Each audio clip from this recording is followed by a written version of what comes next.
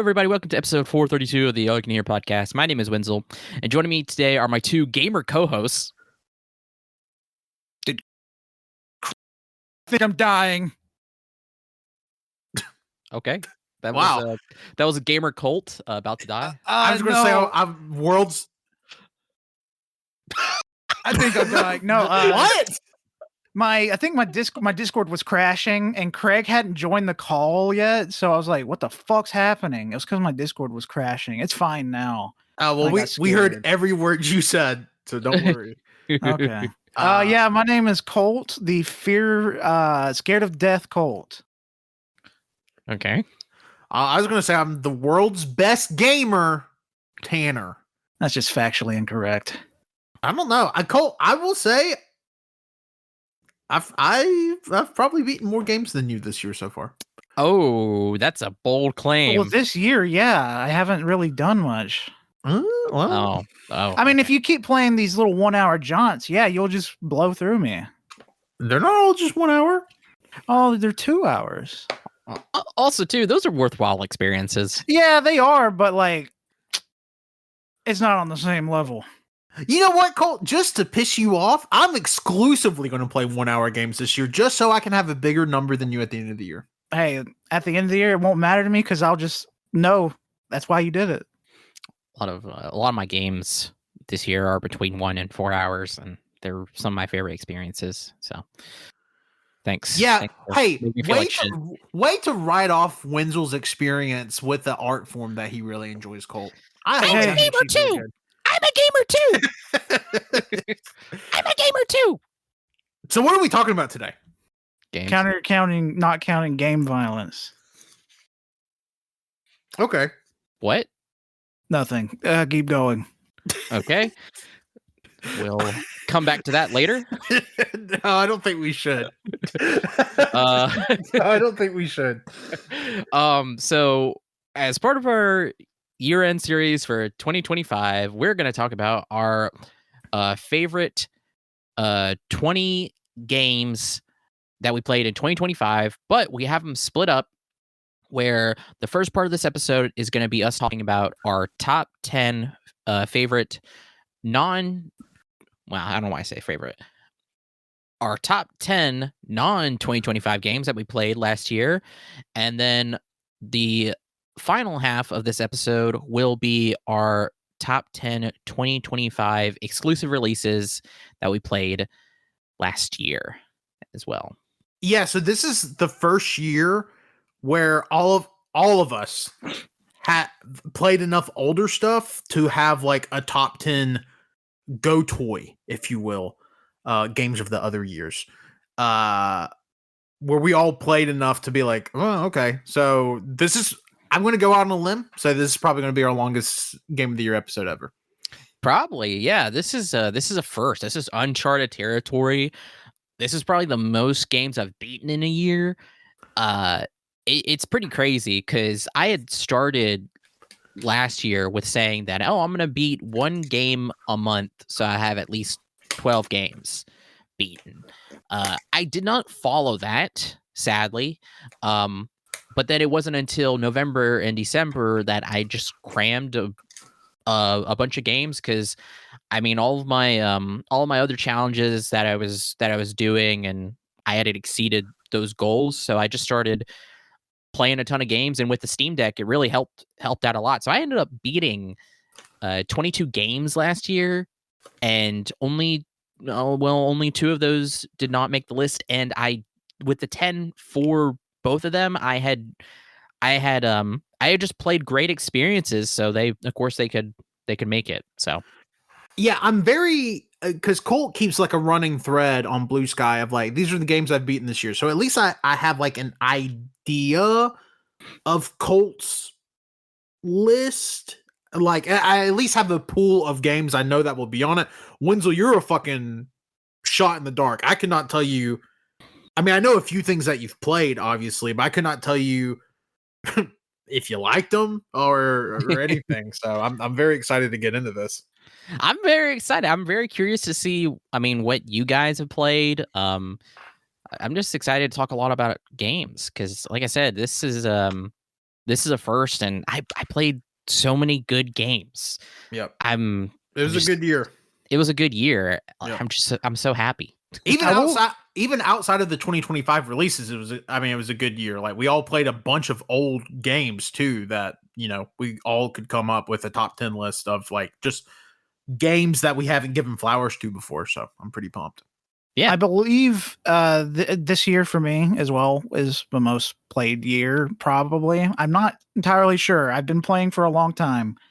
But to give you an idea of how many games I've beaten 22 2025 games and 27 old games, which is 49 total.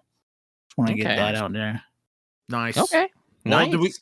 do we want to get in Colt? I assume we'll go same order. Colt, Wenzel, then myself.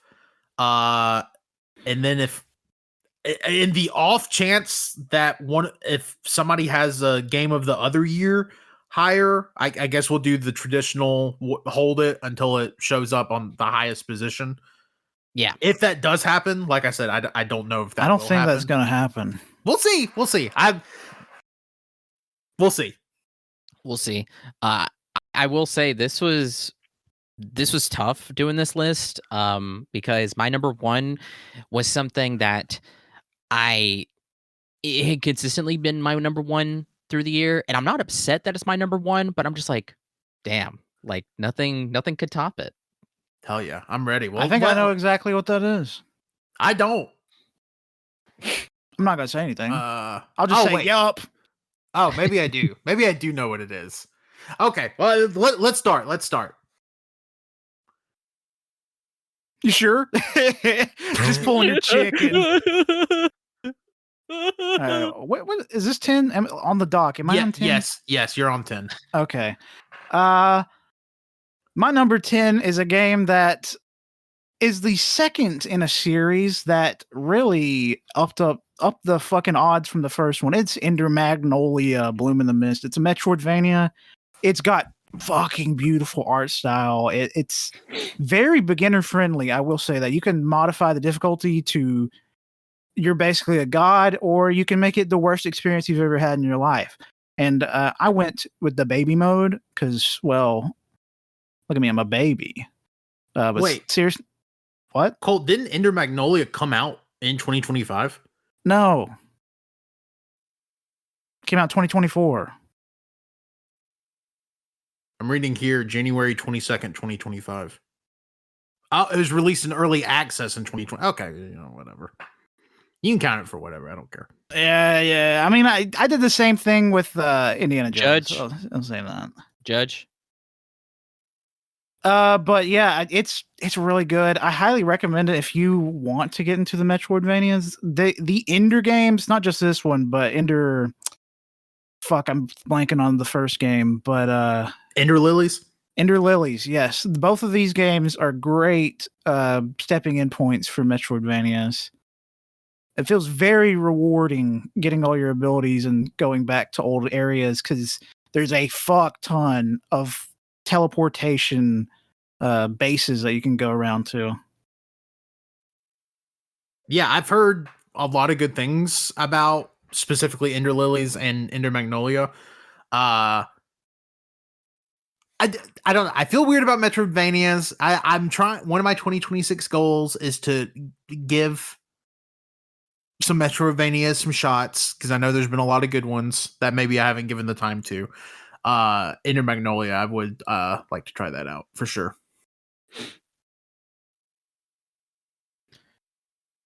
Hell yeah, I don't know anything about those games, so I have no frame of reference. They're beautiful. Yeah, they also just look really good. I wouldn't know.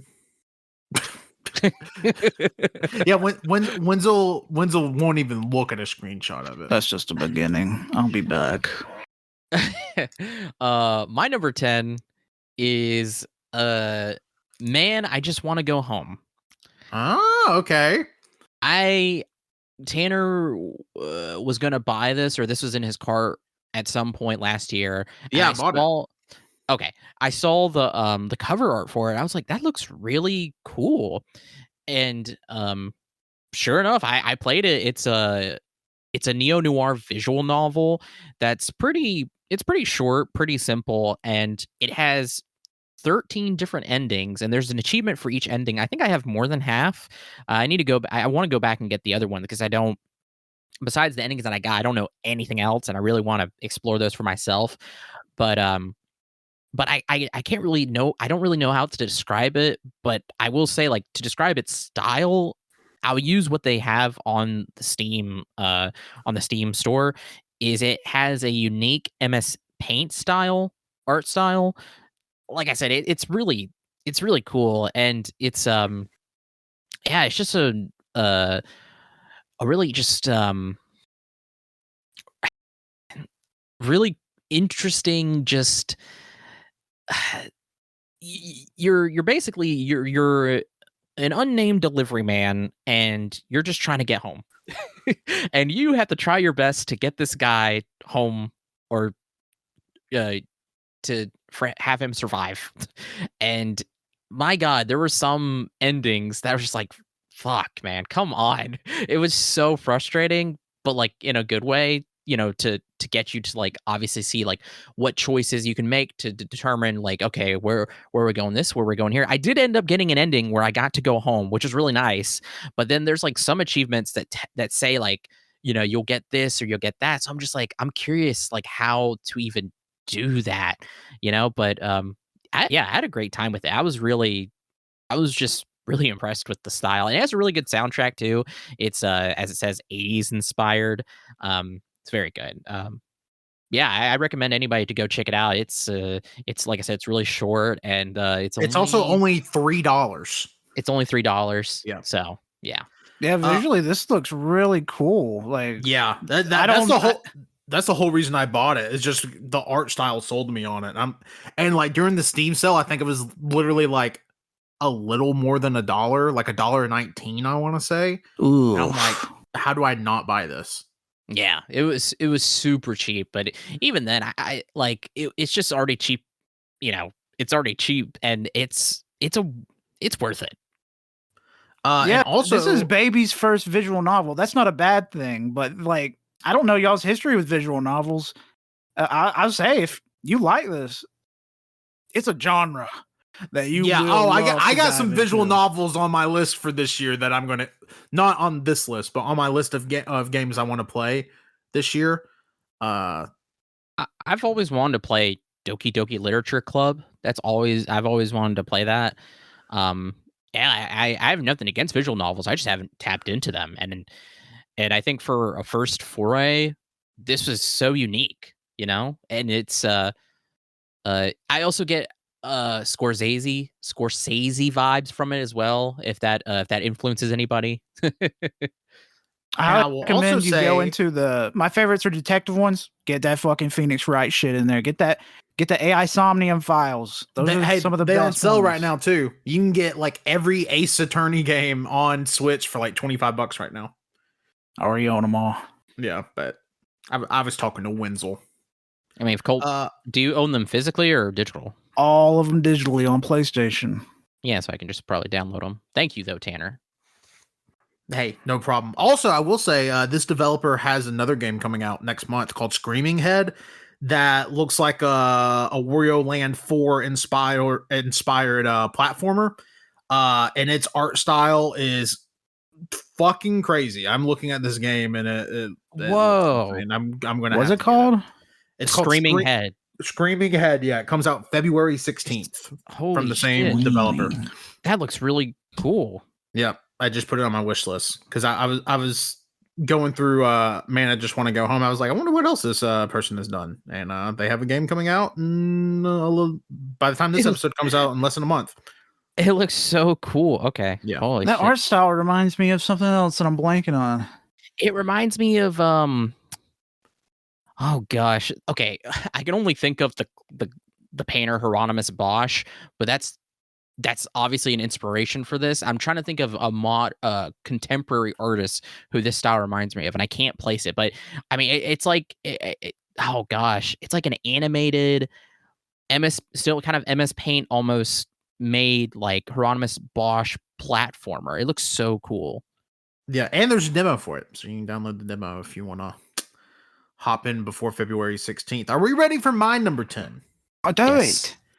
My number 10 is a game that I didn't get to play as much as I would have liked to in 2025 because, as you guys know, I got rid of my Xbox. But I got to give a shout out to a game that I still think about, that I still want to play more of. It's Marvel fucking Rivals. Just it still doesn't it satisfies the Overwatch itch, but I don't get the same feeling playing Marvel Rivals that I did like Overwatch from 2016 to 2019. Also could be because I'm 10 years older now. But Marvel Rivals comes pretty damn close, and they just keep adding new shit like all the time. So much Gooner skins, like holy shit. Yeah, I mean Gooner skins They're galore. They made Girl Loki just to sell a fucking $20 skin. I mean, you gotta respect the hustle. But also like kind of this game came out in 2024, didn't it? Yeah. But you also have to respect that holy shit, somebody actually put out a hero arena shooter that lasted longer than 6 months. Incredible. But yeah, Marvel Rivals, it's so much fun every time like we get to play it. I really, when I get my Steam Deck, Marvel Rivals going on it day one. It's gonna be the first game I put on there. Yeah, last time I played it was when we played with Tanner. I haven't touched it since, but it was a lot of fun, and I wouldn't have expected it to be as successful as it is, but you know, it's good. So I understand now. It's pretty good. It's a pretty good game.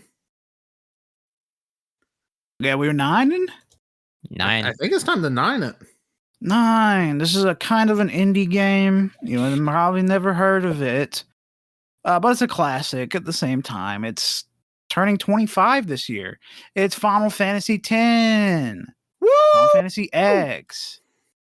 Pre 9/11 Final Fantasy. Ooh, so much joy and happiness. But then Final Fantasy 11, which is an online game, we skip it because the Iraq War made everybody want to go online. But yeah, You're just Final adding Fantasy. a lot of okay. But hey, I'm thinking about historical. I'm trying to teach the youth. Okay, they can't Yeah. help it. They're always on their damn phone. Yeah, I get We've it. talked about this. We talked about that before the podcast. But yeah, Final Fantasy X. I finally got around to it. I've started this game probably at least 8 times over the 25 years of it being around and not me being alive. I definitely didn't start playing it until like 2005-ish because I don't think I had it. Like I didn't really jump into video games until around the like super into them around then. But it's great. Like some of the best fucking music in all of Final Fantasy. The classic music of the oh my god, I can't even remember. There's a art movement what it's called where it's all beautiful blue waves and water. Very, very much so a product of its time, not in a bad way, but like It's the just most couldn't- PS2 game. yes, very much so. It's just so fucking fun. But if I had to say anything negative about this game, is that old RPGs, this includes, are fucking hard at times. And guess what? This game's fucking hard and it requires you to do some stupid fucking grinding. I did some stupid ass grinding on that fucking field, that big open field, for probably 20 hours. I put like 70 something hours in this game, around 78, and I think maybe 25 of them were just grinding. But outside of the grinding hell, I really enjoyed it. It was really good. I gotta go to Final Fantasy X too. I haven't played that yet, but I will. Cole, I hear that Final Fantasy 11 is bumping. It's an old MMO. I can't. Yeah, it is, I'm not- but apparently it's bumping. Apparently, it's getting a new update. Yeah, but I'd rather play 14. But what if you could play 11? I don't feel like it. And I bet it could run on anything. Yeah, I bet I could run it on anything. I don't want to though. If it had like a single player experience where all the DLC was like accessible story wise, I would definitely jump on that shit like crazy. They did the same thing with a Dragon Quest Online, where it's only released in fucking Japan. Well, they're allegedly going to release it here. Are you talking about Dragon Quest X? Yeah. Yeah. Allegedly. Yeah. It's been fucking like 2-3 years since it came out. Oh, it's been way longer. Or the offline version. Yeah, the offline for like 2 or 3 years at this point. Yeah, at least. Well, hell yeah. I'm going to be honest. I completely forgot you played Final Fantasy X this year, so I wouldn't have pegged that for your list. I actually beat it. I had to be at home that day because my mom had to get her windshield replaced. And the windshield guy, when he replaced it, I guess my mom randomly told him, like, oh, he'll be in there playing them video games. I'm like, okay, what? I didn't know she told him that, but like he came to the door when he was finished. He's like, yeah, I'm finished, and I hear you playing them video games. I'm like, what? How the fuck do you know? I asked him, like, how do you know? I thought he was stereotyping me, or he not break in. He crawled in through a window to watch me play video games. It fixed your mom's windshield, but busted out your window. Yeah. But like, he came right as the final fucking. I had just beat legitimately the final boss. And I couldn't pause the fucking cutscenes. That's another annoyance thing. You cannot pause cutscenes. No, so I missed the entire ending segment. But I got to watch it back because I saved the clip. Thanks to fucking PlayStation, you can save like up to an hour of footage of what you just saw. I just clicked save and I watched it through there. Just a weird annoyance that I had. Also a weird moment I had. I was going to say, also, what a very hyper-specific problem. It's so funny, though. No, I mean, that's happened before. Colt remembers this, but we played and beat when Destiny 2 first came out, we played and beat the main story. And during the final boss sequence, oh my God. My dad comes into the room and talks to me the entire fucking time. Like, not only did I miss I was literally like paying attention to the fight, trying to like from the beginning of the fight to the cutscene to literally like credits. He talked to me the entire time about fucking nothing. Like, and you kept saying like I'm playing like the story right now. I'm doing something, but he just kept talking and talking and talking. I'm like, are you serious right now? Like, he was asking questions about it. He's like, what's that? It was very funny. But the thing is I couldn't answer his questions because I had to pay attention to what he was saying, so I don't know what was happening. So like, oh my God, y'all need to get signs for your doors that say "Do not disturb, busy gaming." I already have those. Man, it's very funny. Very, very dumb problem, but also too, it's just like, come on, man. Gamers know. You got to give us the ability to pause. Well, yeah, I agree. You need to give us the ability to pause. They should have that for all games, you know? Especially in a single player RPG. I'm still mad about Final Fantasy X. It happens the entire game. You can't pause cutscenes. Like multiplayer games, I understand. I couldn't pause whenever we were playing because it was me and Colt. You know, I can't do anything about that. But like games like that, single player, you should be able to pause, you know? I think that's bullshit. Same thing with Dark Souls. It's a hot take. But you know what? Just in Dark Souls, just fucking don't let them pause when they're in multiplayer. If they're single player, let them pause.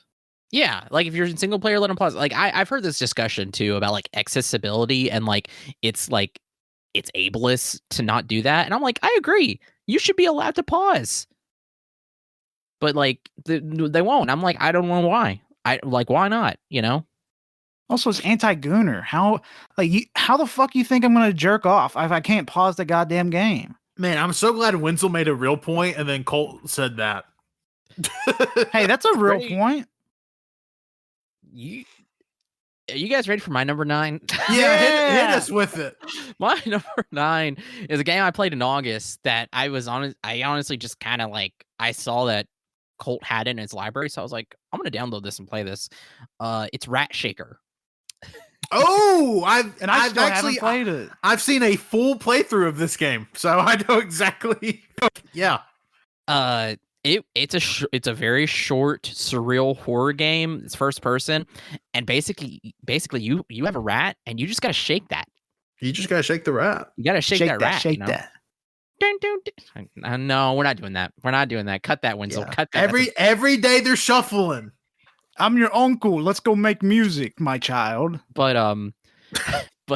Red Foo, you know. Yeah. Yep. Hey Colt, we got it. But anyway, you shake the rat and like it's funny. No, there is a story to it, and it's very like the atmosphere is very unsettling. There's actually this, like, when you get to the end, there's like 2 endings. One of the endings has this image that, like, when it pops up, it scared me. I was like, oh shit, and I screenshotted it because it's a really cool art piece as well. I actually had it for the background on my PlayStation for a while, but then I was like, this is too scary. I'm gonna change that. Well, there's also like I don't know if we want to get spoily or anything. Don't spoil. I haven't played it. There's also an interesting twist in the game that is like, okay. I didn't know if Rat Shaker needed to do that. I'm curious about what you're thinking about. But anyway, it starts off it's very like liminal. You start off in a field and you're given the rat, and then you're told what to do, which is to shake the rat. And like, if you shake the rat too much, you will kill it, and that will end the game for you, because you do need to shake the rat to progress. Shaking the rat will like solve puzzles and open doors and stuff. So you have to shake the rat. But what they did too is that they did audio cues for whenever you're shaking him. So like he does a bunch of different screams or whatever. He's like, ah, and at some point when they're recording it, there's like an end to his like normal audio of him screaming, where at some point he's like he like starts laughing like, because the guy in the booth was laughing, because it's just him like and then like at some point he like coughs, he's like like there's just all this different stuff. It's so funny. Yeah, I had a great time with it. I was very, very surprised by how just creepy and just surreal it was. It was really good. All right, Wenzel, I sent you what my game. I screenshotted the thing from Reddit because it was already typed up. So I screenshotted it and sent it to you. But that's what I was talking about. But yeah, it's also another very cheap game. Like, I think this game's $2 on Steam. Yeah, and cheap. Also very short. So. I mean, yeah, that's pretty much how I figured everything out. Yeah. It's dark. yeah, it's like, it's like when I say like, it's I mean, I knew too, like with when I opened it, like with how, I mean, you're in a field, you have your first person, everything else looks fairly like same stylized, but then the rat itself is like 2D and cartoon. Mm-hmm. And then the rat, like you gotta get the vibe that like, okay, something's off. And then as soon as you start shaking them and you progress just like, I mean, a few minutes, like 5 minutes or whatever, it's like, okay, here we go. This is where we're starting. And it's just like, yeah, this is some creepy ass shit. Yeah, I actually do want to play this, even though I've seen like a whole playthrough of it. But I recommend everybody here plays it, because that's all I can say. Play it. Yeah. Colt, especially you, since you have like no idea about it. I think you would. I will. I've had it installed. I just keep forgetting. All right, we ready for my number 9? Yep. Yeah. Sorry, I'm drinking water. I passed out earlier today. It was a whole thing. But anyways, so my number 9. We're just gonna So skip over that. Yeah, I'm making Yeah, sure I passed out earlier today. I felt making like su- numbness on the left side of my face. Yeah, I'm just and, making my sure I feet drink a lot turned of water. pink. I'm making sure I drink a lot of water, even though I'm pretty sure my blood sugar just got too low, which I'm like, oh my God. Just hey, being 30, it comes for you quick. So my number 9 is Ridiculous Fishing EX, which if you don't know, the original Ridiculous Fishing came out in 2013. And this is essentially the 10-year anniversary version of it. It's exclusively on, now it is exclusively on Apple Arcade. It was released on Android, but they delisted it from Android last month for I don't know why. But essentially it is a game that you fish, you send your hook down, get as many fish on the hook as you can, reel it up, all the fish are flying, and then it becomes like a sort of like a God, I don't even. It's not like Galaga, but essentially you have to shoot all the fish before they hit the ground. And that's how you get the money, and then you can upgrade your fishing rod or your bait or other various things. And it's just a really smartly designed game for a touchscreen phone. It's basically perfect. Ridiculous Fishing, the original release for it, like just to tell you like how much of a highly praised game, it scored a 91 on Metacritic in 2012 as a mobile only release. What the fuck? Wow. Yeah. So it, high praise, and also one of the programmers specifically for Ridiculous Fishing and Ridiculous Fishing EX is Zach Gage, who, if you remember my list last year, I had Crossword from Puzzmo on it. He is one of the co-founders of Puzzmo. He's also done several other games like Spell Tower, Really Bad Chess, all sorts of stuff. But Ridiculous Fishing EX is just chef's kiss. It is such a great, and you can just pick it up for a few minutes at a time, play 5, 10, 15 minutes, but it's also a game you can very easily lose like 2 or 3 hours to at a time. I probably put 20 hours into Ridiculous Fishing over the course of the entire year. So yeah, it's super great. If you have Apple Arcade, you should just download it. And if you don't have Apple Arcade, find a way to get the original Ridiculous Fishing somehow. I don't think it's on app stores anymore, but I'm sure it's on Internet Archive or something. So If you yeah, have to number kill 9. somebody, kill them. Sure. Ridiculous Fishing EX, highly recommend it. Hell yeah. It looks like a game that I would have played in high school on my phone when the teacher's like, all right, get your phones out and do whatever you want. That's a compliment. See, I was never told that. That blows my mind that I don't people. think any teacher did that at our school. I had one specific, probably 3 specific classes. I had the basic dumbass classes, you guys. I was not an advanced student, not like you guys. You guys were the tip tops of those classes. I was down with the bottom dregs. No, you had one advanced class. It was an accident. They said I was so stupid. You got to be here. It's not true. It's not. Just imagine Colt and fucking pre-cal in high school just screaming, "I'm not supposed to be here." No, it was a class. I mean, this isn't revealing anything, but he was in advanced history classes, and we were in those together for like 2 years until the 3rd year we weren't, and then we were separated forever. Yeah, and guess what? 3rd and 4th year, those were the dumbest fucking classes I've ever been. No, my bad. We were 3rd year. Yeah, 3rd year, junior high, not junior high, junior year, we were in the same history class. It was the 4th year that we weren't. Yeah. What was this the regular history class at our school? Because I know senior year, like if you were like in the advanced history, it really wasn't history, it was government economics. It was government something for basic. See, the thing is I was also in government and economics. Interesting. That's what I was in, but I think ours was no way it was AP. I don't think I had that many AP classes, but I might have. God, I don't remember what it was. It was government economics because Colt remembers this. I'll have to edit this out, but you remember Gaddy? Gaddy taught the advanced and basic for that, I believe, because we both had Gaddy. Yeah, I had her not for that, but for psychology. Yeah, they fucking bullied the shit out of her. Oh, that's another thing. My government class for a senior year, they made the teacher. She was brand new, like fresh out of college.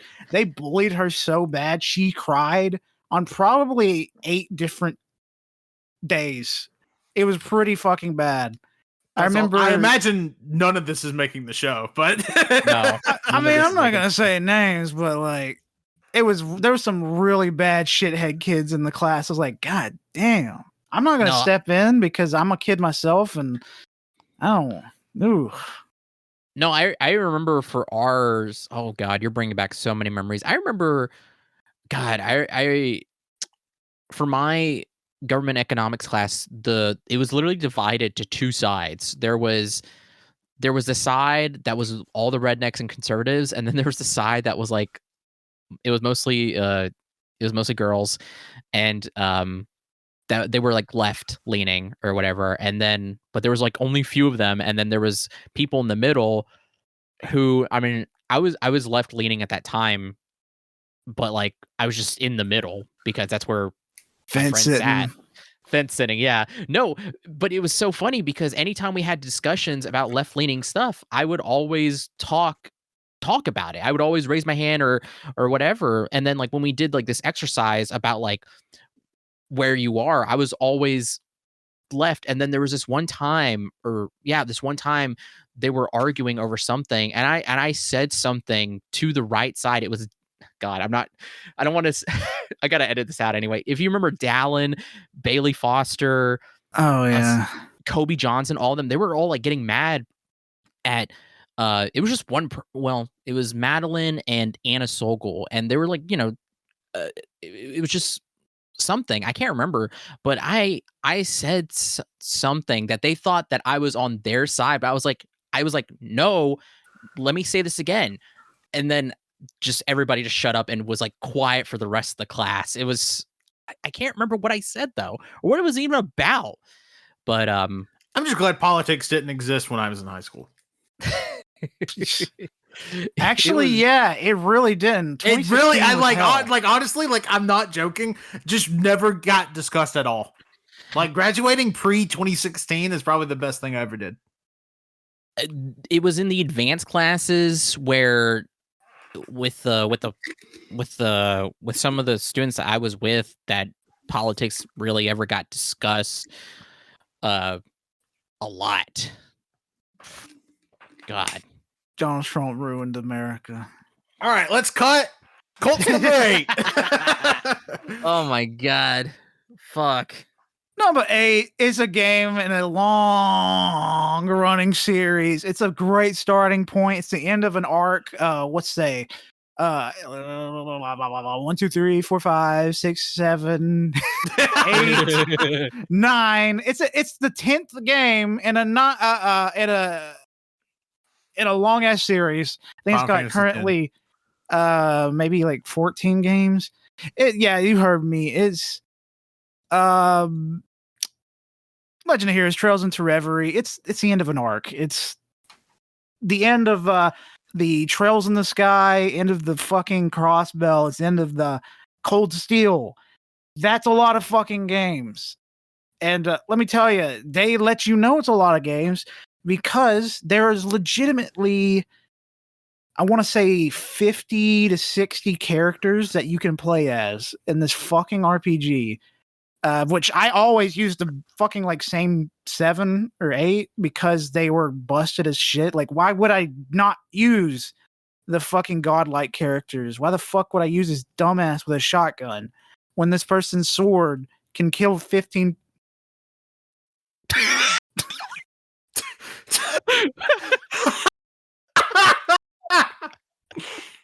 Anyways, yeah, Trails is great. But like I said, there's too many fucking characters. You gotta let some characters like go into the back. Since the end of the arc, I can finally start Daybreak and be fine. But I also need to get to the Trails in the Sky. Like I technically know what like some big story points are, but I want to experience them. But there's too many fucking characters. You had to spread that shit thin. I feel like the new Doomsday is going to feel like Trails into the Reverie, but bad. Because there'll just be too many characters saying like Wakanda forever. And then there's gonna be a Thor that's like big belly. And then X-Men's gonna be like, I'm bald.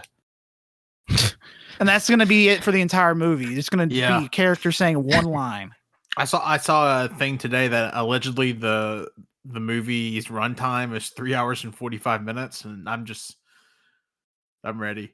Everything I learned about this movie hurts. Like the newest trailer is like, oh cool, the Thing is talking to that one guy. Yeah. And Namor. Why should I don't care, man. Yeah. I just don't. Wait, there was a new trailer? Yeah, they released the fourth one. Oh. Yeah. Sorry, I cut you off, Tanner. What were you gonna say?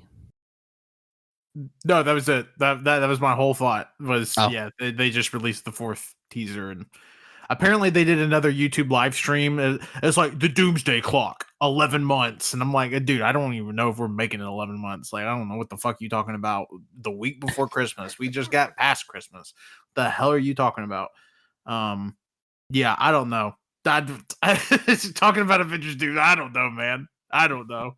Dude, it feels like the big mainstream shit has been so goddamn brain dead when it comes to stories and wrapping shit up, especially with Stranger Things and now this.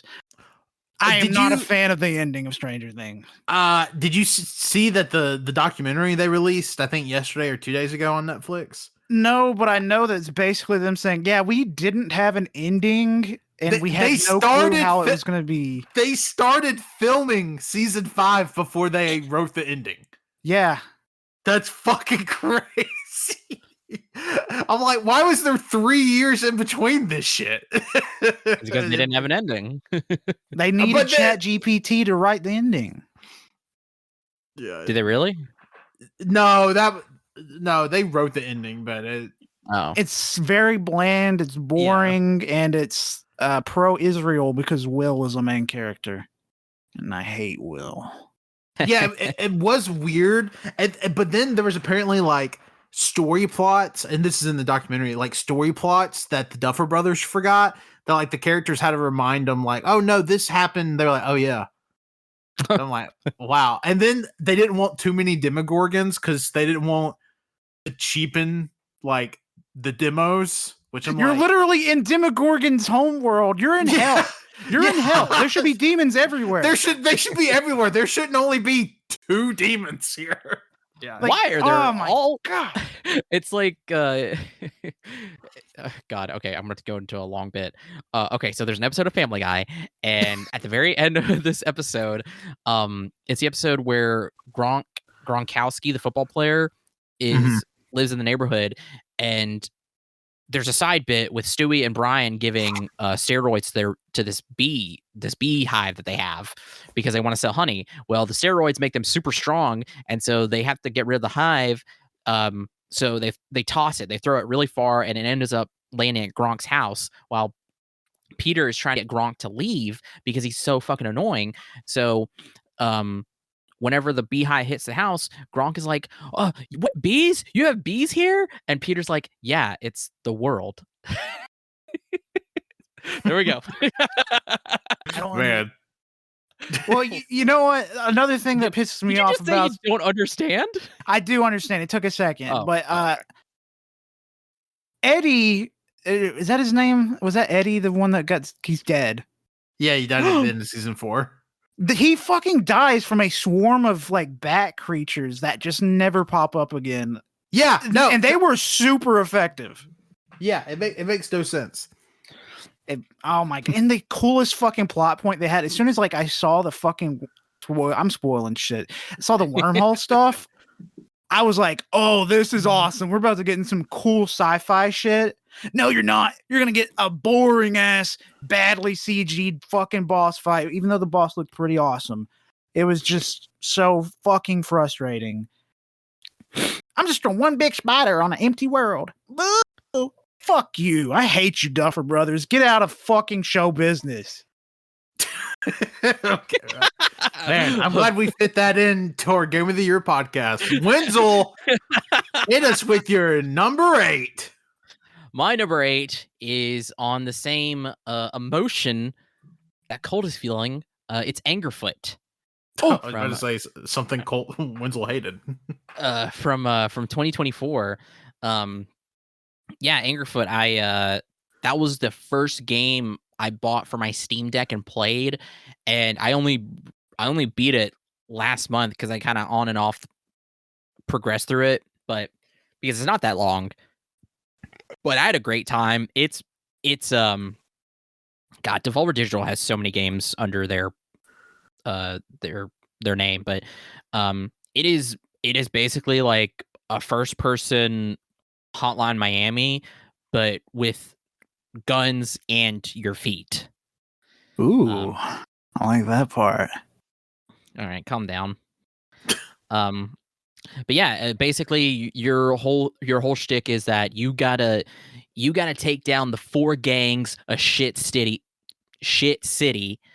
to get back some primo shoes that they stole from you. And taking down these crime syndicates just a bonus, I guess. But yeah, they stole some awesome shoes from you, and you have to go and get them back. And that's what I also really like too, is that you can put on, like, you can either go barefoot or you can put on different shoes, kind of like you can put on different masks in Hotline Miami to give you different abilities. Each level is like not super long. Each one has like different challenges and a timer as well, so if you want to speed run it, you can try. There are some speed based challenges as well, but overall it was just a really fast pace, brutal, like, I don't want to say clone, but it's like it invoked in me the same feeling that I felt with Hotline Miami, but like in a different aesthetic as well, because it's more, I would say it's more cartoony. The music's awesome as well. It's banging with the fucking bass. Who did that? I can't help it. Something just randomly. I'm so sorry. Can you paint the toenails? No. Why? That's your. Okay. I was just curious if there's like an option. I don't know, like you could like paint the toes individually or something. Why are you talking like that, man? God. I'm doing a Dungeon Crawler Carl reference. I thought you were doing a fucking weird fish reference. Which, for the record, Wenzel has not read. But so also, for the record, is a fetish thing. Yeah, I know. But no, and then like it gets pretty repetitive. Because it's like when you're starting out, it's pretty simple, but then over time you get some more interesting layouts, a lot more enemies, with a lot more firepower as well. It gets at certain points it gets fairly decently difficult as well, but what the fuck? I don't know why I'm coughing. I don't cough. I'm not a cougher. That's Everybody a crazy. coughs. That's a Everybody crazy coughs. thing to say. No, I refuse. I'm not a farter. I never sneeze. I'm not the one that coughs. Like if I got something stuck in my throat, I just stuff her. I just stop breathing. You just go, ow. Okay. I guess I'll just end what I have to say because Colt's not going to stop. I can't help it. I'm sorry. I was in a fucking dusty ass room all day. I think that's probably what fucked me up. I think I'm dying. Nope. You were in a dusty ass room. That definitely is contributing. Yeah, no, Angerfoot was awesome. It's definitely one of my favorite. I mean, we're talking about our top 10 games. It was awesome. One of my favorite experiences from last year. Excellent. I saw you posted about this game a few times. I'm like, Wenzel must be enjoying it because he's been posting about it, man. It looks interesting. This is from like the same team that did like Terra Nil, and they did Genital Jousting, which is like a pretty popular, funny game. So yeah, I'm interested in and they also did Broforce, which you can play Broforce in Angerfoot as well. Not all of it, but you can play like I assume a simpler version of it, and it's pretty there's a lot of bits in there that I love too. Now that I think about it, maybe I should have put this over my number 7 because I am thinking about it more. I'm like, I love it a lot more than I realize. It was a lot of it's a great time. Like, man. Hell yeah. Oh wow. Broforce is a blast from the past. This was a PlayStation Plus game like 12 years ago. 13 maybe. Yeah, it's pretty old at this point. Are y'all ready for my number 8? Yeah. Yep. My number 8 is a game that I always wanted to play, just never made the time for. Finally made the time to play it this year, beat multiple routes with it, whatever. And I got to go with Monster Train.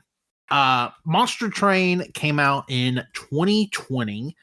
It is I'll just read you the little synopsis. Monster Train is a strategic roguelike deck building game with a twist. Set on a train to hell, you'll use tactical decision making to defend multiple vertical backgrounds with real-time competitive multiplayer and endless replayability, which is true. I haven't done any multiplayer, but the replayability, yeah.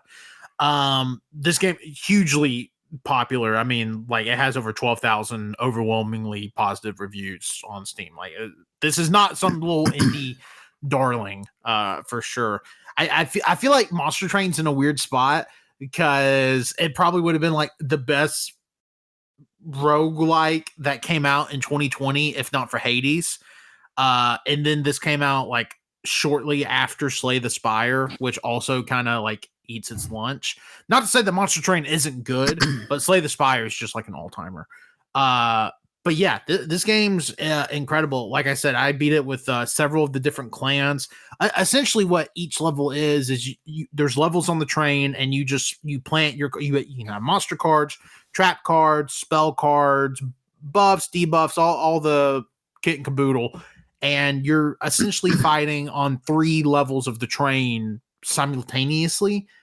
So it's like 3 separate battles, but like an enemy from the first floor can go to the 3rd floor if it has a certain ability, or vice versa, or an enemy may be like has a buff on the 2nd floor, but if you can send it to the 3rd floor, it loses the buff. Things like that.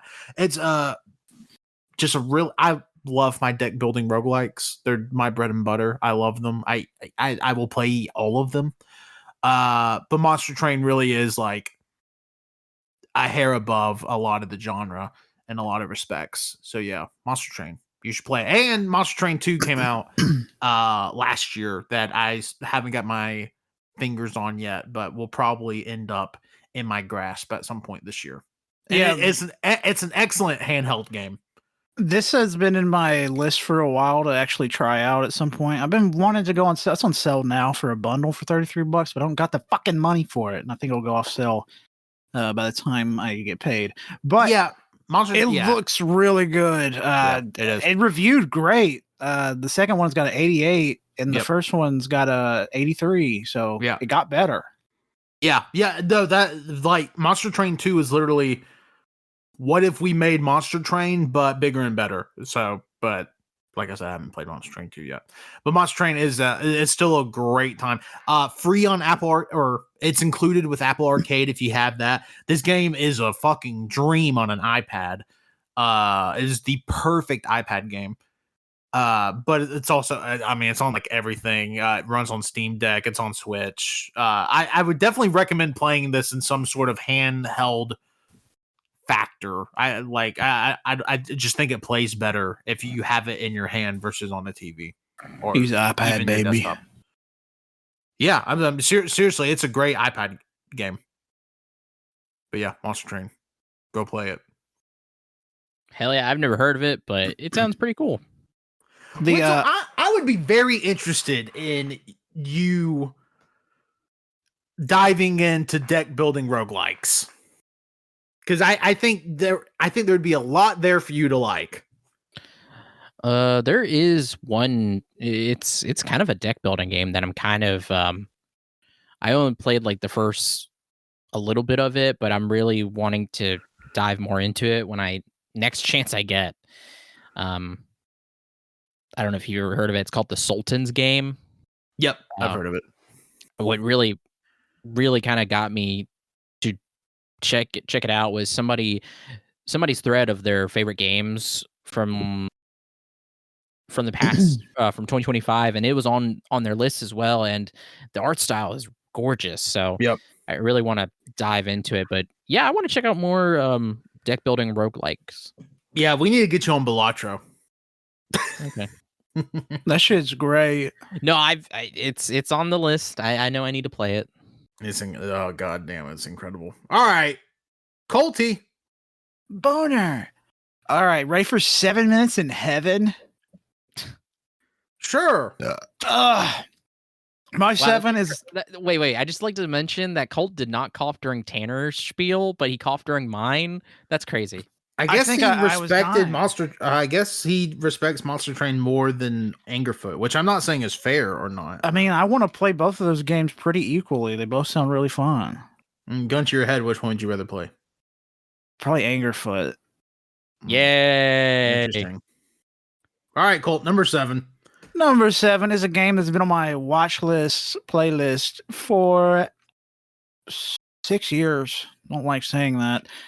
Because I got it on release and I couldn't play it because Chromatic Aberration was absolutely fucking my face. And that's Outer Worlds 2019. Oh, okay. Whoa. I finally got around to it. Obsidian made it. They're the classic New Vegas people. And I had recently completed another game at around the time. I was like, I think it definitely hurt my experience playing this because it's a similar genre. But I still really enjoyed the Outer Worlds a fuck ton. I played the main game, the DLC. I did a lot of side quests at first, but then like I said, nah, I want to play something else. But like I said, I think I fucked up by playing this so close to a different game. But this shit rules. Obsidian still got it. I need to play the second one that just came out this year. But it's even on sale, it's still very expensive. So I gotta wait for it to go below 40 is where I want to bite. And like on sale, it's like 50, and that's still a little too much for me. Well, hell yeah, Colt. Yeah. Sorry, I guess. I thought Wenzel was going to say something, which is why I stopped talking. I was going to wait for Tanner to keep going. Oh, I was just going to say Outer Worlds has definitely been on my list for a hot second, but now that 2's out, I'm like, do I yeah, you should, because it's like Fallout in the sense it's 2 completely different stories. Okay. Well, but then you kind of, I don't know, you kind of make the case that, oh, well, you can just skip the first one. Maybe I should just play the second one. Because they're different stories, you know? The same thing with fucking Final Fantasy, but people replay the old ones like crazy. You know what? Skip 1 through 14. Just play 15. You know what? You can do that. I advocate for playing old and new titles. So mostly I bet old. I'm gonna be the one with the oldest title here. You guys I don't think so, actually. I do not think so. Oh wow. Do we have 2 boomers in here? Old boys? Cole, I'd be shocked if your title you probably have an older than me then. What the fuck? All right. I guess we're ready for my number 7. Number 7. My number 7 is the only game on here. Yes, it's the only game on my list that I played on Xbox Series X. Can anybody make a guess? Yeah, I think I know what it is. Halo Reach. Wait, oh God. I maybe don't know what it is because I don't know if what I'm thinking of if you beat at the tail end of 24 or if you did it in 25. No, I beat it. I started it at the tail end of 2024, but I did not beat it until spring of 2025. Oh, okay. So yeah, I know what it is then. That's right. I was gonna do a joke, but I couldn't think of anything. It's Indiana Jones and the Great Circle. Oh, I thought you had beaten that way earlier. I thought you beat it last year. The I year did beat it last before. I beat it. I didn't start playing it till December, and then I didn't beat it until April.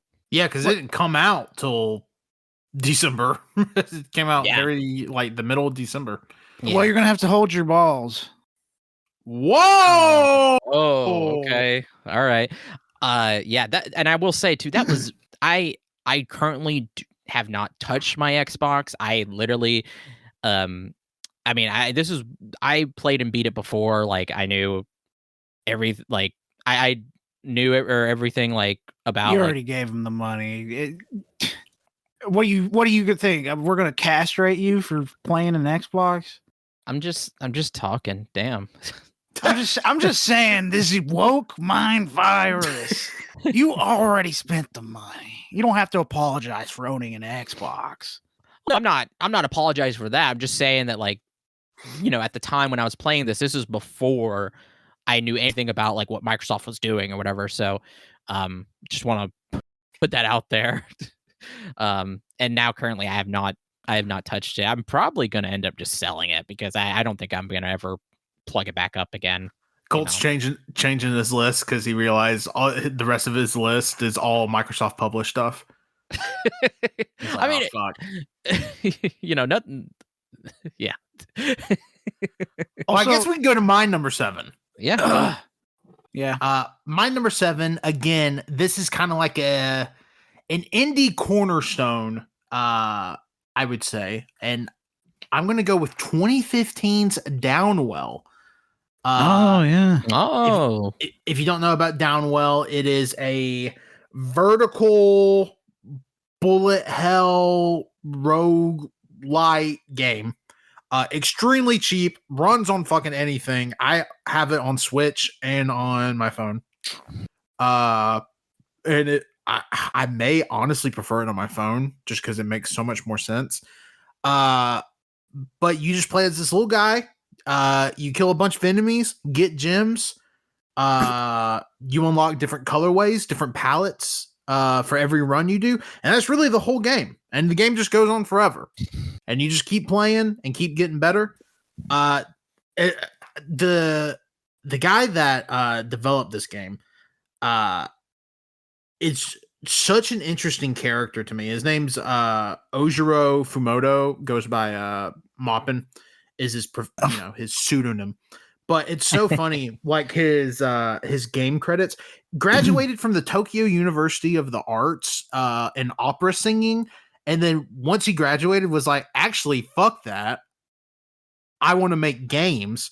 So he got like inspiration struck him from a Gamma Sutra article about making a game a week, and then like 12 or 13 weeks in, he made Downwell, and he was like, wait a second, this game may have the sauce. So now he's just like kind of in this indie like Mount Rushmore of the 2010s, whatever. Because he like his. I'm gonna be honest. I don't know what he does for money because I'm looking at his like other stuff he's worked on. So he did Downwell, which is an extremely cheap game. I got it for free from PS Plus years ago. Yeah, like I think at its most expensive is like $3. I mean, it's nothing. He did mini game design for Ring Fit Adventure. He gave his voice for Spelunky 2. He was director of a game called Point P, which I had never heard of. I've heard of that one. It's on exclusively on Netflix Games, so I'm gonna have to check that out. And then he was also director of Seaside Drive and co-director of Campanella on UFO 50. And that's it. So I don't know if like on the side he's like, actually, I'm gonna sing a little bit because he did actually work for Nintendo for a little bit in between Downwell and like Spelunky 2. But then he quit working at Nintendo because he said he just liked making indie games. But yeah, Downwell fucking rocks. Highly recommend it. A lot like Ridiculous Fishing EX. It's a game you can very easily pick up, play for 90 seconds, and be like, all right, I had my Downwell fix for the day. Or you can get sucked in 30, 45 minutes, an hour, and just get real locked in. It's a great meeting game, I gotta say. If you're in a meeting, especially via Zoom, and you are not necessarily needed, it is a great game to be playing on the side. Not speaking from experience, but I imagine it would fill that need pretty greatly. But yeah, Downwell fucking rocks. I highly recommend it. Downwell to me is a game everybody should own. Like everybody should in Downwell. But if not, you should pay the $3 and just buy it. And Downwell regularly goes on sale for legitimately like 99 cents on Steam. Well, okay. I just learned some very upsetting information. It's about Poinpy. I knew this game because I have a lot of the soundtracks saved on my playlists. It's absolutely fantastic soundtrack. Never played it, but ooh. But anyways, the sad news is it's currently not available to play on anything. It's not even on Netflix? No, they took it off. It's apparently off of Netflix, and like there's no way to play it. I see a Reddit thread saying Rep Poinpy from like 2 months ago. Oh yeah, Poinpy left Netflix games on June 10th, 2025. And it's not on anything else. That sucks. That fucking sucks. Yeah, that's just... I love live service streaming services. Surely. Yay. Especially because Devolver Digital published it. Surely. That's some fucking shit right there, huh? Surely it's going to get like a Switch release or something. If we can't get Hotline Miami 3, we ain't getting that. Okay, well, Poinpy's exists. A real game. Yeah, Poinpy exists. No, we've seen hints here and there, but Hotline Miami 3, it's in there. They just won't fucking give it to us. Well, if you can't play Poinpy, listen to the soundtrack by Callum Bowen. Fucking phenomenal. It's whimsical as hell. It's so funny because this is not funny, but the subreddit is just people posting, like, can we please get Poinpy back? I want Poinpy. I mean, it's bullshit. Like, what do we... God,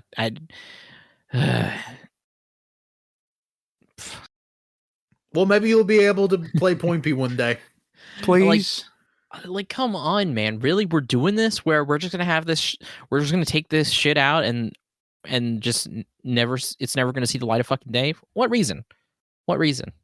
You know? Like, at least release it on something else, man. Come on. I don't know. I hate Netflix, man. I fucking hate Netflix. Fuck off. Man, first Poinpy, then Stranger Things. What's next? I blame the Duffer Brothers. And now Bill Simmons' podcast is on Netflix. I'm not going to listen or watch a podcast on fucking Netflix. I would rather die. That sounds I would rather be shot in the fucking chest than listen to Bill Simmons talk to me via Netflix. I would rather have a grenade in my mouth and pull the pin in front of a classroom of children before a podcast. I would rather have a nuke dropped on me right here, right now, while I'm in the middle of this podcast and be completely annihilated than ever. That's fucked up. I feel like some of us were realistic, and then some of us went a little crazy. Like, if that happened to you, it's hurting us too. We live close. I had to top you guys. I had to top you. Do you want to hurt us? Tanner said shot in the chest. Colt said a grenade in his mouth in a room full of children. I had to go further. Okay. Well, excellent. Colt, I believe that brings us to your number 6. Shit, I didn't get that far. I'll make up a game. I skipped 6. Xanadu. 7? No. Number 6 is a game I played a little early in the year. I talked about it once, a little bit, but it is a beautiful, beautiful game, all the way from pre 9/11. That's Onimusha 2001. Fuck. Onimusha is so underrated. I absolutely love it. I can understand why people don't like it. It's a little janky. It's from 2001. But for me personally, that jank is why it's so beautiful and juicy. I love it so much. I love it so much. I haven't even played the second one because I'm too scared that I'm going to not like Onimusha anymore. Not really. I just haven't played it yet. I'm lying. But Onimusha rules, man. It's like PlayStation Resident Evil, but with swords, and you don't have to worry about aiming your guns in those shitty ass tank controls. Yeah, Onimusha is a series I want to check out, especially with the new one coming up. Looks super cool. Please remaster Onimusha 3 and Onimusha 4. You'll get a kart racer and you'll like it. Oh. I guess, are you ready for my number 6? Yeah, I think that brings us to your number 6. Jeez. My number 6 is a game, well, I want to say, yeah, most of these games from here until number 1. Number 1 I did not play last month, but these next games I literally crammed into December because they're all like an hour or 2 hours tops, but they're some of the best game experiences I have had in a while. But my number 6 is Through the Fragmentation from 2021. I can't remember how I initially found out about this. Oh, it was because I was looking up games to buy from the winter Steam sale that are underappreciated or whatever, and this popped up, and I really liked the art style because basically you play as a anthropomorphic bird, and the world is nothing but anthropomorphic birds, and it's kind of like it's a first person game where you have to go and find a package or a disc, and I don't want to give anything away, sorry. It's first person, and it's a very atmospheric, narrative driven game. It gets to a point where it gets really surreal and trippy that I did not expect it, and with all the bird characters, it already feels that way. It was very good. Highly recommend it. It's only like an hour, or no, I beat it like a little over 2 hours. It does not take long. It can be a little longer if you want to go back and like do everything, but it's not that long at all to get through the main story. Highly recommend it. There's actually going to be a sequel that I am excited for. Yeah, I just bought this because it's only currently by the time you're listening to this podcast, it's not on sale. Wait, yeah, it'll be on sale till, if you buy this game when this podcast comes out, it is currently 74 cents. Yep. Yeah. When I bought it during the winter sale, it was extremely cheap. Yeah, I bought it while Wenzel was talking about it. Because listen, if your game is under $2, 95% chance I'm just going to buy it. If one person says you should check this game out, high chance I'm buying it. All right, all you slop makers, you just got free money. Oh my God, Tanner, you just fucked up so bad. People are gonna sell you shit. I need somebody that's not the creator of the game to say you should play this. I will say, if you're looking at Steam right now on the new and trending, there's a game called Smutstone, and directly under it is a game called Fap Out 69. Those are both great games. Yeah, I'm adding Smutstone to my library right now. Oh, no, I'm not. Yeah, I was looking at like the top some of the top games, and like I did not realize how many porn games are on Steam. It didn't used to be like this. The developer describes how their game uses AI generated content. Yeah, I can tell. I don't think I even needed the disclaimer. God, I hate AI. All right, well, are y'all ready for my number 6? Yes. Yep. So my number 6 kind of it's one game, but I'm using it as a representative for several games I played this year. But I'm going to go with Picross S Plus. If you're not familiar with Picross, it is essentially calling them nonograms doesn't really make sense, because if you don't know what Picross is, you probably don't know what a nonogram is. It's essentially kind of like a weird version of Sudoku, I guess is the easiest way to describe it. It's Sudoku. Star Wars. Nah, I'm just doing that weird, white people. They're like, Sudoku? Okay. Yeah. Gyro? Sorry, Wenzel. My culture is not your costume. Hey, but you know what? My bad. White power. Oh, Jesus. Anyways, so god damn, that completely put me out. You're just making little pictures in Picross. I played several Picross titles this year. I played but Picross S Plus and Mario Picross are the two that I played the most. Mario Picross being on the original Game Boy. But they're both good. You're just doing some little simple number challenges and making little pictures. And that's basically it. It's a number game. But instead of number going up, you decide if number stay blank or if number gets X.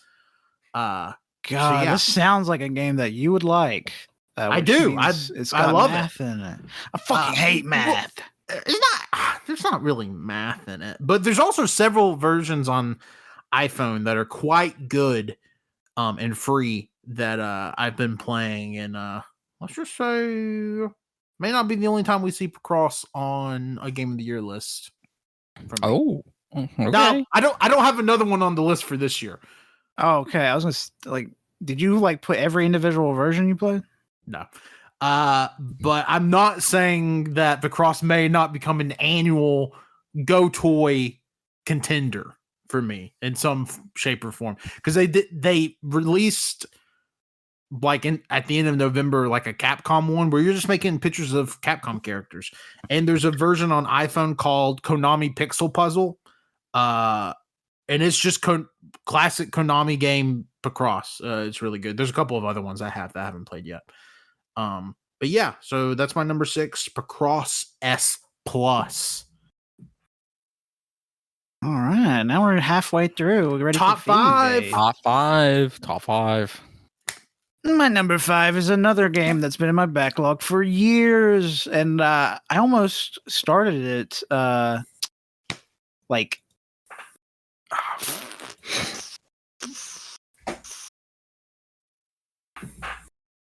4 years to the day it launched. Is what I was trying to say. It's Fist Forged in Shadow Torch. Oh man, dude, this game is awesome. This is my favorite Metroidvania I've ever played personally. I know that's a hot take because I also beat Hollow Knight this year, and guess what? It's not above this. So guess what? Spoilers. It didn't make my list. Why? Because it's too hard. It really is too hard. Don't say get good. I get good. I play fucking Dark Souls. Every Souls-like game I can play fine. This is just overly annoying. You have to have some frame perfect shit that I just don't have the patience for. That's why I got the basic ending for Hollow Knight. Overrated. Still fun. Still really fun. But Fist and Fortune Shadow Torch, like I said with Inter Magnolia, very beginner friendly with the difficulty settings. But the aesthetic of this little rabbit going fucking crazy with his big robot arm is so awesome. I don't want to spoil it because I saw Wenzel did start it earlier this year. It's really fucking fun. I cannot wait for the next game. I know it's not a Metroidvania, but it looks fucking awesome. I think it's a prequel, which is pretty damn heat. Yeah, dude. When that trailer came out for it, it's a Zoopunk, I believe. I remember I bought Forge and Shadow Torch for us because I was like, oh, this looks so cool. A rabbit with a big ass fists. I was like, this is sick. This seems like up my alley. Never touched it until November this year after seeing Zoopunk. I was like, I gotta play it because we got a prequel coming. I played a good portion of it and then I just stopped, and it is one of my games. One of my goals this year is to beat it, to get back into it. Um, God, it's so good from what I played. It's hell yeah, dude. I was gonna try to. I wanted to try to beat it before this episode, but I could just never get around to it. Hey man, when you finally do, it's really good. I love the combat in this game as well. There's so many ways to fight. I just mostly use the fist because the fist is awesome, but the other weapons you get are pretty dang sick. Yeah, dude. I was very surprised by the drill. I didn't realize you're gonna get different attachments for it. It's very cool. There's also like a sexy cat. I don't know. I don't know what it is. All right, Tanner. Maybe you should leave. Me and Colt got to talk about some stuff. Do you know what I mean? Yeah, I can tell. That's all. Well, you ready for my number 5? Yeah. My number 5 is a game I've been wanting to play for forever since it was announced. But it took a while for it to come to Switch, but it didn't matter because I got it for my Steam Deck anyway. It is also under the Devolver Digital publisher. I would say, like, I always classify it and Angerfoot together because I think they're announced at the same time. But like Angerfoot, like I said, I've been really wanting to play it for a long time. But it was Sludge Life from 2021. I finally played it and had a great time. It is a open world first person, just I guess adventure, but like I say open world too. Like the map is fair, like it's small, and it's not a long game by any means. Again, like you could probably beat it in an hour or two.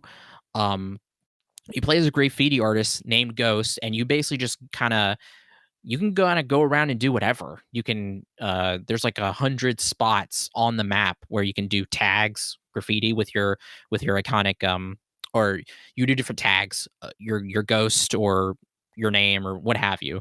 And it was a great time. Like it has like a lot of my favorite aesthetics. The music's awesome. The music I the I guess the album for the game you can listen in game. It's by this character that you find in game too called Big Mud. Uh God, it was just a great time. There's also a dedicated fart button. Ooh. Nice. Yeah, buddy. Yeah. You I can got go one around of and those just in real fart. life. You can fart. There's a dedicated smoking button to where you can smoke a cigarette. Can you do both? Yeah. You can do both, yes. Okay. Every At the time same you time? get every time you get near a toilet, your character will automatically start pissing. You can piss and smoke Ooh. at the same time. God, yeah. Can There, you piss, smoke, and fart at the same time? That's Yeah. a good one. Wow. yeah, Wow. yeah, you can. Yeah. Why isn't this your number one? Because my number one was really, honestly, I could probably in this top 5, I could probably swap out any of these because I loved playing all of these. It was really tough. It was really tough.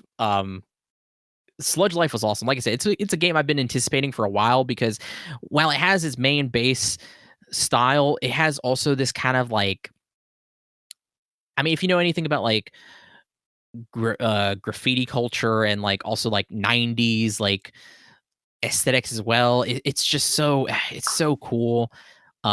Every time you start the game, you start off at a screen like you're on a like a computer, and you can just there's like different apps for it, and like each app does something, but like you play the game and then immediately your character throws the laptop and you're in the game. It's like seamless. um God, it's a great time. And there's like multiple endings. I think there's 3 endings.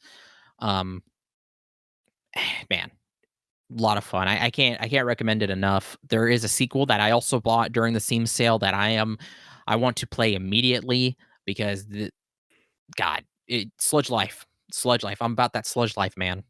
Hell I'm yeah, about that Sludge dude. Life now. I'm Sludge. We're about pissing, smoking, and farting at the same time on this podcast. Oh, and yeah. Don't you forget it. And it hurts so good. And there's dogs and cats in the game. Oh my god, they're so cool. There's like a dog you can find that's smoking a cigarette. God, that just sounds awesome. Yeah. Well, y'all ready for my number 5? Throw it out, brother. My number 5 is a game. I feel like I talked about it on an episode of the podcast within the last year, but I don't remember when I would have brought it up in any context. But regardless, my number 5 is a game called Daily Dadish. This game is Fizzing with Babish? Yeah. This game was made by Thomas K. Young, who has made several of these Dadish 2D platformer games. Also made a 3D version called Dadish 3D. But Daily Dadish there are 365 levels with one level playable per day. So you just play the one level every day, and then in a year, you have played every level of the game. I will say last year, I played 328 of these levels. So you're not allowed to progress past that level until the comes? There's not a story. You're just getting to the end of the level. Yeah, but are you allowed to be like, okay, I beat today's. Can I go to the next one? No, not till the timer resets at midnight. I'm not a fan of that. Well, you know what, Colt? Don't fucking play. But anyways, it's super cool. All the levels are different. There's music for all the levels. I was playing on mobile. There's leaderboards, which is a really cool incentive. I think the best I ever did was like 400th on the leaderboard. And usually by the end of the day, I would say there was around 2,500 to 3,000 people on the leaderboard. So, I mean, definitely quite a few people playing this game, every day. But yeah, it's just a fun. I mean, you can beat the level. Most levels, like a clean run, maybe 30 seconds to a minute. And then each level has like, if you beat it this fast, you get a gold star, this fast silver star, this fast bronze star. And if you just suck but you beat it, you get nothing. But if you get a gold star, for every 10 gold stars you get, you can buy a new costume for your Dadish. So I was actually playing as a jar of peanut butter for a lot of it. But yeah, it's just a fun time. Like I said, download it on your phone. You can download it for free. It's available on Switch and Steam. I think it's like $10. The only difference with the mobile version is that for every 4 times you die, you get an ad that's like 15 seconds. It's not long at all. But yeah, Daily Dadish. I had a great time playing through this over the last year. Why is it Dadish and not Radish? Because it's a radish that's a dad. Oh. Yeah. Okay. Each level, the end goal of each level is saving one of his children. Super Meat Boy. Yeah. It definitely is like a Meat Boy light. And then there's usually like some jokes. And it's really fun because on like certain days, like you'll save your kid, and like on Christmas, like the kid would be like, "Dad, can you believe it's Christmas?" And he's like, "Yeah, I can't believe you got lost on Christmas. That's crazy," and blah, blah, blah.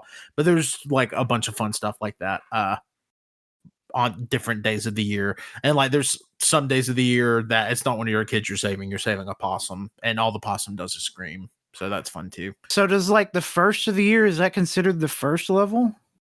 No, because no, I mean the game came out like October of 2023, so you can just kind of start wherever. There's no, so everyone doesn't get the same level. No, everybody gets the same level every day.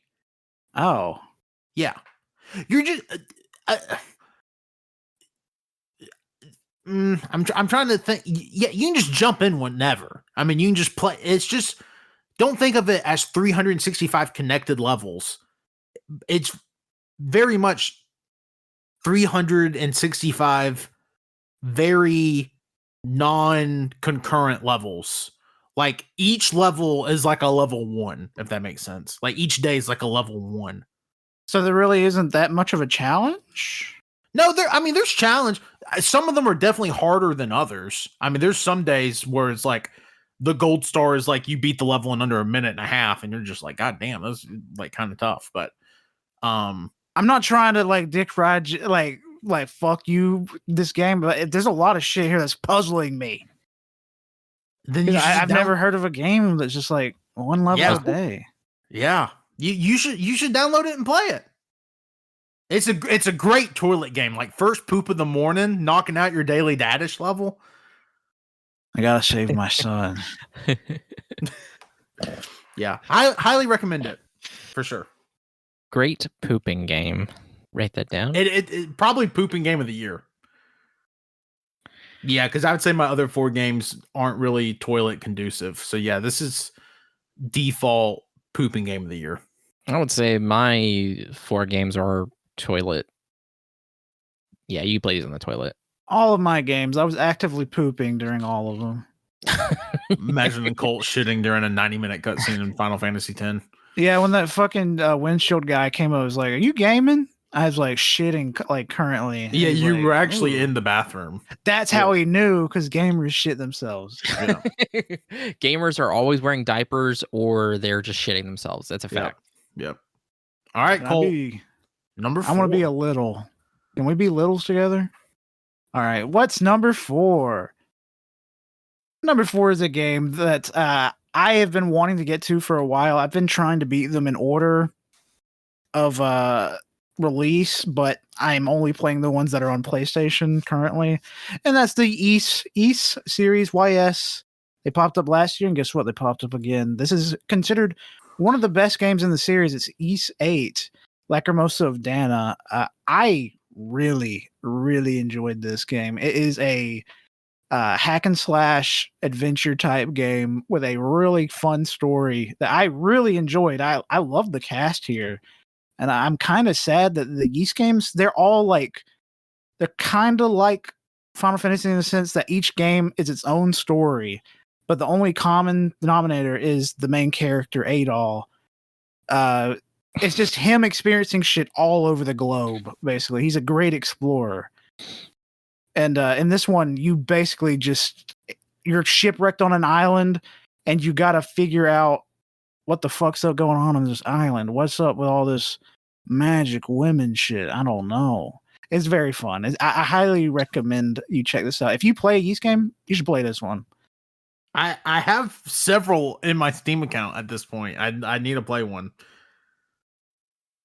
Peak. I gotta play Ys 9 before I can play Nordics. And then Nordics got a new fucking version that comes out this year. It's annoying. Yeah. 10 Nordics. Ready for my number 4? Yeah. Hey, always. My number 4 is 2017's Gorogoa. Ooh, I didn't even realize you played this. Yeah, I played it, beat it, and it was incredible. I had heard about Gorogoa, 2017, and completely forgot about it. And then it was during. No, it wasn't during. It was before. It was before the Steam Winter Sale. I saw it, and it was on sale before that, so I bought it. And it is a very quick but incredible, experimental and innovative puzzle game that is also hand drawn as well. And it's a simple 2x2 grid, and you manipulate the environment to progress the character, the boy, the main character is the boy, progress him through the world and through your objective. And the art's, and like I said, the art's really good. The main creature, Gorogoa, that you see throughout the game is this like dragon. Like there's even a bit in the game where the boy is looking at a book and he sees dragon, a very colorful fish. I can't remember. I think like a lionfish and coral. And it's like a combination of all that. And it's just, God, it's so sick. And then when I was looking up about it, I really couldn't place what the art style reminded me of until I read about the developer, the art style is inspired by Byzantine art, and immediately I was like, well, yeah, because having remembered art history, it's such a cool like it's so cool. I can't recommend it enough as well. Well, I say that about all this shit. I say that about all my games. Yeah, if you want like, and it's never, and it's so unique and so challenging, but never in a frustrating or difficult way, because I was able to knock out this game in an hour, like a little over an hour. It did not take long to beat, and I was never stuck on a puzzle. It like there were times where I was like, how do I solve this, whatever. But if you take the time just to explore like every aspect of your environment, you can figure it out. Like it was never frustrating or had me like really stuck. It flowed really nice. If you want a nice flowing, very just kind of relaxed puzzle game, I highly recommend Gorogoa. It has a very there isn't there's no dialogue, so you're kind of having piece together the story. So while I say relaxing, the story is kind of like there's some stuff going on there, but it's never violent or very like very high stakes or anything.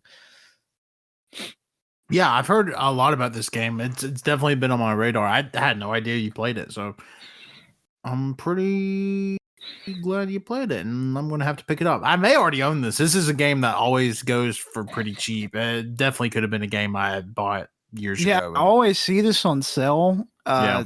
I never really click on it because I didn't really look into it either, because the cover with the giant eye, I always thought it looked like a high school textbook where it had like a random image on it that's not really related to the subject it's covering. And it reminded me of school, so I guess my brain said go away, and so I never clicked on it. You know, in a way, I get that, because every time I saw the eye, it reminded me, it felt like, yeah, like educational or something. And I think that's because maybe because of its like of its almost symmetrical design, maybe. And like you said, it kind of reminds me like of the front cover of a textbook that, like you said, has nothing to do with the contents of it. But I definitely see that. And then having learned it was a puzzle game, that also further enforced that. But I mean, it's gorgeous. Like really, like check it out. Like I think both of you will love it. Yeah, It it's also- currently $3.75 on Steam. It's currently $15 on PlayStation. I'll wait for it to go on sale, which it will go on sale it goes on sale a good bit. Yeah. But it also reminds me of the old, I can't remember, but it was shown in like all the classrooms. It was like super informational. It starts with like a bird flying through like a museum. And it's like educational. Yeah. It reminds me of very old educational stuff from like the 90s. I know exactly what you're talking about, because it's a book. It's a book series. I remember because I would pick them up from the library. I would always get the VHS tapes of those and watch those. Yeah, I love those intros. It's the same one, but it's great.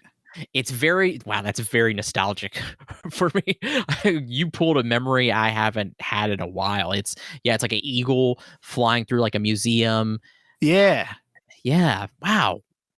Oh man, I'm gonna have to look that up. But ow. Which isn't a bad thing. I love that shit as a kid. So that's a good thing. It reminds me of that. Yeah. I absolutely.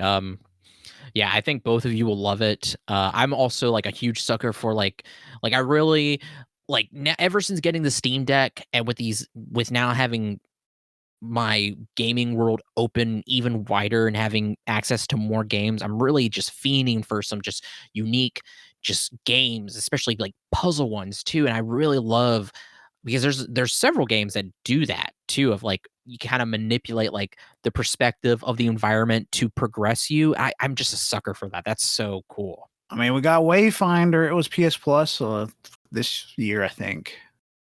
So if you want to try it on PlayStation or Viewfinder? Viewfinder. Yeah. Okay.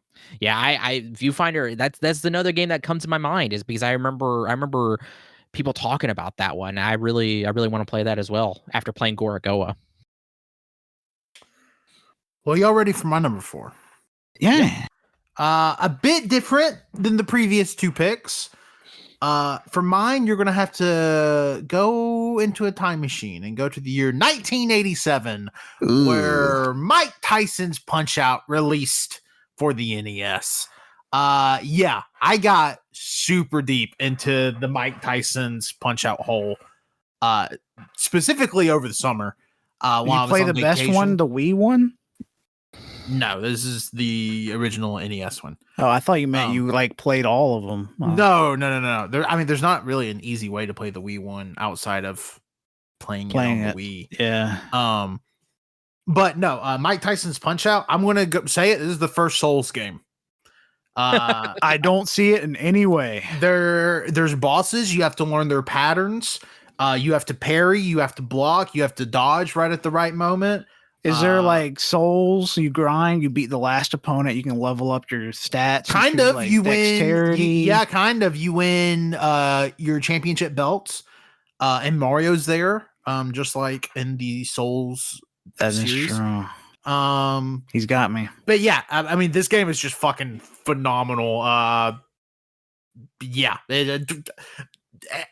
everybody knows Mike Tyson's Punch-Out. There's not really anything I'm going to say that's going to sell anybody on it, but it's great, and it's great in any form factor. I was playing it on my Trim UI brick specifically, and let me tell you, waiting in line for rides at Disney World, it's great to play there. Sitting in a condo at the beach is great to play there. It was a game I even bought home and played for like another month, just like I'd pick it up, play a fight or two, be like, all right, I'm punched out.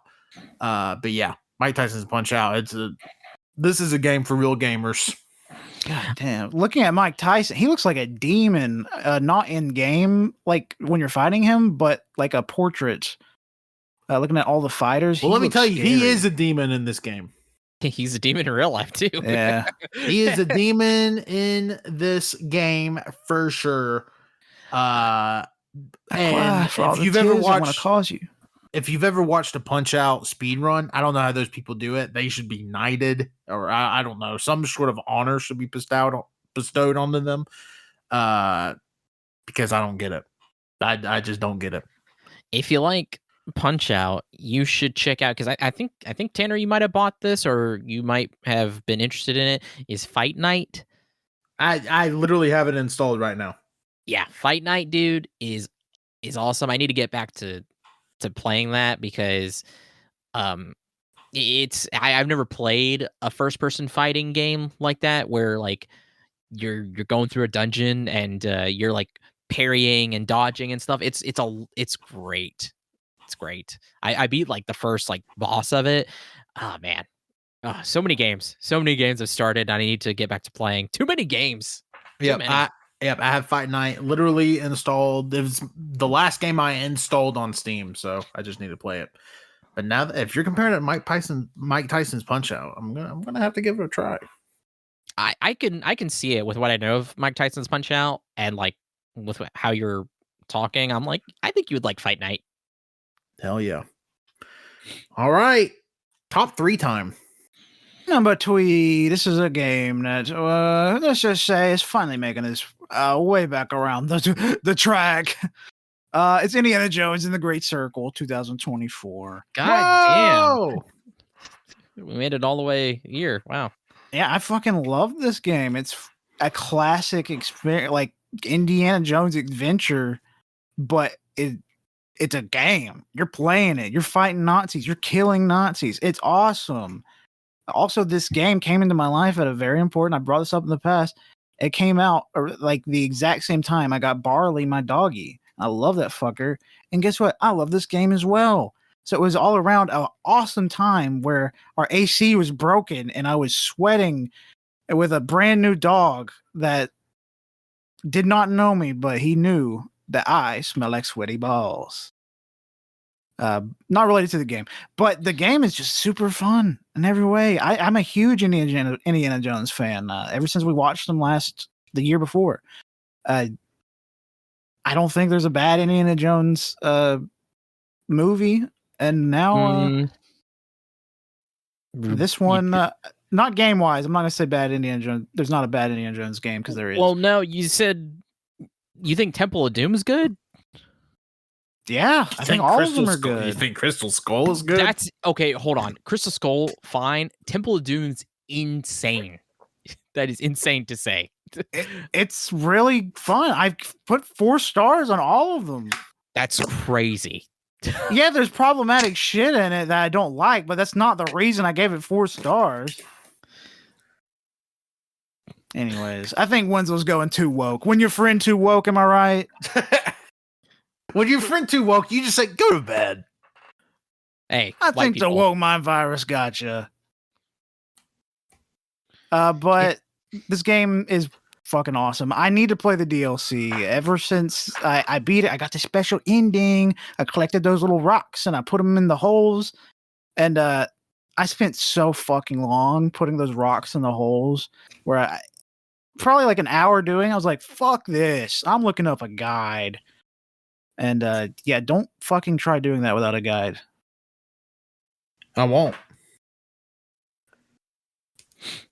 Did you have any issues placing those rocks, Wenzel? Are you talking about? Sorry, I'm trying to remember. Placing the rocks. Are you talking about the cogs? The very ending. You got to place all of the collectibles into the wall. God, I don't want to spoil anything. Yeah, you're talking about the pieces. Yes. Yes. Sorry. He didn't play the game, did he? No, I didn't play the game. No, that's why I took all the screenshots and talked about it ad nauseum. No, I'm sorry. What do you say was difficult? Fucking finding out what order to place them into the wall. Because you had to put them in a certain way. You got to turn them to where they're facing certain directions. I didn't really get what I was supposed to do. Are you talking about the pieces with the words on them? No, I'm talking about those little fucking like the light bright little pieces you got to plug into the wall, the little holes. Oh my God. Okay, sorry. Yes. God Jesus damn, Christ. I can't. Oh my God. Get his ass. My bad. One fucking long ass puzzle. One puzzle from the very end of the fucking game. That's what I called it. You get a special. Well, it was kind of glitched on Xbox. When you do it, and then also too you do it and then you're shown something that's indecipherable. You don't know what the fuck you're looking at, and then like I said, it glitches to where you get a special ending. Yeah, no, I won't lie. Some of the puzzles did get me. The ones with the cogs. Oh yeah, fuck the cogs. The more cogs they added, the more I got mad. The cogs got me. That last puzzle I did have to look up because it was tough for me. Yeah. Because I mean, there was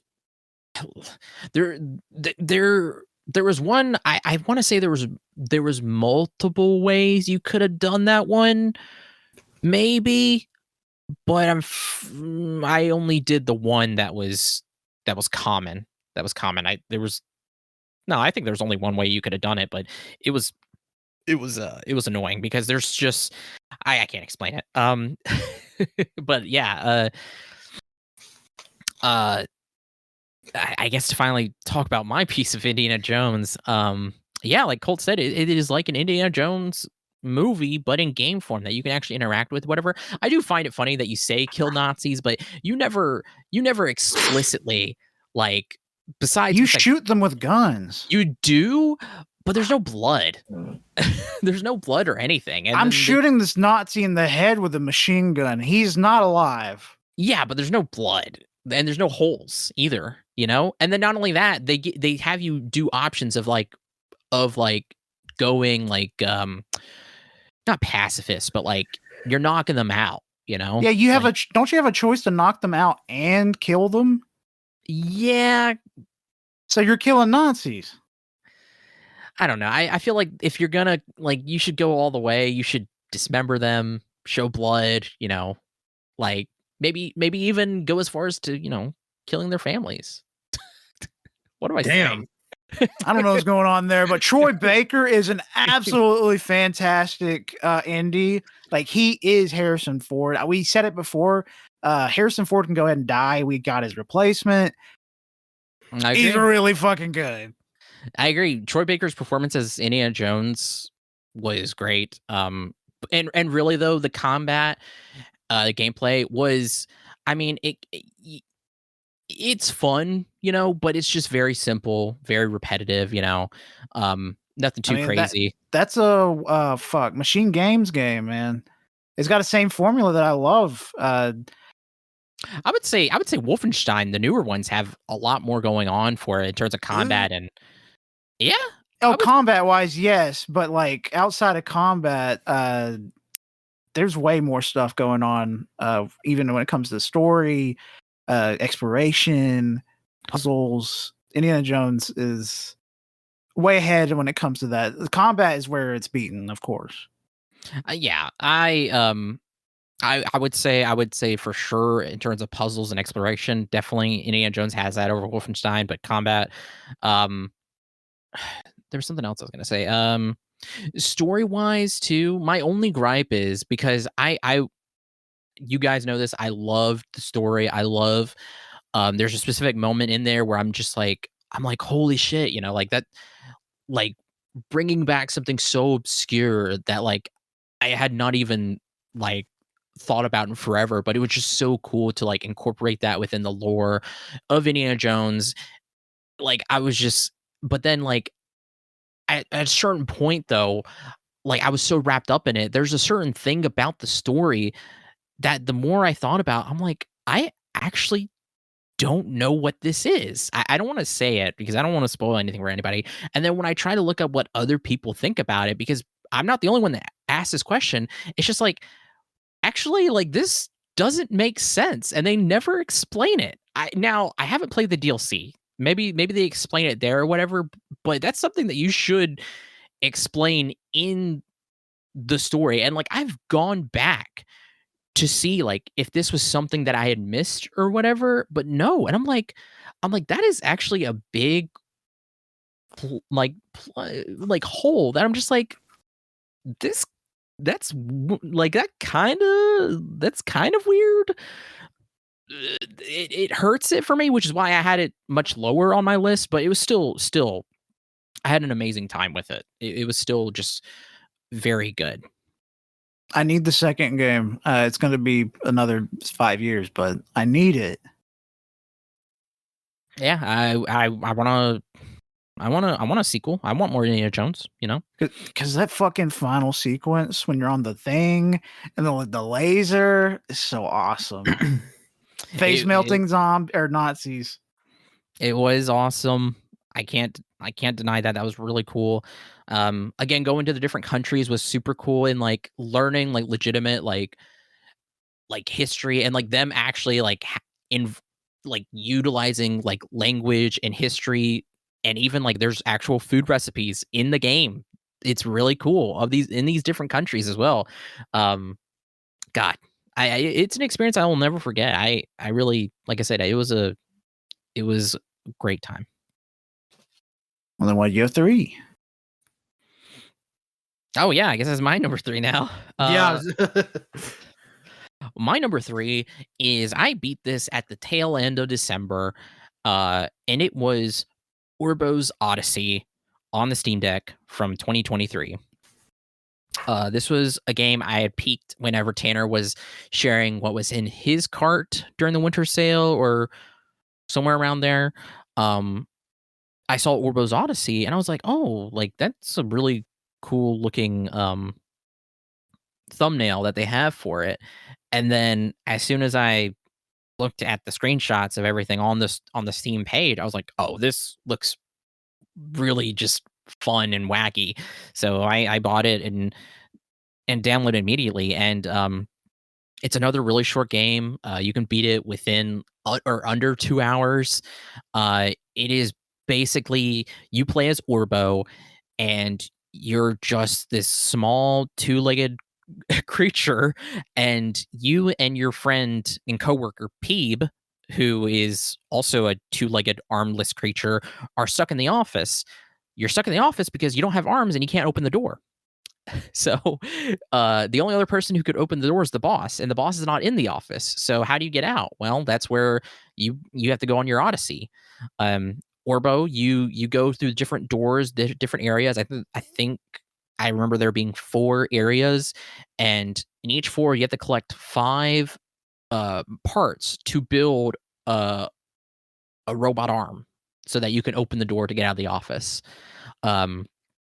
And each door is like has like its own set of like unique like ways to traverse and puzzles and these speed-based these speed-based trials as well too, that there's like I think there's like rankings or maybe even leaderboards, I can't remember.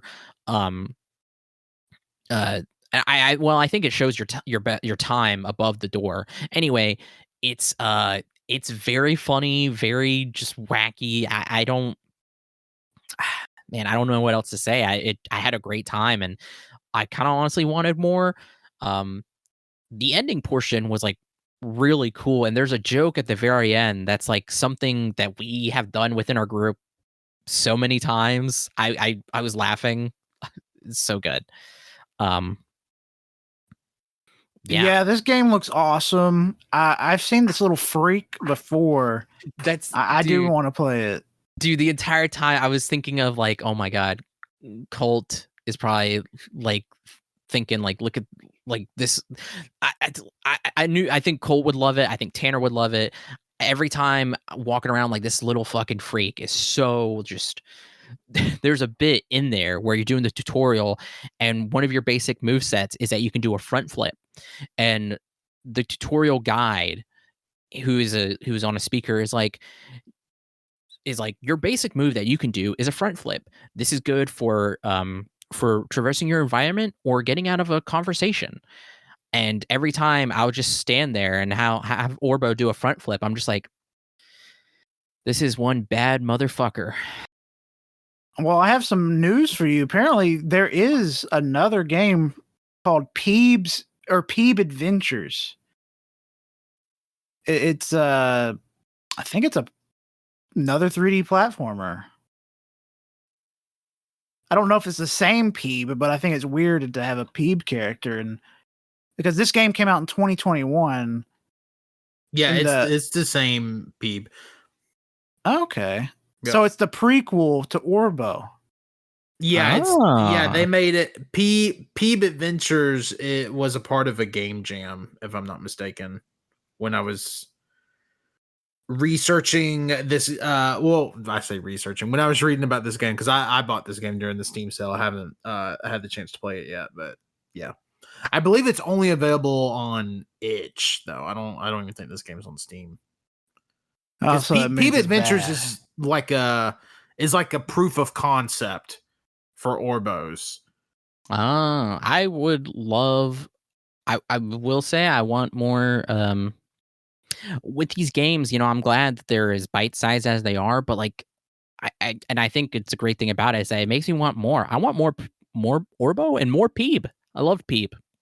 Well, you can play Peeb right now, and it's name your own price, so you can get it for free. I think Peeb is a common character in the developers' games. People love Peeb. I'm looking at another game called Let's Go Baby Friends World, made by the same person, and Peeb's in one of the screenshots. Yeah, I mean, interesting. Maybe Peeb is like a cryptid. I would agree. There's so I don't. You just opened up a can of worms. Peeb is man. Peeb is a cryptid. He's a friend. He's a guy. Yeah. Speaking of awesome. guys, are y'all ready for my number 3? Yep. Yeah. My number 3 is kind of a little similar to a game I had on my GOTY list last year. I have dove deeper into the Pokemon ROM hack community. And this year I have played quite a few of them, but this one I think stands above the rest as just better. And it is Pokemon Emerald Sea Glass. Oh, yeah. This is on my that's a playlist for my Thor. I imagine if somebody made one of the best games of all time better, because that's what Pokemon's Emerald Sea Glass is.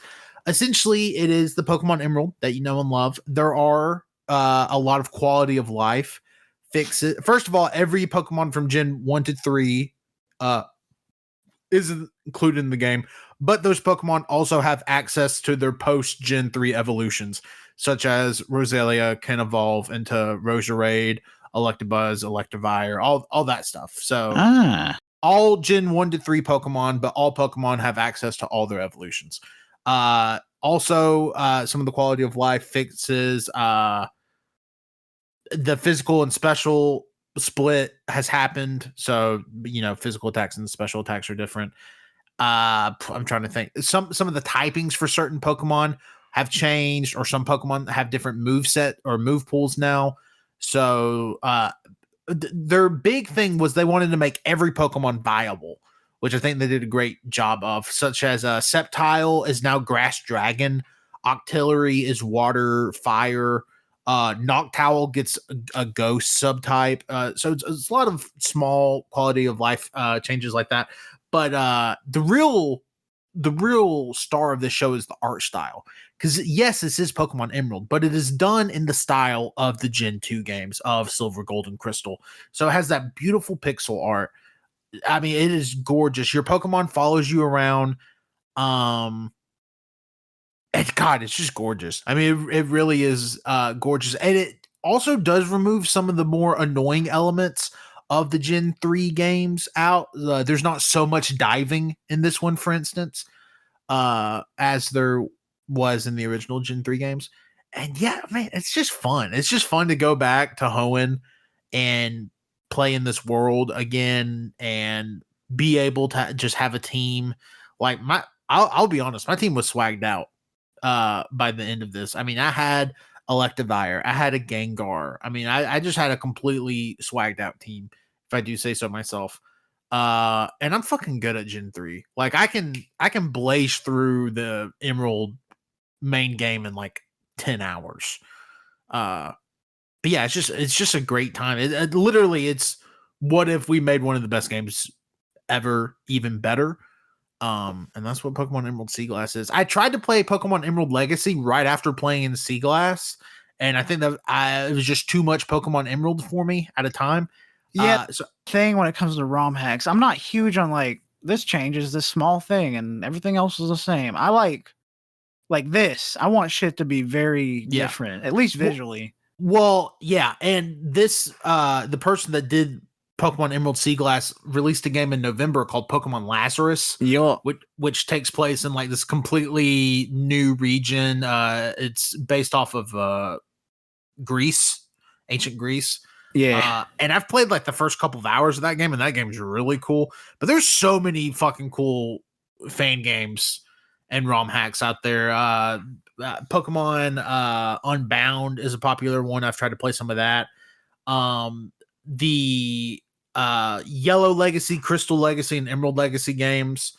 I've touched all of them. I really want to go back and play Yellow Legacy in specific, because that feels like the one that really fixed the most to make the game feel different. But even like there's a YouTuber named Alpharad. He released Super Mario Mon last year, like him and his team. And it's a completely different game. I mean, it's at its heart, it's Pokemon, but it's not Pokemon. Somebody made a Pokemon dungeon crawling game. It's like Pokemon mixed with Etrian Odyssey, called Pokemon Odyssey. I've played a little bit of that. It's good. I was actually, before we literally started recording tonight, there's this new game out called Pokemon Overlord, which is a deck building Pokemon game where the battles are like Unicorn Overlord. It's all tile based, and it's really fucking good. So yeah, there's just a lot of good Pokemon out there, but Emerald Sea Glass definitely stood above the rest for me. Hell yeah. Also, for someone that loves deck building, you should try building a deck that's not dog shit when it comes to Magic the Gathering. Am I right, Wenzel? Oh, dude, you're so right, man. Damn. Tanner loves to build just absolute pure dookie dog shit decks, man. Hey, Every time. just a question about Dookie Dog shit decks. Who's 1 or 2 tournaments? I'm just curious. Who beat your ass Who's- at the cabin? Who's beating your ass? I was Several times playing with my $17 mono red deck at the cabin.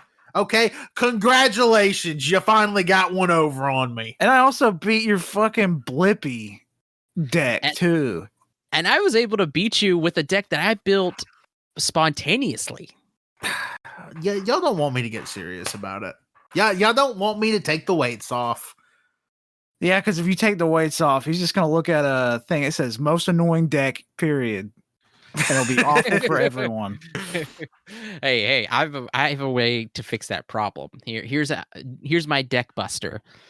A loaded handgun. Whoa. I think lighter fluid and a lighter. No, Self-immolation. Now you gotta kill the guy, so you can never build a deck again. Colt, tell us your number 2. Number 2. Now this is hard. When it comes to my number 1 and 2, these 2 games are like they're in my top 5 games of all time now. And I played them this year. Their stories were just this good. This first game, though, number 2, is a game that I beat. The first game I beat of the year. You probably already know. It is Cyberpunk 2077. It took me so long. It's in the future. I know. It took me so long to get into it. Thanks to all the updates, they fixed it, and wow, I'm so glad I jumped back in. This is one of the best games ever, and it's got one of the best stories ever. I'm super into sci-fi, cyberpunk-ish stuff, and they fucking blew it out of the park. This is what I wanted in 2020, but didn't get until way later. I can't get over how good the characters are. Johnny Silverhand is a top tier character. He's one of my favorites of all time. He is based as hell, and he fucking nuked a skyscraper. What? It's awesome. I fucking love Johnny Silverhand. Keanu Reeves' best role. I don't know if that's a hot take. I know a lot of people. Feels like a hot take. I know it probably is, but it genuinely, this is his best role ever. Johnny Silverhand would not be the same person without Keanu playing him. He is fantastic. And also the DLC, this is one of the best DLCs ever, period, as well. CD Projekt Red, I don't know what the fuck happened in 2020. Y'all needed to put that thing in the oven longer. It's clear, obvious. You guys needed that, but they fired it up real good because the DLC is so fucking good. I got the good ending, I would say, for both games. I've got all the endings for the base game because they're all very unique and very interesting. I just got one ending for the DLC because I had put like 80 hours to 90 hours into the game. I was like, fuck, I need to play something else. This is what hurt Outer Worlds experience, because 2 huge RPG games back to back was honestly not a great choice by me. I usually break it up. But Idris Elba, that guy needs to be in more video games. He's so good. I want to say, did he get that role because his son was talking about it and he was like, I want to, man, am I making this up? Where he was asked to be in the DLC, and his son was like, yeah, you need to do this. I think that was Mads Mikkelsen. Ah, my bad. Right, Wenzel cut that. Seriously though, a lot of people get them confused. Yeah, same. They look the same. I get it.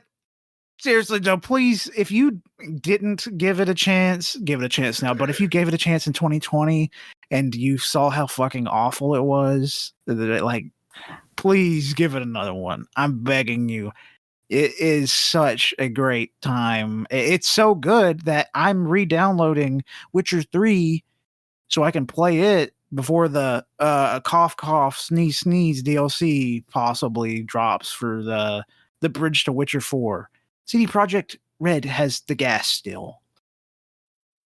Yeah, I've been wanting to get back and restart it ever since. Because I played it at launch and dropped off of it because everything that was happening, it would not stop crashing. So yeah. It's not like the story was bad. It's just that there was a lot of mechanics that they did not have like fixed or ready yet. Like the intro is still fucking good. Like the whole heist you do with Jackie, I fucking love that segment when I first played it in 2020. I thought the rest of the game was going to be hype, heat. But you can't play it for more than like 45 minutes without it crashing. So I just dropped it completely. Because also my save data got corrupted. And that knocked out 30 hours of playtime. So I just gave up on it and thought maybe I'll come back to it in a few years. And I'm glad I did. Hell yeah, dude. Well, are you ready for my number 2? Yes. Okay. That said it. That's just me answering your question. My number 2 was really difficult because I like I said, well, my number 1 is great, but like it was just really hard to choose between the two. But this is what I went with. So my number 2 is Duck Detective: The Secret Salami. Whoa! Oh, I didn't know you played it. Yeah, I didn't know you played this either. I played it last month. It was on sale during the Steam sale, so I bought it, and the Ghost of Clamping as well. And yeah, I played it. I will say I have them both on. Yeah, I know. I couldn't. They're both very easy platinums. I got them months ago. I couldn't remember, and I wanted to ask you, but then I was like, they're on sale, and I want to play. I gotta waste money, you know. I just gotta. Yeah. Yeah, I just wanted them for my Steam Deck. You know, I don't know. I'm just tugging your testicles. Okay. Anyway, yeah. So I remember Colt talking about the Duck Detective because you played the first one, right? I played both of them. Got the plats for both. You played both of them. Okay.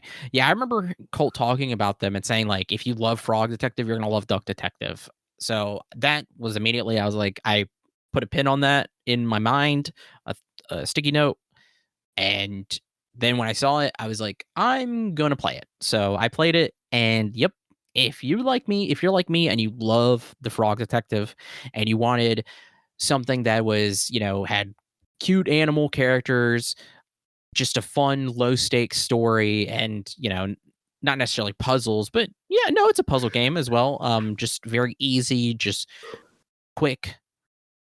Play the Duck Detective. The Secret Salami is so good. I really want to play Ghost of Clamping, but like it and Frog Detective are probably gonna be like 2 of my favorite series ever because I love this, and I love the Duck Detective. It was so much fun, and the art style is just really it's like this this 2D, very simple, very cute, man, I love it, and it's very cozy. That's another word I was thinking of. Cozy. It's just, and you have to like the Frog Detective. You get a central mystery, or sorry, like any detective novel, you get the central mystery that Eugene McQuacklin have to solve. And I will say, in terms of like 2 of like seriousness, Frog Detective like wasn't like super serious, especially with its consequences. But with the Secret Salami, I was very surprised. It was actually like, you know, people get arrested, they go to jail. Like good. It's kind of crazy, but it's got some political stuff too. It's interesting. It's very I was like, what? Like this is so like strange. Like I was very surprised. Are you But smuggling salami? You fuck. yeah, like there's this whole thing of like where you live in the east, and if you go to the west, you can't bring stuff back from the west. Or like you can't like there's certain things that are illegal to import from the west into the east. Um, the the boss of this company that you're investigating is his name is or his title's Air like Herr Air Ernst. Like what's going on here? Um, but no, it was just like the puzzle section of like basically fill in the blanks was so fun, and the fact that too if you get stuff wrong there's no consequence for it. You can literally just take your time and like figure it out. Like it's very comprehensive and thorough too, and like trying to like make sure to talk to the characters. You have a small cast of characters too, so it's not like you have like a ton of like stuff to pull. Like you have to explore your environment. There's also these very fun like duck jokes for the loading screens as well. Love it so much. It's Incredibly short too, sadly. It took me like an hour to beat the second one and like an hour and a half to beat the first one. yeah, I was right there at like an hour and a half for beating the first one. It's very short. I would love more, but like at the same time, it's just like, it felt I don't know. I'm divided. I'm like, I want more, but at the same time, I'm like, I'm glad to experience the time that I got with it. Kind of like Frog Detective. Frog Detective, each episode was very short as well. So yeah, but yeah, that's my number two. I love the Duck Detective. And they're on sale right now. I think Ghost of Glamping's better than the first one. Whoa. Are y'all ready for my number two? Yeah. Yep. This is a game. It's newer. And I feel confident in saying it's one of the best games of all time. And of course, I'm talking about UFO 50. Oh. Now, yeah, Tanner won't shut the fuck up. He really won't. He's like, this is like one game in 30. What the fuck? Who cares? Like, what are you talking about, you old fuck? That doesn't make sense. He keeps saying it. This is 30 under one. Well, it's 50, but okay. Yeah, so I played a little bit of UFO 50 last year when it initially came out. I played, but not a ton. I played maybe 7 or 8 hours on Steam. I have over 30 hours of this on Switch. And how many games have you beaten? I have gold carded 4 of the games, which means I have beaten and seen credits on 4 of the games. Is that enough to log it as your number one? Is my number 2. I've played a lot of games. I've touched probably 40, somewhere around 40 of the games. Okay. But some of the some of the games I've beaten, like Paint Chase. Like I honestly I thought about doing a bit where originally my go-to was going to be all UFO 50 games. But then I thought y'all would get mad at me. Yeah, I would. But Paint Chase is incredible. It's like it reminds me of God. There used to be a game I used to play on my iPod Touch where it's like a Tron and you have to like stop people with your barrier. But that's what Paint Chase is. Light bike. Light bike, yeah, that's what it is. A Tactics is great, but Party House is just like again a super great roguelike deck builder. That's I mean it's not really I mean it is, but it isn't, because like the game canonically came out in like the mid 80s, but it's very much roguelike deck builder. It's so fucking good. A Tactics is really good, but even like Bug Hunter is really, I mean, just like I cannot say enough good things about UFO 50. This will be a game I continue to go to through the years as I slowly start gold carding. And I still haven't touched some of the beefier games of UFO 50 because there's like a whole like 20-hour RPG in UFO 50 I just have not even touched yet. So Yeah, I kind of need this game to come out of. I want it to have trophies because it sounds like a very fun game to actually achievement hunt for.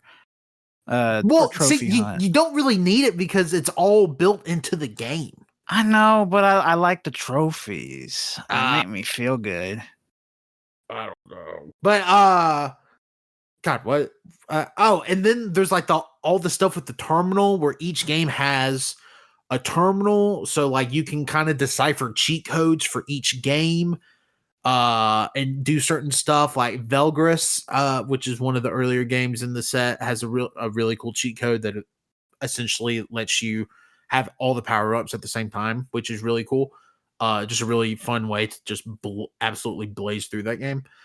But yeah, man, it's just so good. It's literally like having a whole console's library in one game, and the fact that it's only $25 fucking is nuts. And like the lineage in the game, like there's 3 different versions. Like there's Campanella, and then there's Campanella 2.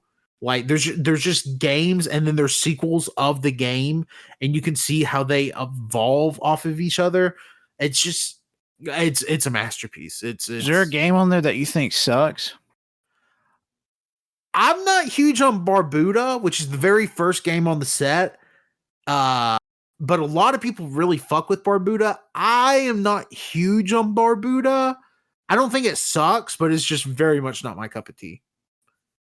Yeah, just curious because they're like 50. Not all of them are going to be good. I don't. Yeah. See, that's what you would think, but like most of them are really good. Like legitimately, if the games from UFO 50 were separate games, I would have 3 UFO 50 games on this list, at least. But yeah, UFO 50, it's perfect. I mean, I have no notes on UFO 50. It's the best deal in video game history. The fact that at full price is $25 is fucking wild. But yeah, that's my number 2. Hell yeah. Yeah, UFO 50 is pretty crazy. So, jokes aside, Tanner's been talking about it so much. It's no surprise that it's on his list. But something I definitely want to check out in the future. You should. Oh, I will definitely. This is a Colt guarantee. I'll check it out before I die. Great. All right, number 1s, guys. What are our number 1s? Go ahead and say them all at the same time. 1. Well, Colt, you have to say your number 1. Okay. My number 1 is a game that slid in and gave me a ride that I was not expecting. Holy moly. You know, the classic audio bit. Holy moly. It's 1000X Resist. It came out in 2024. It was only on Switch for some fucking reason. Well, it was on Switch and PC. Yeah, but I don't want to play on PC. I don't want to play on Switch at fucking 30 FPS, barely, I bet. But I'm so glad this game came out on PlayStation. Holy shit, I beat it, platinumed it. This story is so fucking good. I think Wenzel would really enjoy the story. It's basically a visual novel with slight playable segments. It's mostly you going around a hub world and learning the story of why this world is this way. It's absolutely incredible. It just starts off with you killing the mother character because you're like a 1 of 1,000. That's just a placeholder number. It's an infinite number of sisters that she created from herself, basically clones of herself, to live past the apocalypse. It is very, very interesting and very unique and like kind of like David Lynch shit going on, but not really. It's awesome. I fucking love 1000X Resist. I highly, highly recommend it to everyone. Please play it. Yeah, so friend of the podcast, Garrett gifted 1000X Resist to me for my birthday, so definitely will be a 2026 play for me for sure. I've heard literally nothing but good things about it. Yeah, it's really really high up on my to play list. Hecky Gray Sister, you're crazy, eh? Oh my god, it's so good. I honestly, this is a game like I don't really replay games that often. I have to really like a game, or even for movies as well. I want to replay it. Oh, wow. It's great. Yeah, you're right. It's definitely a game I would love because I want to play it. Like I will say the characters like design graphically, it's not super impressive looking. It's an artistic choice. I will say some of the characters kind of definitely look like potatoes, but the story is so good that I look past it. I look past it and straight into the eyes of beauty. Well, I think too that just from what I know about the game, I think that's kind of intentional. Yeah, it can be intentional, but I still think it doesn't look the greatest visually. Okay. Actually, it's intentional. I made it look like dog shit. Okay. All right. Well, Colt sending mixed signals. Yeah, it's crazy to say. Number one, you say it looks like dog shit, but okay. Hey, a beautiful story is way better than the graph. Like visual, I am a story person. That's one thing you should get from this episode. When it comes to video games, I am a story person above gameplay, visually, everything. If the story's good, I'm there. If the controls suck, story's better, I'm still there. It's all about the story for me, man. Even if it's like something I've experienced before, it's a very common story of a hero saving the world, like with Dragon Quest. I will still be there if it's done in a very beautiful way. Well, hell yeah. Wenzel, it's time for your number one. My number one is a game that I played at the very beginning of 2025, almost right after we recorded our best of 2024 games episode. Like I said, this was tough, but it has stuck out through the entire year. Even after everything I've played, I'm like, this is still my number one favorite non 2025 game that I played, and that is Thank Goodness You're Here. Hell yes. Sucks. Okay. That's a joke because it was in my top 10 last year. It was on both. It was both on my Colt lists. and Tanner's list for 2024. Yeah, they talked about it, and I remember I saw some stuff about it, so I was like, I actually have to play this. I played it. It did not take long to beat, and I got the platinum for it as well, and it was one of my favorite gaming experiences. I really like. I really don't know. You should go play it for yourself. It has a unique art style. It's very cute, very surreal at times, very British humor, quirky. That's actually really funny. Chaotic. Uh, it's a great time. Uh, you basically you play as this little yellow dude who comes to this town, and you traverse the town, talk to the townspeople, solving different problems, whether intentionally or unintentionally. Hence the title. Um, you and while you're doing that, while you're exploring, you're solving puzzles, and yeah, it was a great time. One of my favorite gaming experiences, which is why I have it on here as my number one. Um, I really don't know what else to say. I did talk about it at length in one of our early episodes for 2025 as well.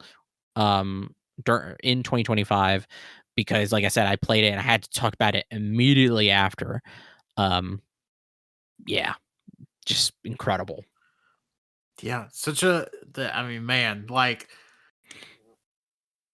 We gushed on it last year, and we did it for a reason. Yeah, like I haven't sat down and started like really hashing out like, okay, when I think about like defining games for me from this decade, like I haven't gotten out and started listing games, but man, Thank Goodness You're Here is up there for me. It's so fucking good. Yeah. Oh yeah, dude. It's up there. It was too great. Yeah. Well, my number one. I was gonna say before we go to your number one, just want to give Wenzel advice. You should definitely try jazz punk if you haven't already, because it's in the same vein as Dog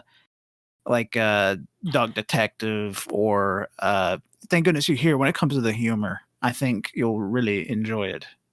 I've heard of jazz punk, so that's good to know. Yeah, I played it recently, in the last few years, and I really enjoyed it. Very Adult Swimmy. Hell yeah. Jazz punk. Okay. Well, are you ready for my number one? Yep. Tell us. My number one is a game that has just really immersed me in it over this last year. I think about this game all the time. I do research on this game all the time. I play this game a ton. And to talk about this game is to talk about a whole lineage of things. But when I think about the best games that I played in 2025, I would be remiss not to mention 1993's Magic the Gathering.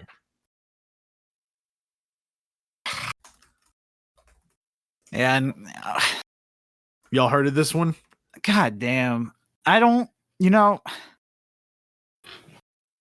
talking about video games, Well, it says games of the year. It doesn't say video games of the year. Oh my God. We playing semantics? I'm not too happy with this choice, personally. Well, good thing it's not your list. So anyways, Magic the Gathering has kind of taken all of us by storm. It is easily the most fun I've had playing a game in the year of our Lord 2025. Definitely the most expensive game I've ever played. I'll say that. It is the most unrelenting gacha I have played ever. And it's a fun time if you're playing MTG Arena on your phone, or playing it in person with your boys. It's just a good time. And I would have been remiss not to mention my absolute favorite game, not from the year 2025 on this list. This would have been on my list if I knew it was eligible. It doesn't feel really. I feel I think Death Stranding 2 is going to be in my movies, by the way.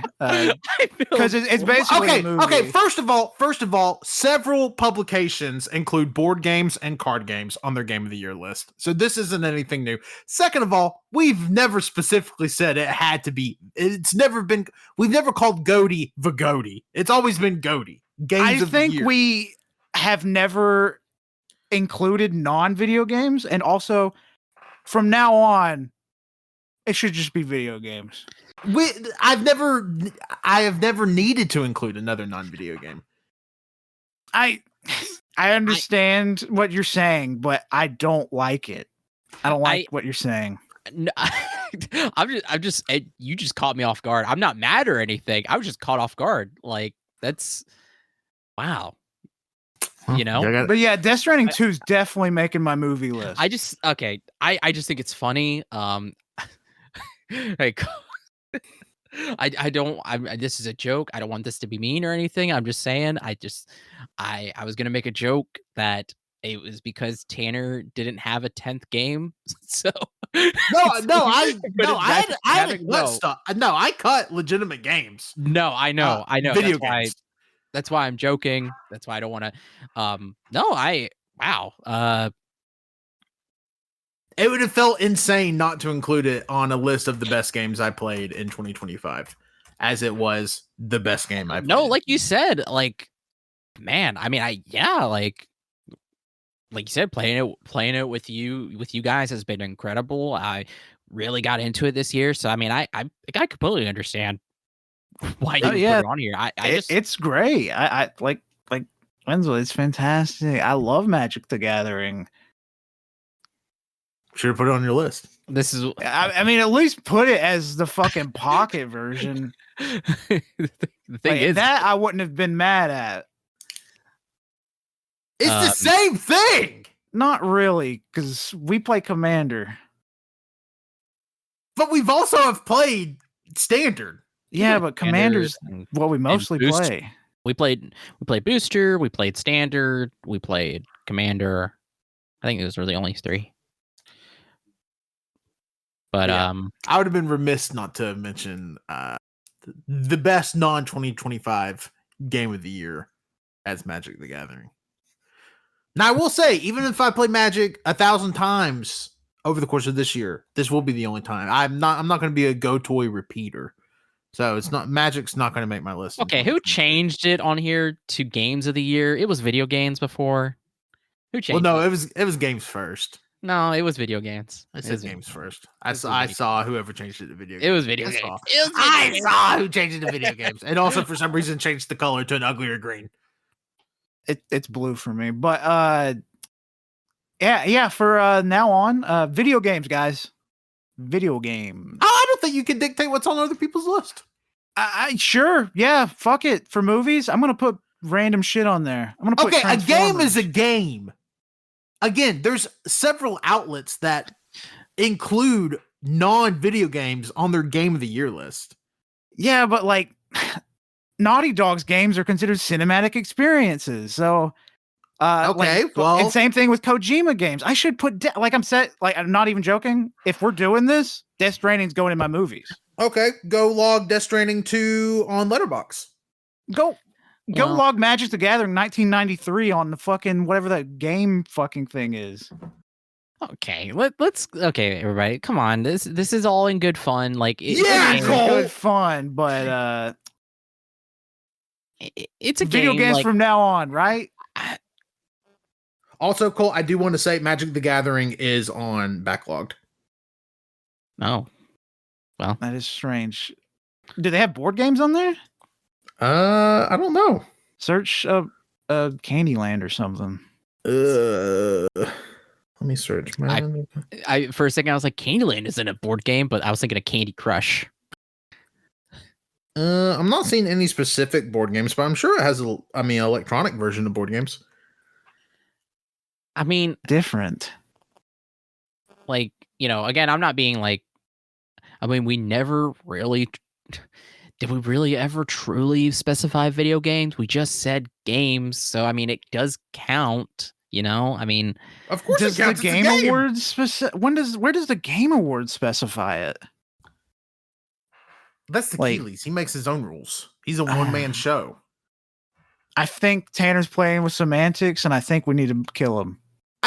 Listen, I can link you several publications from 2025 that included board games and card games in their games of the year. Yeah, that's their thing. Okay, and this list is mine. You know what? Yeah, that is yours. I just know my lists are mine. And I stand by it.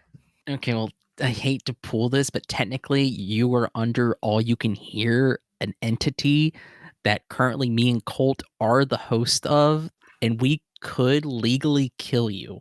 Yeah. Well, we'll cross that road when we get there. We're there. Let's kill him. No, it's an interesting choice. Very experimental, abstract. to me, it was the obvious number one. No, I understand. I completely understand. I just would have never thought to have put an actual card game or board game. It never crossed my mind. Because we've never done it. And I know. We never done that. We never specified. I don't know if I would put. I would have never even even if I was super into board games, I would I've never put it on here because we've never covered board games. Hey, yeah. New Frontier. Hey, 2026 year of New Frontiers.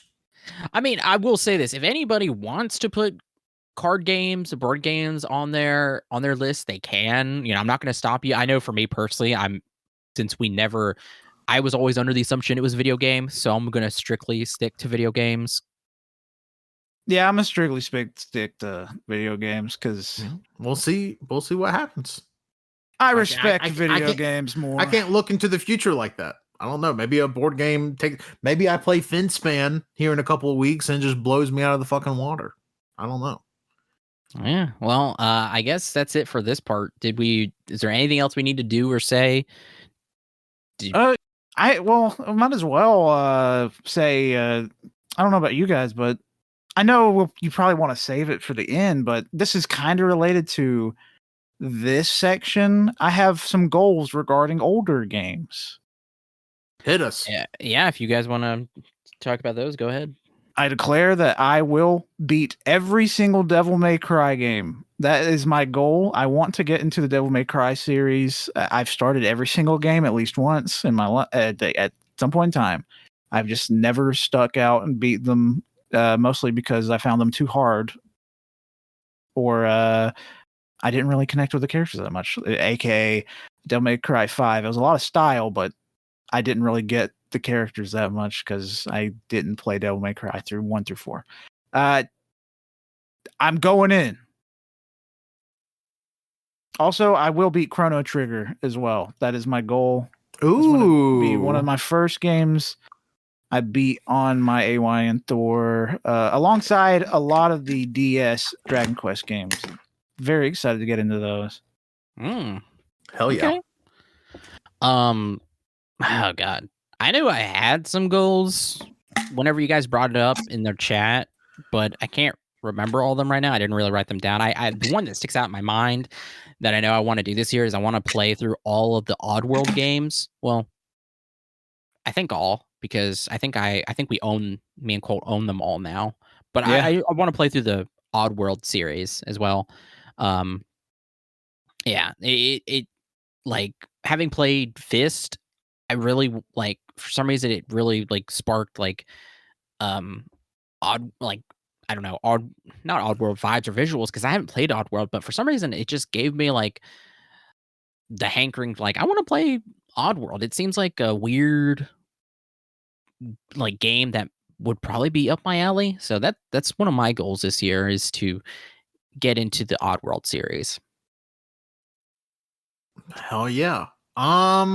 I guess one of my goals I want to have this year, and I kind of started it in 2025, but I want it to continue into 2026, is I want to continue having these games I can have a complete experience with that aren't going to take me 80 hours. Not that there's anything, and again, I do have some longer JRPGs on my list that I would like to get to, but just like a game that I can put 5-6 hours in and like hit credits, and I'm like, you know what? That was a hell of a fucking game. Just more stuff of that vein. Weird indie. I like playing games I don't feel like a lot of people have played. I don't know why. It's just one of my favorite things to do. Hipster. Well, no, because it's not even like I go around bragging about playing them. I'm just like, oh, that's cool. I had this experience. Oh, and it has 8 Steam reviews. So yeah, so I would just like to continue doing that, and yeah, I'll give you another goal at the end of part 2. Yep.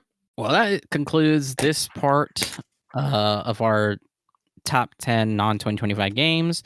Now we're going to talk about our top 10 2025 games.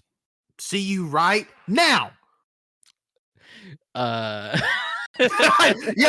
that's how you bring us back in. 3 hours into a podcast after a break. Well, it's been a week since more than a week. It's been 9 days. Oh man, I don't.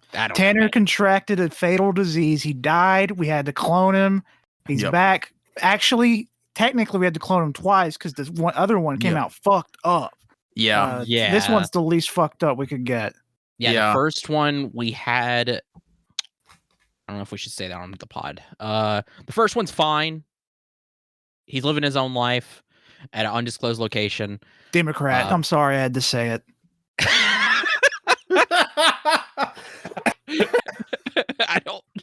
Are you implying that he came out? Wait, okay, hold on. So, wait, are we implying that he came out Democrat, so we killed him for that, or he came Well, out you Democrat? just said that was he's the alive. issue? No, Well, that's the That's a story. lie. Well, okay. Now I just You know, told send them the dogs truth. to the farm. I just told them the truth. It doesn't matter anymore. I mean, to be fair, our dogs do go to a farm after they have died. Oh, In our bury. family. Yeah, they get get buried. farm. They get buried on the farm. That makes sense. Yeah. Well, that kind of just bummed me the fuck out. Cool. Bummer. I was talking about cloning Tanner and killing that first clone, but here we are talking about all dogs go to heaven. Yeah. Hey, they seriously do. though, Tanner was sick. That's why it's 9 days later. Yeah, I was sick. Well, to be fair, I didn't feel too bad because Wenzel was also going to delay it from the next night because he was also tired that day. But then, yeah, I got really fucking sick. Yeah, it worked out kind of. It worked out for the best. Because that And week, then 2 days he sprung on us like, "Hey guys, can we record now?" And I was like, "I'm not home," or "I'm not wanting to do it," or "I'm busy." cool guys. Thanks for making this awkward. Hey, you know, Colt has a lot. Colt's been sending Wenzel. I haven't subjected you to this, but Colt's been sending me some really, really bad DMs because I had Magic the Gathering as my number one game of the other year. Wait. Hold on. Save that. Let me do this. So what do we think about that number one? please keep all of that in. I am. So what do we think about that number one, guys? Tanner's number one. What are our thoughts? Okay, so now I'd say your thing. I think the people have waited long enough. Also, if you are listening to this, thank you everybody for being understanding and us. Thank God we had already recorded our Fantasy Critic draft to come out in February, but we had to put it in the middle because me getting sick messed up the whole schedule. Yeah. And now we're here. And we're ready to talk proper GOTY 2025 games. Yeah. So for this section, this is strictly our top 10 2025 releases that we played last year, and we're going to talk about them. So as with previous episodes and the first part, we're just going to go down from 10 to 1, starting with Colt. All right, I guess since we're here, I guess I'll start. You know what, guys, I'll start. Hey, you know what, Colt? I think you should go first. Colt's still making his list. All right. I'm not just talking about your moms with this one. My number 10's Ball Pit. Save it. Okay. Oh. Wow. All right. Well, Tanner, or is it my turn? Yeah. Shit. Oh, I messed it up. I think I'll go first. My number 10 is a game that I have had a tough time with because I keep playing it, and I just can't get to the final fucking level of it for some reason. I get so close, but I'm not there. But I put so many hours into it now. It's Nubby's Number Factory. Oh, are you fucking with me? Is that real? Are you making shit up? No, Nubby's Number Factory fucking rocks. It sounds like a fake ass name. So Boobies funny. Dumb Bobs. That's so funny because in my head, when I was thinking about talking about this, I was going to literally talk about how this game feels like it's something you would see in like Smiling Friends or like Glep's playing this shit, or like I Think You Should Leave. It feels like a fake game where like, yeah, I'm playing Nubby's Number Factory. Well, you shoot. Go ahead. I was going to tell Colt, it's essentially, this game rocks. And it's very popular too. It has 14,000 overwhelmingly positive reviews on Steam. Also, when I Google it, I just get a dog with no front legs. What the fuck? Because the developer's name is Mog Dog Blog. Is it related to the dog without legs? I mean, maybe that's their logo. I don't fucking know. But yeah, Wenzel, talk about it because this game fucking rocks. Yeah. I just googled Nubby. Oops.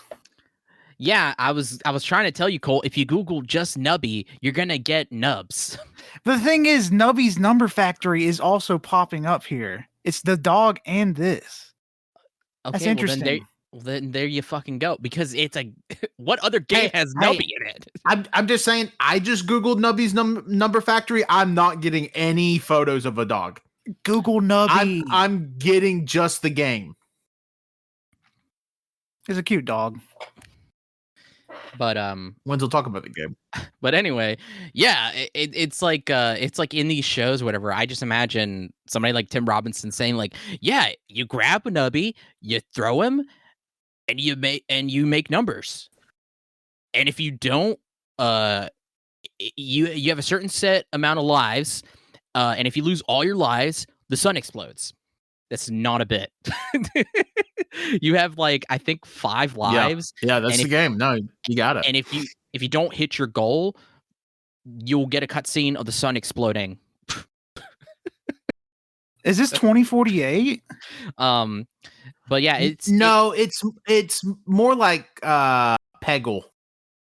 It's a Plinko style roguelike game, where, like I said, you have a pegboard and it's just a bunch of balls and numbers, and you launch Nubby, and every time you hit a number, you have a set goal, and then you try to every time you hit a number, it adds up, and you try to surpass that goal. That's pretty much it. As you go through the goal get higher, the numbers get higher. You get special items as well. You get perks as well. There was one, my most recent one, that was like my most successful setup. It was so fucking good, but I was hitting so many high numbers early on that later down the line, I was getting such a high goal number for my quota that I couldn't hit it no matter how many times I had to reset the board, and I ended up fucking dying at I think it was like my highest was level 76, because I think it goes to level 80, I think. But I was at 76. I was so close. But yeah, it's so fun. Like, it's such a good time killer. It's super relaxing, like the music and everything as well. And I love the visuals and art of it. It seems like it, like I said, it does not feel like a real game, and it seems so like just. I don't want to say stupid because that sounds mean. Because it looks pretty stupid. It's stupid parentheses positive. Yeah, like it's like I love its design and aesthetics because they feel so just like so. It looks like early 2000s computer game you get at Dollar General for $1. Yeah, and like that's an aesthetic you don't see much anymore. That's what I really love about it, and it's like genuinely a great game. It's so fun. And you can get different skins for Nubby as well. I currently just have the frog skin on. I love it. He has his little tongue out too. Very fun. Yeah, Nubbies is a very good, fun number go up game. Brain go burr. Yeah. It's like I'm hoping this is your gateway drug into. You gotta play Balatro. Dude, I fear if Wenzel gets into Balatro, it's gonna go like day 1, Wenzel into Balatro, day 10, Wenzel is begging us to go to Vegas. Like, I feel like that is the correlation we're gonna get to. But he will get hit by the fact that they don't let Balatro rules fly in Vegas. What do you mean? What? No, but it's just number go up mentality. He wants to see number go up more. And if number go down, I get angry. Yeah, number go down, sad, mad. Number go down, I put my house on. My house is on the line. Number go down, I start waving gun. Yeah, also turns into a caveman for some reason. But no, it's like legit like one of the games where like I've been coming home to ever since I started playing it, and I'll just sit down and like relax. It's a really good way to like unwind. Man, I highly, highly recommend it. I highly recommend obviously all the games on my list, but like it's super relaxing. It's so fun.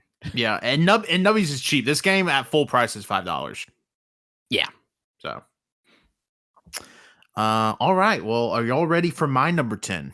Yeah.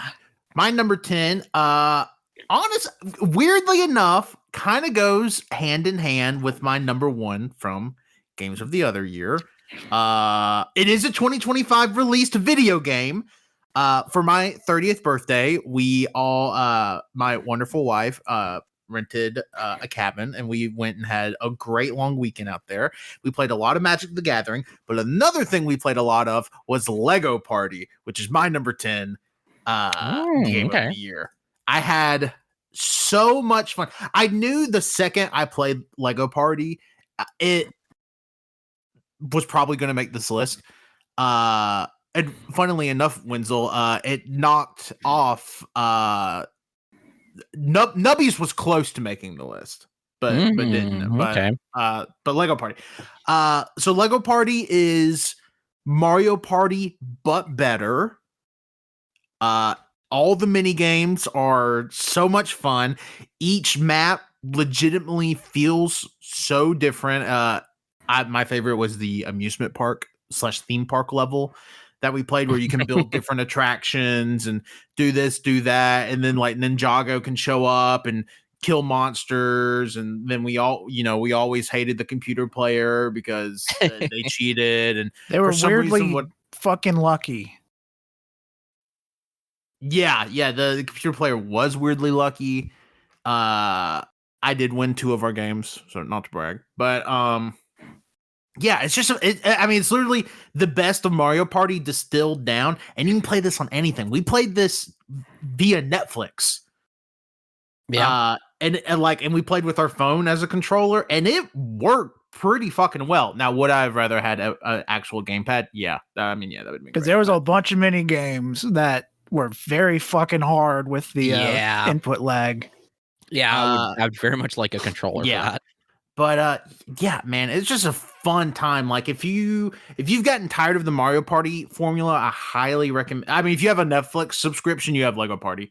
I would highly recommend checking Lego Party out. It's just such a fun time, man. Like I really feel like it hasn't gotten like its due, like its larger due, but it really is like the best party. It's the best Mario Party in like 20 years. Like it's so fucking good. Highly recommend it. And very customizable. Like all the custom Lego pieces you can get for like your character avatar, like you make them look like anything. It's pretty great. So yeah, Lego Party number 10. Take it to the bank. My only real complaint about this game is there's no bonus bricks. There's nothing there. Like if what you see at the end of the game, there's no surprise of like who's the winner. They do this whole ceremony. It's like, oh, who's number 1? You know who number 1 is if you saw the score at the end of the game. Yeah, I even wish, because I know some people hate bonus stars in Mario Party. I just wish it was an option to turn on or off. Like if you didn't want them, turn it off. But if you wanted them, you could turn them on and maybe set how many bonus bricks are given out at the end of the game, 1, 2, or 3. Yeah, that's probably legitimately my only gripe with this game is the lack of suspense. Like, I mean, after the last turn, you're done. Yeah, right. Yeah. I had a great time as well. I love Mario Party, so this is a no-brainer. Like you said, very customizable. Very good. All right, Colty, number 9. Number 9. My number 9 is Doom: The Dark Ages. Yeah, this is a game that it's been a while actually. When was the last time of the Doom? When did Doom Eternal come out? Oh, 2020. Was it 2020? Yeah, it came out the same day as Animal Crossing. Oh, fuck, it did. Jesus Christ. It's been 5 years. It's been a while. It's been 5 days. Yeah, it's been 5 days. But yeah, this is a game that I've been waiting for. It's a prequel to the story that we know and love. And you are playing as Doomslayer, killing things in a medieval style hell, non-hell. It's really fucking awesome. And you play since Doom Eternal. I played a lot of Doom Eternal before this came out, and that game is pure fast paced. You're moving as fast as possible. It's not that you're slow in Doom: The Dark Ages, but you're a human tank. I don't even want to classify him as a human. You're a tank that can move really surprisingly fast, but not as fast as an Eternal. Yeah. I would say I'm currently playing through Dark Ages right now as we speak. And I would say you're way heavier in this game than you are in Eternal. I would say you're probably your lightest in Eternal, like specifically like lore wise. It seems like in this one you have a fucking cape, you have a shield, you have way more armor on. I know in Doom Eternal, like you lose like your armor sleeves. It feels like you have less armor, so you're like quicker. If I'm going lore wise, why that is. And, I mean that definitely is because that shield's awesome. By the way, I love the shield, but it's heavy. Yeah. Also, it has my favorite gun in any Doom game. It's the I can't remember what it's called exactly, but it's the skull grinder. It grinds up skulls and shoots them out. The pulverizer. Yeah. It's awesome. I'm trying to think currently what guns I have. I love the pulverizer. I love the dual plasma rifle is really sick. I don't remember if we got that in the other games, but it's really good. But yeah, the shield is also incredible. Oh yeah, that shit be bouncing around. You can learn how to parry everything. There's so many mechanics in this game that I'm a huge fan of. I like. Oh, there's also a mace. I forgot you get a mace. Yeah. I currently have that equipped over my fist. It's really good. But hell yeah. Hell yeah. I know people are kind of down on Doom: The Dark Ages, but I want to say that's probably just more so because it's just more Doom, which to me, I've only played Doom 2016, but that doesn't seem like a bad thing, especially, 3 games in 9 years. It's not like you're getting hit with one of these every year. No, these are a little event. If you're a Doom fan, this was a nice experience. Yeah.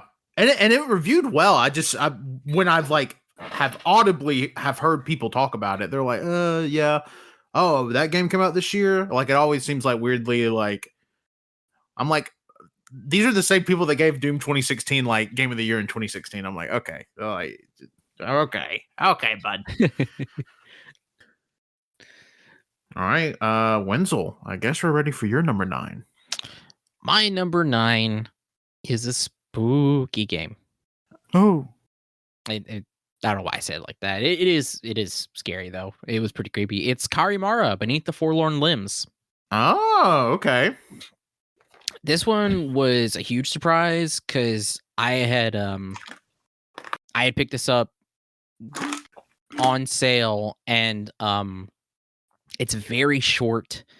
Like, you can beat it under an hour, but that time I did have with it was really good. I really wish there was a lot more to it, but it is a first person horror survival game where you are a Karimara and you have to go and exorcise the ghosts in this woman's basement. It has this very low poly kind of like visuals and styles. It kind of reminds me of like a Tim Burton film as well. It's so creepy. There's no jump scares. But like it is solely just atmosphere, and oh my god, it's done so freaking well. There was a point where you go down in the basement. It's pretty deep. There's like caverns and stuff, and I'm in the cavern. And when I'm in the cavern, a rock falls from behind me and in front of me. And I turned around. It wasn't a jump scare, but I turned around and I was like, "Oh fuck!" It scared me. It's so I'm just that's all I'm gonna say. It's so good at like doing that of like bits and pieces where like if you're not paying attention, you won't notice it. But if you are, you see it. It's just like, oh shit.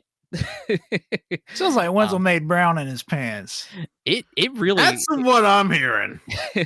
And it's the way it works too is that the Karimara, your main character, is like a small old mute man, and the only way you can communicate is with cards. So it's kind of like a card game almost, and you go around basically the house and small little forest area, and you interact with stuff, and that gets you a card in your deck, and that's how you kind of like communicate with the main woman and other characters as well. Like you show them a card and they'll talk about it, kind of give you stuff, and you have to kind of like piece together the main mystery surrounding the ghost in the game. And that's really all I can say. Play it for yourself. It's I believe it's super cheap. Still. It is currently $4.24 on Yep. Steam. Yep. That sounds very expensive. And full price is $4.99 for reference. Whoa. Yeah. Yeah. So. I got it on sale. It was like $1.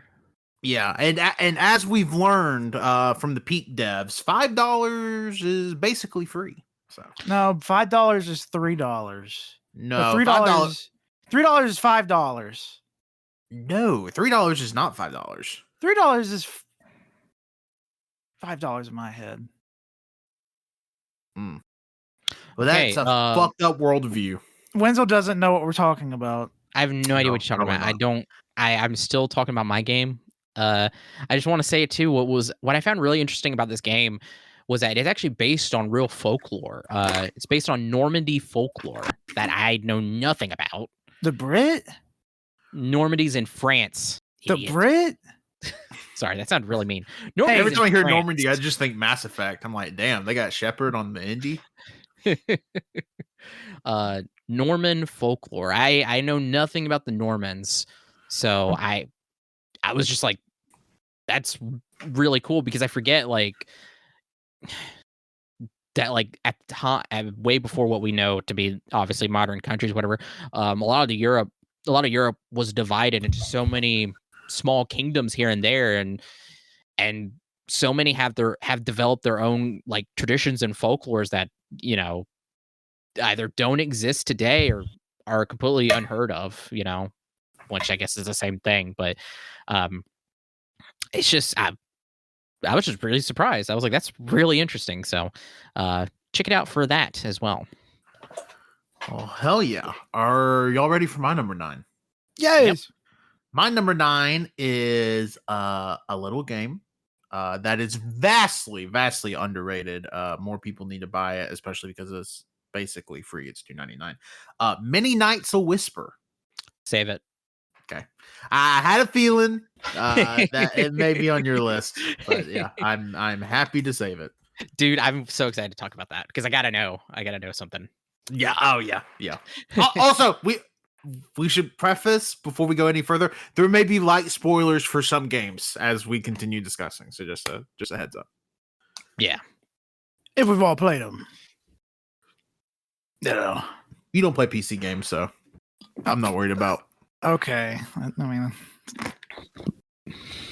yeah, they never do come to other things. I guess me? Won't. Yes. I got.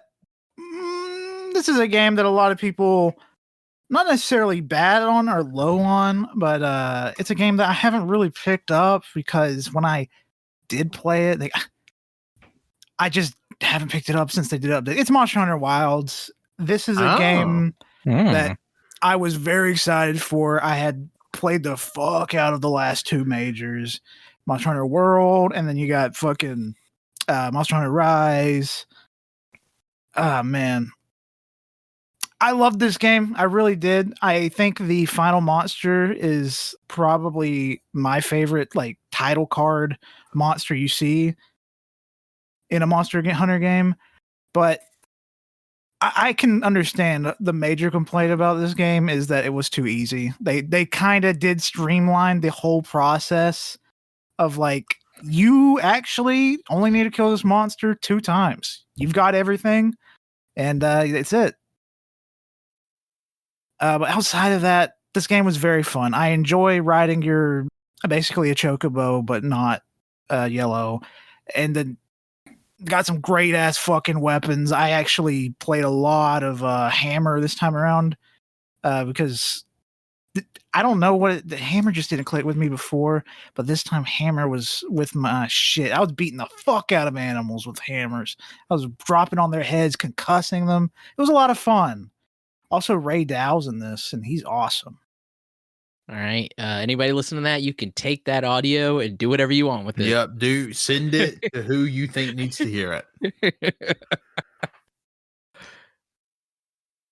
Hell yeah. I feel like Monster Hunter Wilds is in a weirder position than even Doom the Dark Ages because it sold phenomenally. It's like one of the best selling games of the year. Reviewed quite well.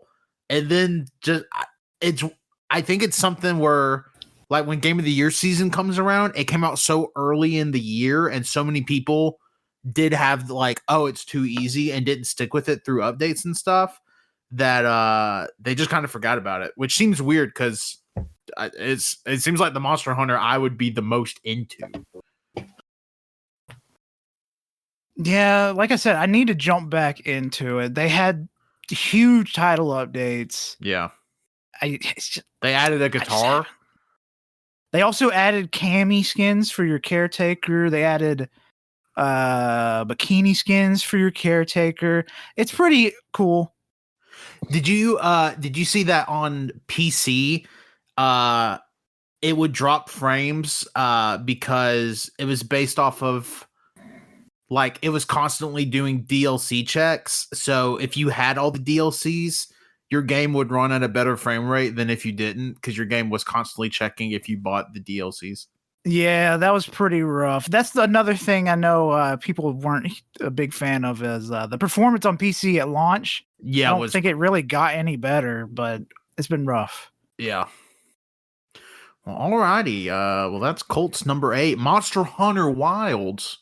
Wenzel, hit us with your number 8. My number 8 is Metal Garden. Okay. Metal Garden is a short, about 1 to 3 hours. You can play it. You can complete it in one sitting. FPS game where it all takes place in a giant mega structure that you have to try to get out of. And I really think, again, like, play it for yourself. I'm not going to give anything away about it. It's very good. It reminds me of Halo Combat Evolved, but like what specifically it reminds me of is like the brutalist like architecture, and like with Halo Combat Evolved, it has a lot of that, like those like, because it takes place on Halo, so it has that mega structure, but it has like a very specific aesthetic that you can only find in a game like Halo, old Halo, that you can't really find. And even in like the newer Halo, it's like a specific like kind of dreary, hopeless, very just like, I mean, it was so good because it made me so nostalgic for my first time playing it, but like specifically for that style that you can't capture anymore. Well, you can. They did with Metal Garden, but you don't see it like in Halo anymore because of how they do their graphics and their design. So it just keeps going and going and going. So obviously, but like it's so good. It's like, man, because like when you look, you see the ceiling, but the ceiling is like a giant, you're in this mega structure. So like there's a ceiling, like there's clouds and everything, but if you look, there is something, and there's like levels and everything, and it was just so fascinating. I was like, man, I really want more of this. My only complaint about it was the combat was kind of like it wasn't bad. It was just very.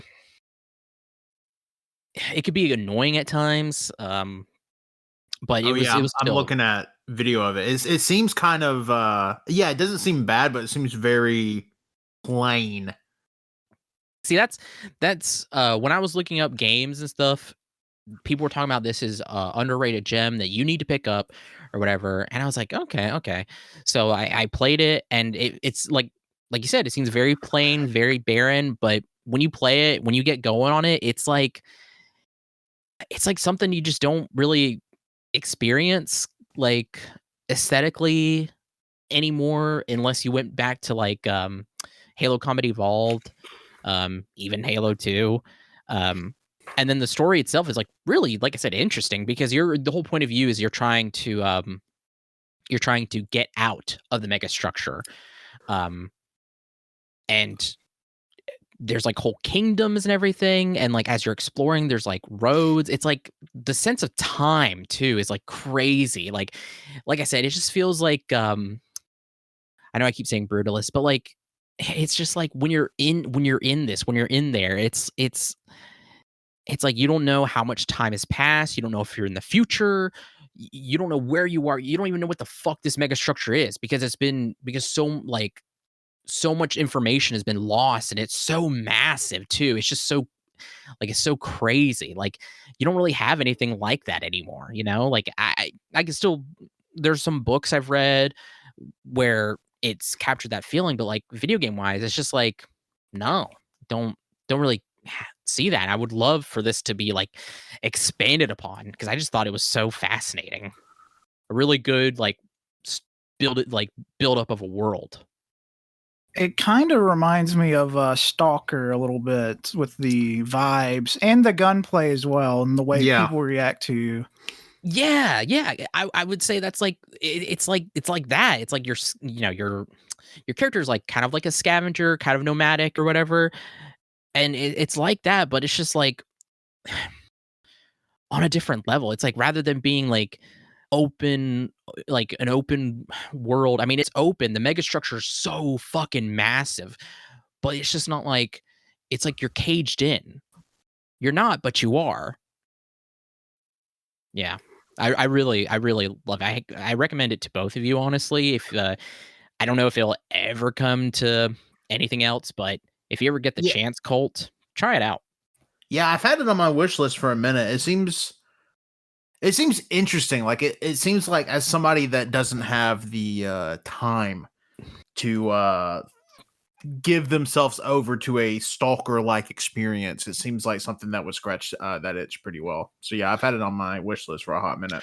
I will say something else about it too is that it's not uh it's not Steam Deck verified.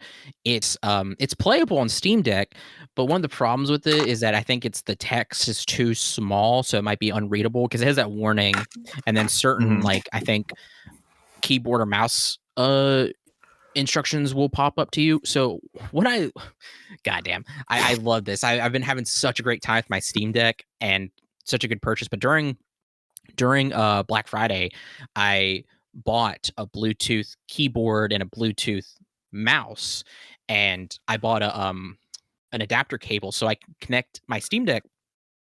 I should have probably bought a dock, but I didn't feel like it at the time. But I can connect my Steam Deck into my TV. So now with those games that aren't fully Steam Deck verified, I can literally just whip out my Bluetooth keyboard and mouse and just play like that while on my TV, and I don't have to worry about text being too small or any keyboard or mouse instructions because I have it all right here. Like, oh man, Yeah, such it's, good. yeah, it's literally just a computer. Yeah, it's pretty awesome. And then like if I wanted to too, if there was a game that was like completely like not at all playable on Steam Deck, you can go into desktop mode. Yeah. And I can just connect it to my TV and I can see it on there. So it's pretty neat. And now the only thing is, but I figured out a way around it is that you can't connect too many Bluetooth devices to it or else it'll start to lag. Oh yeah. So sometimes like if I want to have my headphones in, um actually have from our old podcast equipment. I have an extender that we used to use. I can literally just connect it to my Steam Deck still, and then connect my headphones to it, and I'm literally just fine. See, you don't need a dock. Just do what I do. Yeah, Just plug an HDMI cord in this bitch and plug it in. Well, are we ready for my number 8? Yes. My number 8 is a game already mentioned, Ball X Pit. Oh, well, save it. Are you serious? No. Oh, I was like, I didn't even realize you played it. That would be crazy if after Colt or after you said to save it, I said to save it. Yeah, that would have been nuts because again, that wouldn't even have registered that you played it. Yeah, this game rocks.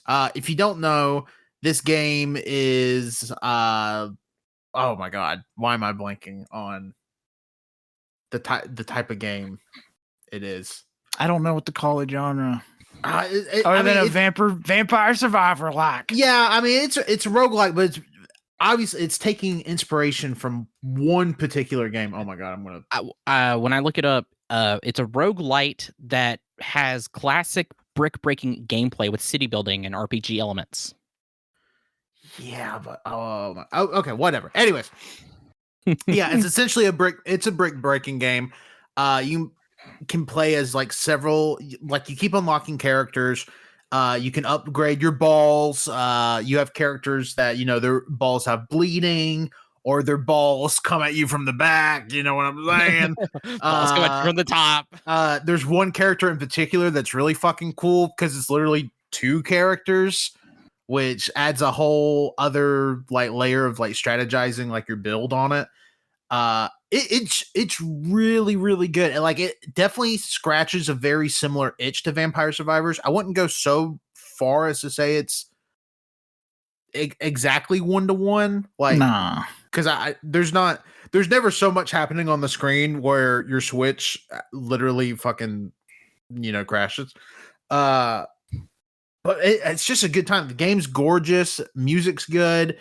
I know some people are a little iffy on the city builder part of it. It's not my favorite part of the game, but it's fine. Like it's perfectly fine. You can maximize your city building really easily. I currently I stopped playing after like 16 hours, not because it was bad, but because I could play a lot more and I needed to play other games. But that city building shit can make you extremely OP very fast. Yeah. I've maxed out every single thing you can. I've unlocked every single character. You can be pretty fucking OP, especially at the end when you can have 2 different kinds of characters equipped, and you can makes the synergy go fucking crazy. Yeah.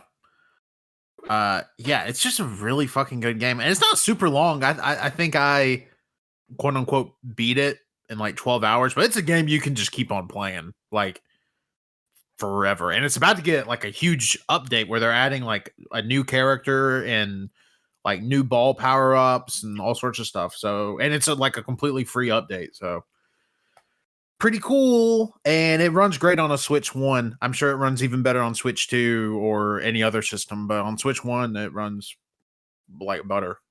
Runs great on 3DS. You know what? This game on 3DS would be kind of cool though. Like if it with the 2 screens, with the 2 screens, it would actually be pretty fucking cool. Yeah. But yeah, that's Ball X Pit. A game that really came out of nowhere for me because I played the demo during Steam Next Fest in the summer and it did not jive with me. I did not like it that much. And it wasn't until Colt was talking about it that I was like, oh, you know what? I'll give it a second chance. It was on like a launch discount for like $12. I was like, I'll give it a chance. And yeah, I just got like fully immersed for like 2 weeks. I had never heard of it until like I saw a Wario tweet saying 100,000 sales in a certain amount of time. It was like less than a day or something. It is sold extremely well. But yeah, that's my number 8, Ball X Pit. Colty. I love playing in my ball pit. I was number 7. Your 7. Number 7 is a game that I've been looking forward to for a long time, and it finally hit. It's Dispatch. Save it. Dang. Shut his ass down. Sorry. You gotta save it, man. Yeah, save it, Colt. But All right, my Wenzel. number 7. No Colt 7. My number 7. None of Colt. Just me. Well, Tanner too. Is Many Nights a Whisper. Hell yeah. So you can finally talk about it. Hell yeah. Yeah. I remember seeing this not a long time ago, but I remember seeing this and I was like, oh, that's a really cool art style or whatever. And then forgetting about it. And then I saw it in Tanner's cart, I believe, over his shoulder whenever he's like in bed. Yeah. On his phone. During the Steam Winter Sale. Obviously when I do my shopping was when I'm asleep. No, when you're laying, do you not look at your phone while you're laying down in your bed? No. I actually What? no, I don't even keep my phone in the bedroom anymore. We talked about this. He doesn't keep it in his room anymore. I forgot Tanner's a weird fucker. No, it's just it's just not good for you to stare at your phone and then try to go to sleep. Like it takes you longer to go to sleep. I mean, he's Not right. me. Well, that's because you take melatonin. Yeah. Yeah, okay. Well, I'm drug free, baby. The rest of us have to not look at our phone. Yeah, it's an actual thing where if you look at your phone before going to bed, it'll take you longer to go to bed. Yeah, that sounds some liberal bullshit. Kind of. What the fuck? I mean, it's medicine and science, so yeah, it is liberal, I guess. I mean, sure, yeah. Yeah, it's not just common sense that staring at light before going to bed is bad. Like, whatever. Yeah. Okay. Why do you think you don't? Yeah, okay, well, you can stare at moonlight. Okay, moonlight and a fucking artificial LCD screen. Oh my god. Okay. I know. We'll talk about Many Nights Whisper. Many Nights Whisper. Anyway, I saw it was in Tanner's cart, and I was like, "Oh, wow!" I had forgotten about that, so I immediately bought it for the Steam Winter Sale, and immediately played it. And it's very short. It does not take that long. You can beat it in one sitting. It was like 1 to 2 hours. I think I played it during my lunch break actually at work. God, it was so good. It's a third-person archery game where you play as a character called a dreamer, and you have to try to shoot a fireball. It's like you have a slingshot, and you have to shoot into this chalice. And once you do that, it will make everyone's wishes come true. You were trained from very young until this very moment. 10 years, I think. You're trained over the course of 10 years. So you're a teenager, I believe. And part of this too is that before I think it's over the course, the game takes place over the course of 5 nights or 5 days. And part of who you are as a dreamer is people give you their braid of hair. You don't see their face. It's all a ritual, whatever. And they'll tell you their wish, and you have a blade and you cut off the braid. If you cut the braid, that means you've accepted their wish. If you don't accept their wish. And let me tell you, some of the wishes people tell you are fucking crazy. Let me tell you, I wouldn't be growing out my hair for 10 years and say some of the bullshit that some of these people come to the stand with, which I get is part of the game. So the game, like on the surface, is like this really fun like archery game, and like you get to practice every day. And I think there's 30 different chalices across like the area that you can shoot in, and you get an achievement for each one you shoot it in. But then obviously like the final chalice, which you technically have to shoot into that chalice before the main thing, which I'll get to in just a second. But anyways, but the game really isn't so much about that as it is about like morality, because it asks you like some of the wishes are like, oh, I wish this person would fall in love with me, and like, okay, you grant it. Well, then like your teacher, your sensei, will be like, oh, you granted that wish about making that person fall in love with somebody. Well, that how do you think they're going to feel about that, making somebody fall in love like against their will and stuff like that? And then there's obviously wishes. Like my favorite wish in the whole game is the guy coming up and saying, please make cigarettes healthy, make cigarettes healthy and free. And like immediately I'm cutting your brain, brother. I granted it. I'm like, your wish is granted. But what's very fun about this game is right before you do the final shot.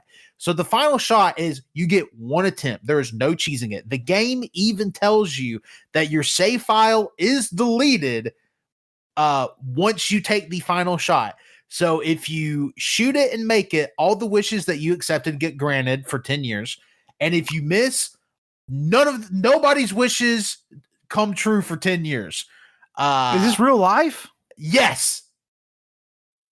What do you mean is this real life? Like all wishes come true for 10 years? In the game, yes. In the game, yes. Like this is legitimately reality altering. Yeah. Okay. And and so if you miss it, that's it. And if you make it, great. But it, like there's no shot of cheat. You can't cheese it. Like if you missed it on a playthrough, to get a playthrough where you make it, you would just have to play the game again, which, like Wenzel said, I think I beat it in like 55 minutes. Like it's extremely short. And if you're just playing to get to the final shot again and like just skipping all the practice stuff, you could probably do it in about 20 minutes. Yeah. But it packs so much shit into that hour. Man, it's such a good game. And it feels so good to shoot the slingshot. And it's actually funny because for every wish that you accept, when you get their braid of hair, that's how your slingshot gets upgraded. So you can make these further shots as the days progress. And I actually heard somebody talk about it on a podcast where they declined so many wishes, their slingshot literally wasn't strong enough to make the final shot on the final night. So nobody's wish came true because they couldn't even make it. Fuck, I was going to look that up because I will say the last 2 nights, I didn't grant any wishes because their requests were insane. I was like, I cannot morally grant these wishes. You were asking me to do awful, like you were asking, like, oh my gosh, I'm not going to say all of them, but like the wishes, those last 2 nights, I was like, I cannot grant these. But I had granted just enough before that. I was able to get my slingshot. Technically I didn't need to do it anymore because it was, I think like the 3rd or 4th like stretch of it, my shot was good. I think like the 5th one where it turns blue, it was like too much power, so I would overshoot it if I wasn't careful. Wow, that's so funny because I meant to look that up. I was gonna say I actually got all the achievements for it. And I also forgot to say I actually did not complete it in an hour. I got pretty far during my lunch break, and then after work I went home and I literally just practiced the archery until I could get every single shot down. I was dude, I was like in it. I was locked in because I also didn't realize you can shoot that final chalice before the final shot to get a good practice in. Dude, I spent, I think, like 20 minutes just shooting at that final chalice, memorizing the exact posture, the strength, everything. Man, when I do it and I fucking hit it, it felt so freaking good. I was going to ask, did you hit the final shot? Nope. I missed. Oh, dude. Dude, oh my god, that's what I wanted to know so much because I was like, can you miss that shot? But then you told me that I was like, oh shit, you can miss it, dude.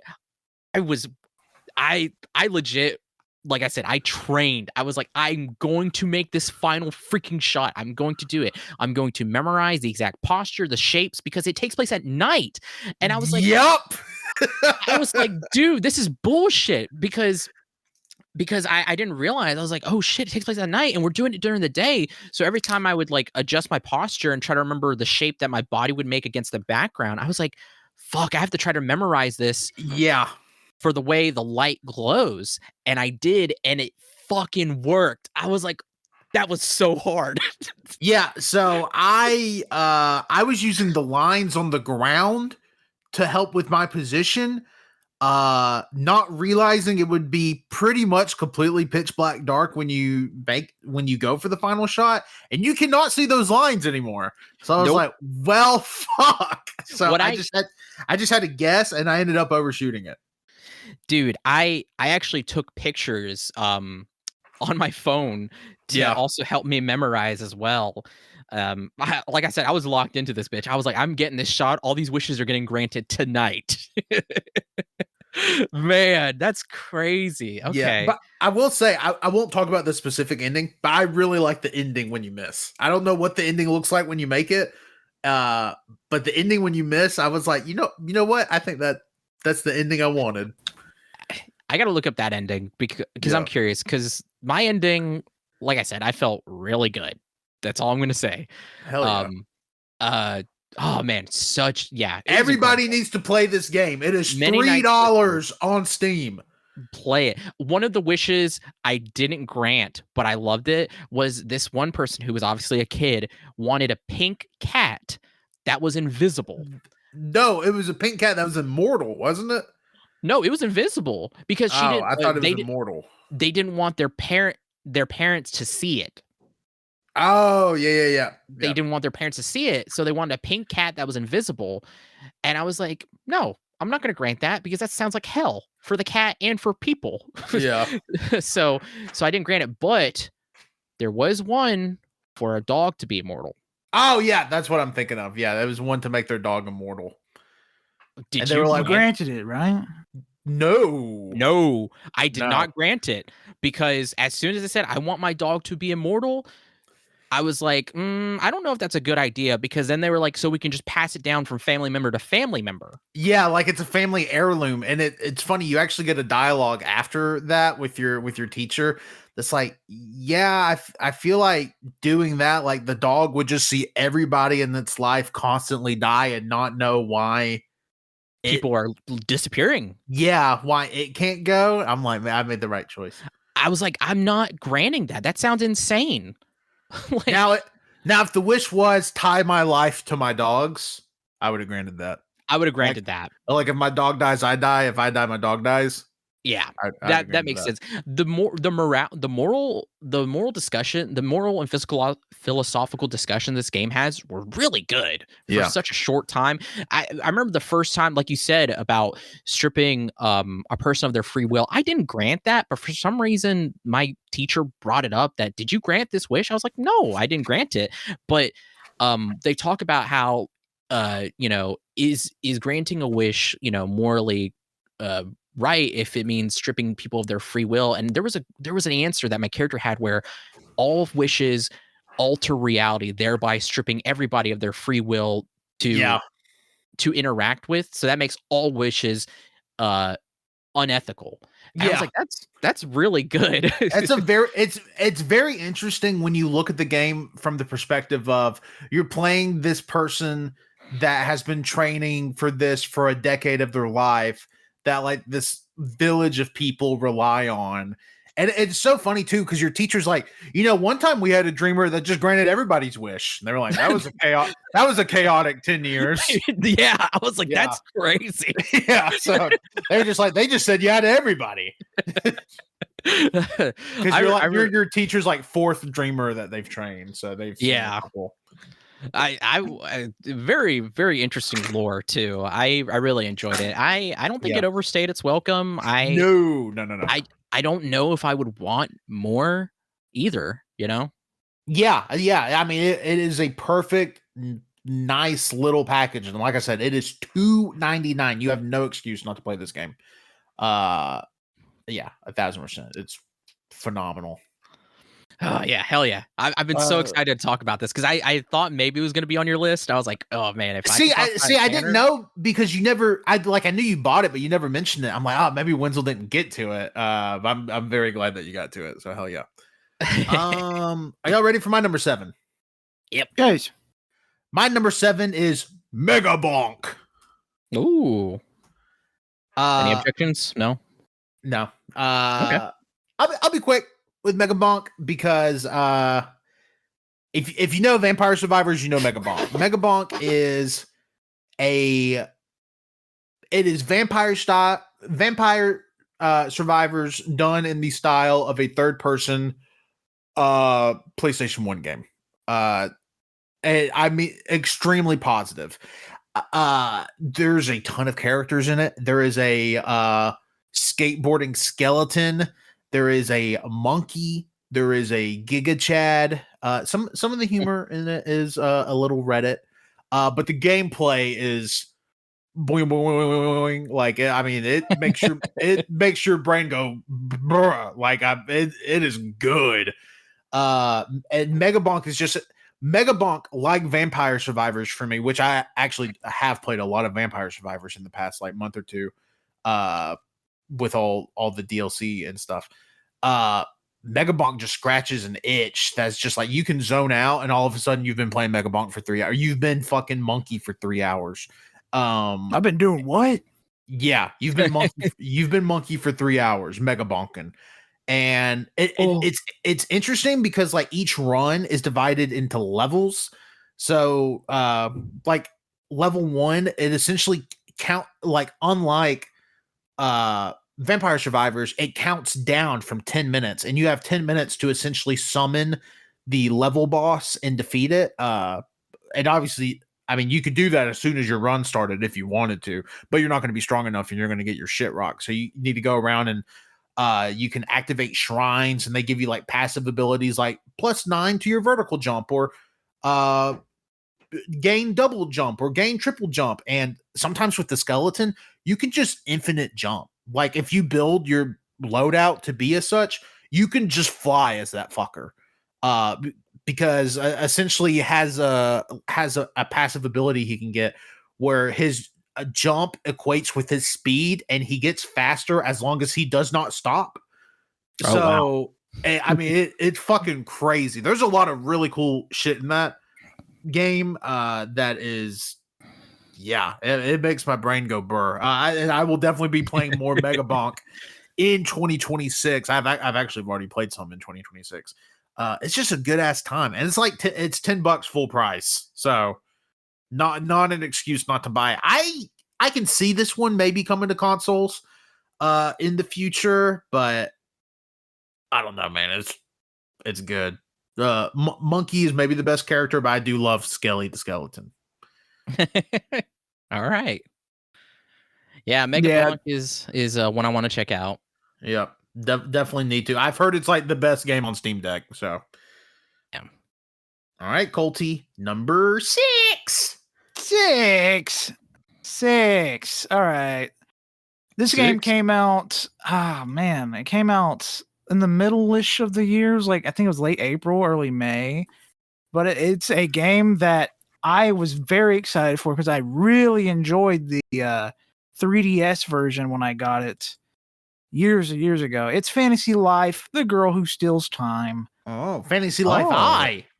Yes, Life I, the girl. I always forget the I because I don't know why it's there. No one does. The game is really fucking fun. I really enjoyed it. This is Animal Crossing. If it was just if it was better, honestly, it feels like a better Animal Crossing.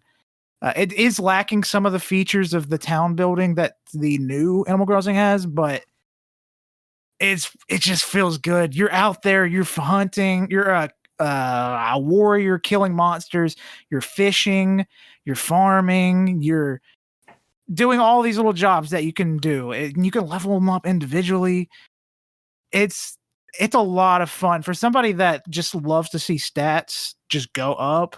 This is a perfect game of stats go up. Plus, fishing is very fun. I got all the fish in the game. That was one of my first things I did. And I had to force myself to stop playing after the main story was done because I could have kept going. I really could have. I was already at like 60 hours played. But I said, I need to go play other games. And that's one thing in 2025 that I was really good at.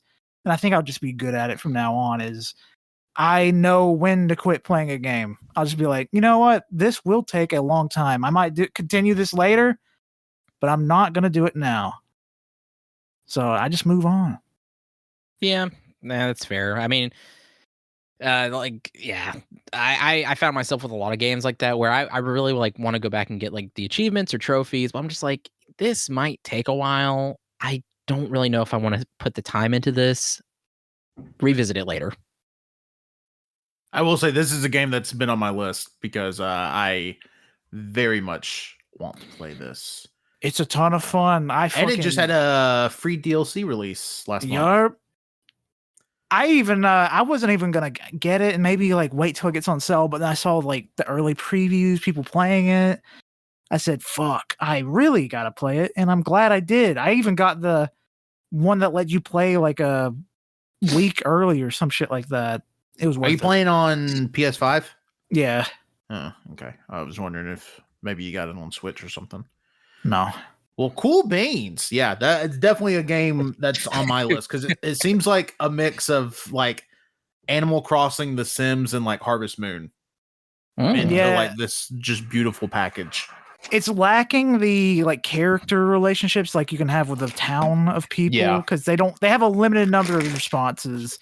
It's all things like the villagers are items that were turned back into humans they were also items. It's a thing in the story.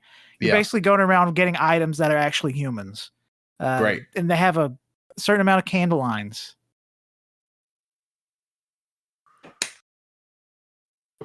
Alrighty. My 6. Wenzel, hit us with your best shot, number 6. Oh, speaking of best shots, my number 6 is Despelote. Save it. Okay, I will save it. My number 6 is Pokemon Legends ZA.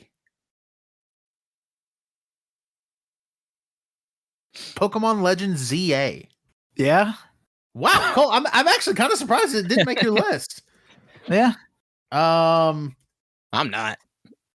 Yo, what's up? I've played a lot of games this year. I did too, but man, let me tell you, as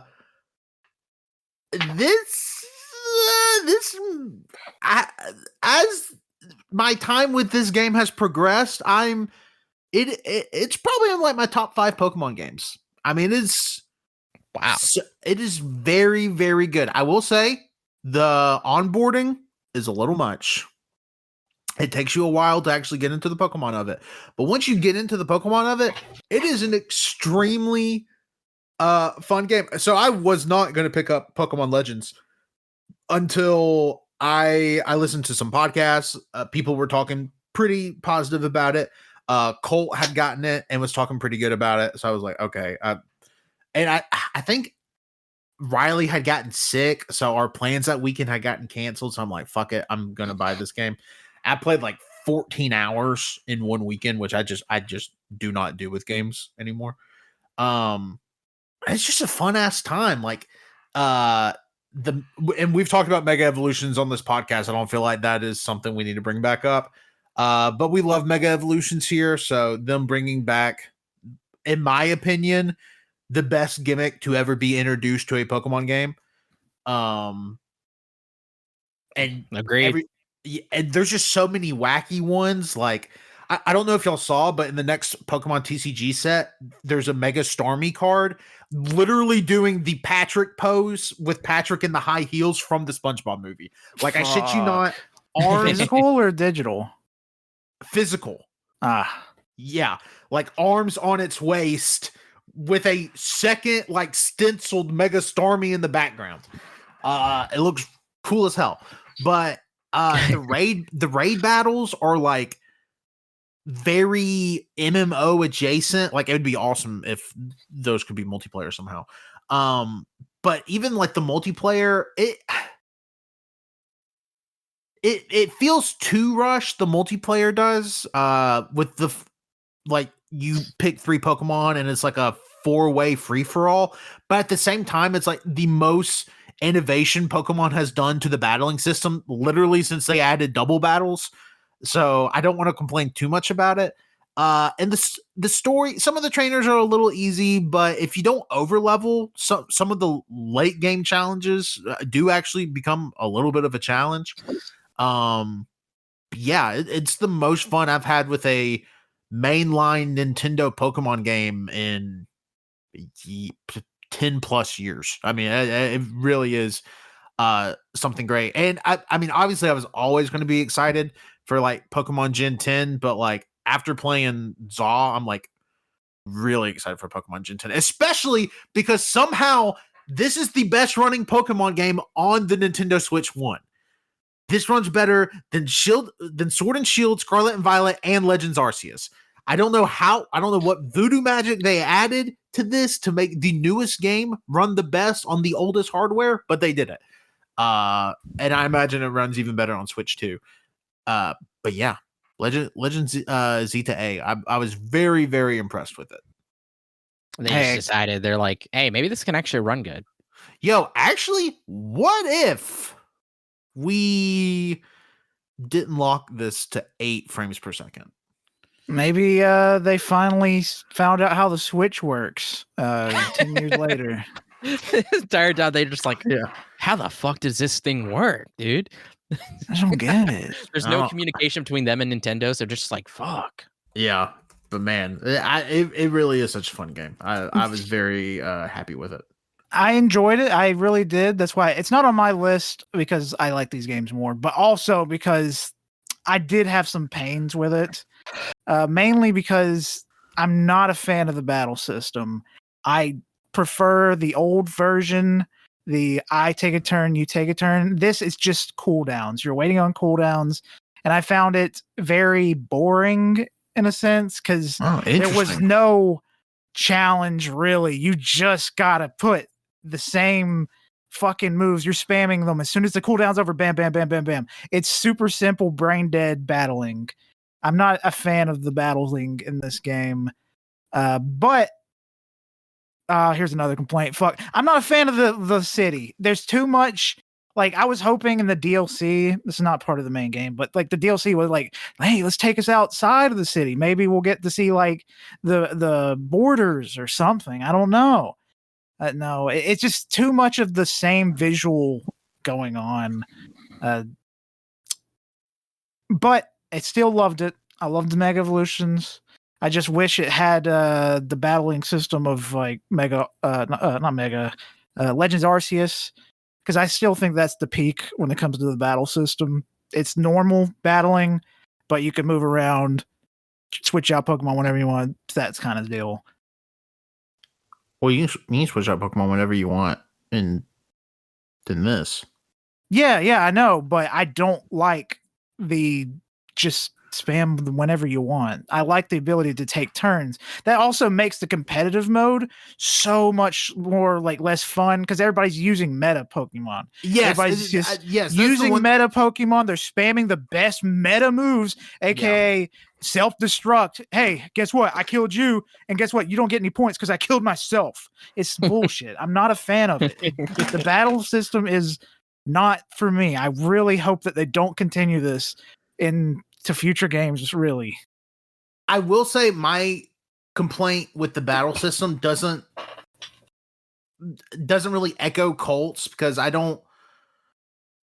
actually think in a weird way it adds a little extra layer of strategy to it, because some of those cooldowns between moves, it depends on the speed of your Pokemon. So if you're out there with a very slow Pokemon, you can't really afford to wait the 10 seconds it's going to take for Hydro Pump to cool down. But you got 4 fucking move slots. There's like, it makes those like sword dance. I never use those moves anyways in Pokemon, because I'm always about that damage, that attack damage. That makes them even like less useful, because people be like, oh, you're going to waste valuable damage slot for a fucking stat buff? That shit's not going to do much for you in this world, because I'm going to fucking hit you with 4 fucking attacks and like rapidly back to back, back, back. Guess what? Your stat buff doesn't exist because you're dead. Yeah, me and you just played this game differently. I bet I could beat you in any battle easily, because it's so simple, brain dead combat. Yeah, we just played this game differently. But I will say, I don't like that they took out abilities with Pokemon. That's my like one complaint, is that there's no abilities in the game, because the combat is like real time. So it can't really factor in like some abilities. So they just Like took all abilities out. Sandstorm or like Rainy Battlefield or something like that. No, like Pokemon abilities. Yeah, like they bring like a sandstorm to like buffet the Pokemon, like Tyranitar in the Game Boy games. He would like summon a sandstorm. Oh every time yeah, he like comes if to it the had battlefield. Sandstorm, but you could still Yeah. use Sandstorm in the game. Yeah, but I'm Yeah. talking like, is that what you're talking about when it comes to abilities? Yeah, like Okay. you know how the starters have either Overgrow, Torrent, or Blaze. Yeah, like none of yeah. those are in this. So it doesn't really matter. But at the same time, like your stats are more important. Like the higher your speed stat, the lower your cooldowns are. If you're like, so I do like stuff like that. And unlike Colt, I think the status moves have an extra layer of stuff to like, so if you like lower Pokemon's accuracy, I think that matters way more in this game than it ever has, because it's not just like RNG now. Like there is some strategy to it. You can actually just move out of the way of a Hyper Beam if you're that much faster than your opponent's Pokemon. So I find that stuff cool. I will say, I don't want this type of, I want them to continuously change the Pokemon formula. I don't want it to be samey.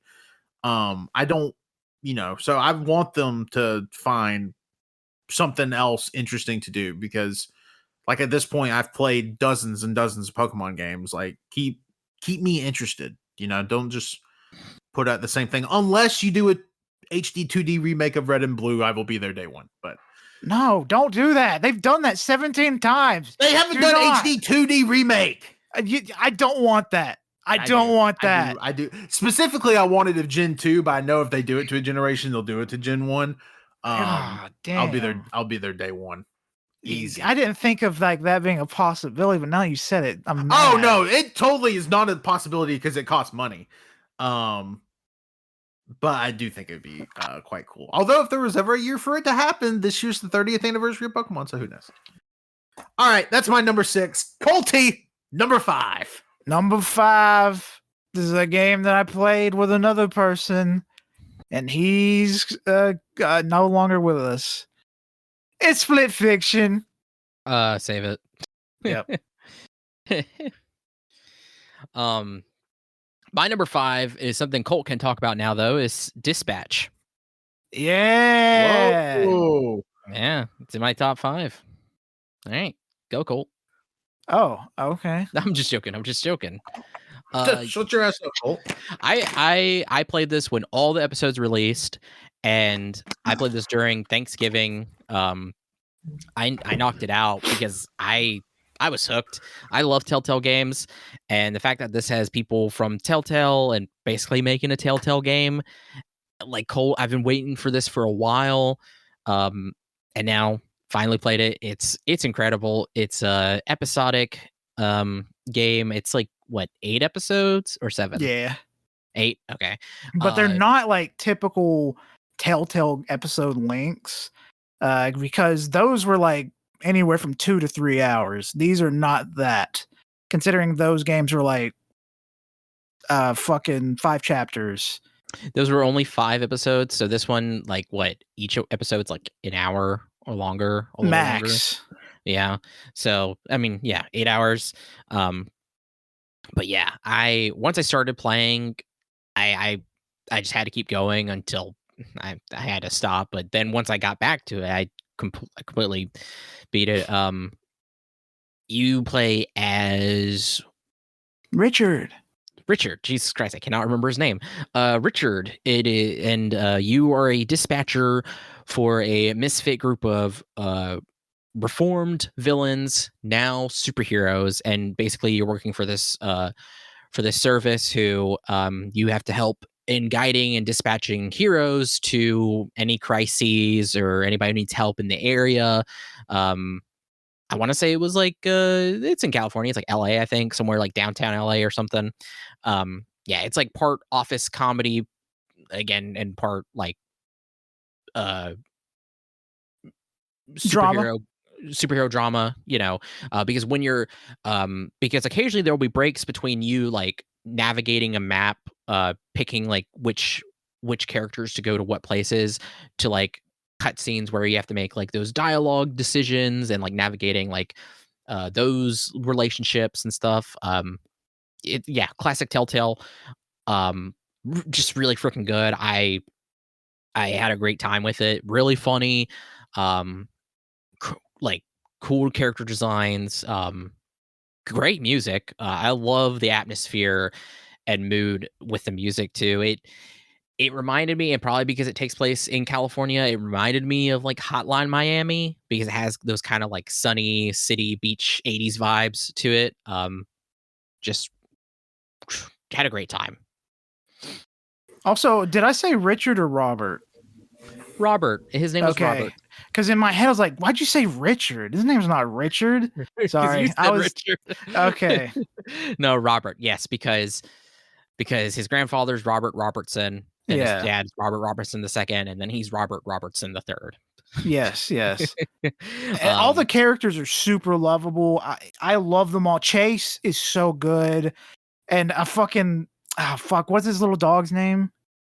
Beef. I love Beef. I'm naked. That bit where you introduce Beef to Chase and Blonde Blazer is so fucking funny. It's easily one of my favorites in the game. Oh man. Oh gosh.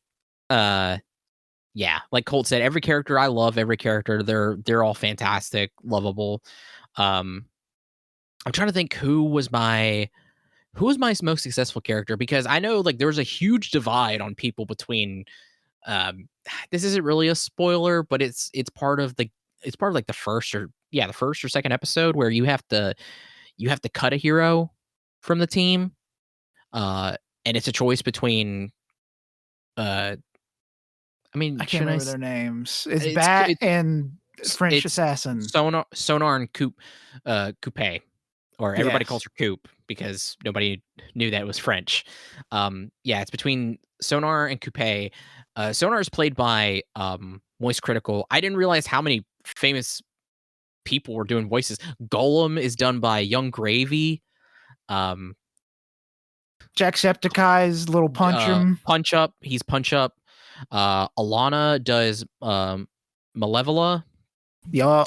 And honestly, everybody's pretty good. Everybody's really good, actually. Of course, Aaron Paul is Robert. Oh gosh, who does the voice for freaking Invisigal? Oh fuck, she's like super famous. It's Laura Bailey, isn't it? Yeah, Laura Bailey. Jesus Christ, and that's also why they were all. Whenever we got the first thing of Dispatch, they were like Aaron Paul and her were being super flirty because they were just in character for Robert and Invisigal. Which I wish. My only complaint I would say is I wish there was more romance options. Like, why does it have to be just Invisigal or Blonde Blazer? But I love them both. Yeah, and Wenzel says that, but he got the fucking celibate ending. What the fuck? The ending I got was crazy because it was not what I was doing. I was trying to focus on Invisigal. He got the bad ending, basically. Well, that's the thing. So it's very weird. So I basically got the bad ending, but I got the true hero character trait, which is a rare character trait. It's really hard to get is true hero. I was like, hell yeah, you know what? I get true hero, but I did not get the gal. Great. But like, thank you for the Reddit gold, sir. I may have not got the lady, but I was a true hero. Yeah. My bad for doing the right thing. Sorry. Yeah, tip your fedora, okay? Go play Magic the Gathering. Yeah, nerd. Get him. There's a Magic the Gathering joke in the game that's awesome. Yeah, and also there's one thing in this fucking game that I think about all the time because when I'm in the car, I have my playlist on shuffle, but Phoenix comes on, and I always remember fucking Invisigal shit-talking Phoenix, and I always remember Alana Pierce's character Malevola saying, I like that band. Because that's exactly what I said as soon as she said that. It was so funny because that was such a like a real life thing. It was just like Phoenix. It's like, yeah, you would like that band. It's like, hey, so that knocked Invisigal down a few points. Did you go for Invisigal or Blonde Blazer, Colt? Oh yeah, I went with Invisigal. But the thing is, like, Blonde Blazer was great. Blonde Blazer was great. Like I think honestly, like realistically, it all came down to types, really, in the end. The thing is, though, is like Blonde Blazer was like looking back on like Invisigal's character, I'm just like, okay, like you could like, okay, there's, there's some like, she's tough, but like obviously can love her, but like I'm like, but Blonde Blazer's like really just good, like great all around, So, oh man, uh, um, and then the song for that dance party was really fucking good as well. It is very good. I hate the freaking they have the royalty free one that I've heard that I've seen like go around. I'm just like, that sucks so much. It's like just play, because I saw where a streamer was streamers were playing and they had the royalty free one. I'm like, I get it, but like, man, that song sucks. Gosh, I don't know what else to say about Dispatch. If The you like fucking song that plays when Blonde Blazer is about to go on a date with Phenomenon. I'm gonna show you how to make a pound cake. That song is so goddamn good. I love it so much. Okay. Oh my god, the fucking bar fight scene was crazy. It was You so blind good. forever, bitch. You that is a bit I think about constantly, just because of how it's said. It's like, she temporarily blinded me. Temporarily? Bitch, you blind forever. I love that. It's so funny. Like I said, I can't hate anybody. Flambe even grew on me. I was like, man, I like Flambe. Yeah. God, Tanner, you really need to play this game. You know what? We're gonna have to come over and play it with you. Okay, it's on my list. Well, I would have. Okay, so me and Tanner have this deal going on where if he gives me one of his magic cards, I will buy him Dispatch. But the time. Yeah, I'm trading Wenzel one card for Dispatch. It's worth the same amount. So like, but we would have, the deal would have gone through, but the day that it would have gone through, he bitched out and got sick. Yeah, he's like, guys, I got COVID. Yeah, I think he ate the card. He's fucking with you. Yeah, I actually tore my Ugin in half. So unless I see a card, I can't, I can't trust you. I get it. But yeah, I honestly can't wait to play Dispatch. Everything I've heard about it just extremely up my alley. And at this point, it's about to come out on Switch. So I'm like, maybe I just play it on Switch. I don't know. Also very excited for their Wolf Among Us game. Since they made this, their Wolf Among Us game is gonna be so goddamn good. We'll see. Also, it's gonna be a long time before we get the next Dispatch game. It's gonna be like 4 years, and it's gonna fucking suck. I mean, if they take that 4 years to make Wolf Among Us, I'll be happy. I hope Wolf Among Us is closer to being done in like I just less want than 4 a season years. 2. I need a season 2. We got a teaser for it, and nothing else has been shown since, and it makes me really upset. What has it been, like 12 years? Since one I feel like it's been longer than 12 years. Was it 2014 or 13? When season 2 was teased? No, when season 1 was. No, when season 1 came out in 2013. Oh, 2013. Yeah. Okay. Yeah. 2013. Oh, goodness. Yeah, this came out when I was a senior in high school. Oh, damn. Yeah. Now, I will say that's when episode 1 came out, was 2013. So it finished in 2014. Yeah. All righty. Well, y'all ready for my number 5? Yay. I should also say there is a Lord of the Rings joke in Dispatch as well. Really funny. No, you spoiled it. yeah, Wenzel. Let's put on the spoiler caps before you. Sorry. Sorry. My bad. Well, my number 5 is a little game called And Roger. This game. And Roger did what? And Roger will fuck you up. What? It is. It's an emotionally heavy game. Think of there was a game that came out a few years ago called Florence. If y'all remember that, a lot of people played it on mobile. Very, very good game. I highly recommend. This game is kind of in the same vein as it, not the same developer.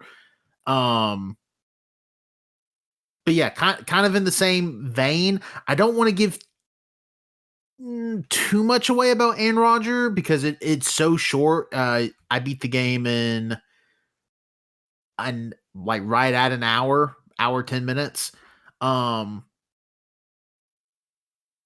Yeah, man, but it will fuck you up. You think the game is going one direction, and really the game is about you kind of understand more than the character you're playing as.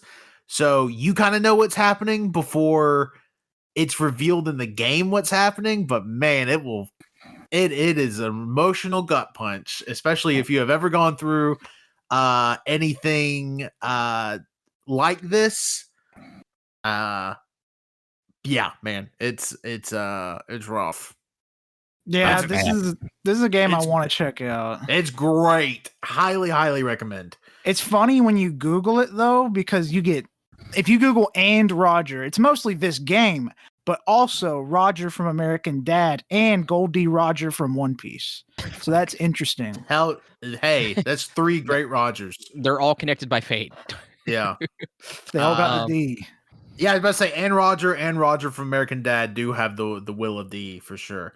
But yeah, Anne Roger is phenomenal. Highly recommend. I cannot recommend enough. The only game this year to make me cry. Oh wow. Yeah. Yeah, damn, that's heavy. Yeah, it's pretty heavy. I had heard about this. Actually, I was scrolling through Bluesky today, and I saw this game. I was like, oh, that's interesting. So I wish listed it today. It's overwhelmingly positive currently on Steam right now, and is only $4.99. So, yep. Just wait till they add the battle royale. Yeah, wait till the season 2 battle pass for Anne Roger drops. But no, all right, I'm waiting. It's phenomenal, and like I said, a game like this, you need to play it in one sitting. I feel like it will lose some of the emotional weight if you play it in multiple sittings. Like I said, it's only an hour. I mean, I don't know why you would just. All right, I paid 15 minutes. I'm done. Well, I mean, if something came up, make sure you circle out an hour to play this all straight through. If you have a family member having an emergency, say "fuck off." I'm playing Anne Roger. I'm dealing with my own family emergency over here. Man, this is so sad. All right, what was going on? Grandma. Anyways, Colt, hit us with your number 4. Number 4 is a game I've shit talked a lot this year or last year, in a good way, because it is a fantastic game that I actually do love, but it's been getting glazed too much, and so I have to glaze it right here. It's Clear Obscure Expedition 33. I love this game so much. It's a very good story. I really enjoy the story. I very much so, and love the characters. Fucking Ben Starr, he is a legendary. Like, he is going to be on the level of Troy Baker in the next 5-6 years. He is so goddamn good. He's got such a great voice, and he's got such a great humor as a person. I love him so much. But then we got Jennifer English. That's her name, right? The voice of Mel and Shadowheart. You guys don't know who they are. I know. I think it's Jennifer English. I know who Mel is. Yeah, Jennifer English is in Claire Obscure, if that's what you're asking. Yes. She's basically the kind of main character alongside Ben Starr's character. Yeah. Fucking fantastic game. I really enjoyed it. It's a great RPG. It's just nothing new in the gameplay realm. I'm telling you, you people that like this game, guess what? Play other RPGs. I don't care if you don't like the anime art style because it makes you feel weird. I don't know. You get boners to anime, you feel weird, and that makes you not like RPGs. Fucking play more RPGs, please. Because guess what? They're all great. Not all of them. There's a lot of great RPGs out that will have you crying just as much as this game probably had you crying. That's my real rant on Expedition 33. Damn, get them, Colt. Just play more RPGs. But This applies to everyone. 33 is a great game, right? It is. It is a great game. It's got a funny little dudes that are little wood dolls that you beat the shit out of. You know, I also recently started Expedition 33. I'm not far into it. I knew that I knew the story or the premise of it, but man, that beginning part really is like a fuck. That's a Wenzel's gonna get gomaged. au revoir. Bye bye. Moi. I'm excited to play more, but I'm already playing so many games right now. It's on the shorter end when it comes to RPGs. I'll say that. Which is Yeah, a it's good only thing 30 for some hours. people. But if you're Have you a not real been listening gamer, to Wenzel's list? 1 hour, 1 hour, 1 hour. It's short. It's 30 hours, which, yes, I understand 30 hours is short for an RPG, but it is.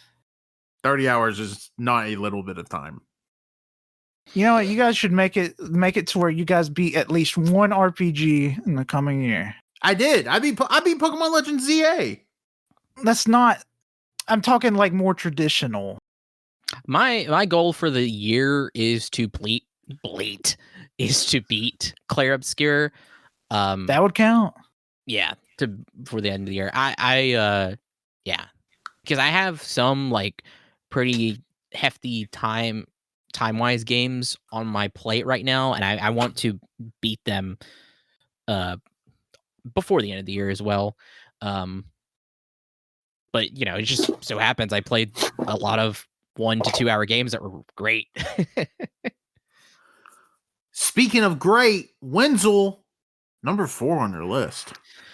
My number 4 is okay. So depending on how I edit this episode, I don't know if I'm going to keep that in or this in, but I lied in part 1, the earlier part of this episode. I lied to you guys. Partly because What? I because I didn't realize if I gave it away, so I lied about it because it's like, oh shit, did I say that? I didn't mean to. But my number 4 is a game that I said I didn't play, but I did play. It is Duck Detective: The Ghost of Glamping. Oh yeah, you should definitely keep that in. It's so fun. That's so funny though. To go out of your way to lie that you didn't play it, and then it shows up on your GOTY list. Did you knowingly lie about it? Yeah, because I couldn't remember. See, I haven't checked out. I haven't listened back to part 1. So I remember saying something, and I was like, oh shit, did I just give away that's going to be on my top 10 list? So I quickly said, I was like, yeah, I'm really excited to play Duck Detective: Ghost of Glamping. I'm gonna try to play it before the end of the month or something. I can't remember what I said. Yeah, you did. What the fuck? That's so. Why would you do that? That's weird. You're weird. I just explained why I did it. Oh my god. Just explained why. Yeah, but why? I just explained it. I understand what you're saying, but If Why? somebody asked me why. Okay. Anyway, so Duck Detective: Ghost of Glamping. It is pretty much like the first game. You are solving a mystery. No murder. well, there's death No, because there's ghosts. Ow. Ghosts are part of death. Okay, you know, actually though, for surprisingly, I said this for the Secret Salami, for a surprisingly like kind of kid-friendly game, there is some like pretty adult stuff, like in terms of like politics and also too like ghost and yeah, it's very funny how that works. But anyway, for this game, I won't give it away, or I won't say too much about it, but for this game, you are going to a glamp site, and you are trying to it's really dumb at first, but you're trying to solve the mystery of missing tables and chairs, I believe. And over the course of this, you unravel some kind of a bigger mystery. It's crazy too because it's my favorite out of the two, Secret Salami and Ghost Glamping. But it's so much shorter than Secret Salami, and I wish it wasn't because I was really into it. Very good. I liked it so much better. I'm so glad. This isn't a spoiler, but Freddy returns. I love Freddy. I don't know about you, Colt. Yeah. And it's just so funny that Duck Detective does not like him. And I'm like, get the fuck away. You got this stupid girlfriend who would date you. You're a fucking loser. Dude, he's so mean to Freddy. I'm like, Freddy is so nice. Like, why is everybody so mean to him? He's such a nice guy. I love Freddy. Yeah, I mean, I don't know what else more to say. It's just like with Secret Salami, it's a very fun mystery puzzle game. I love the art style and aesthetics. I love how it's like a 3D environment, but like the characters are 2D and it's like top Paper down. Mario in a way. Yeah, and I love that. It's so good. I love the voice acting. It was incredible. Great time. I'm excited for the third game because that ending. There's a third game? I hope so. Oh. I don't know if they've announced it or anything, but with how that ending, I would imagine there'd be a third game.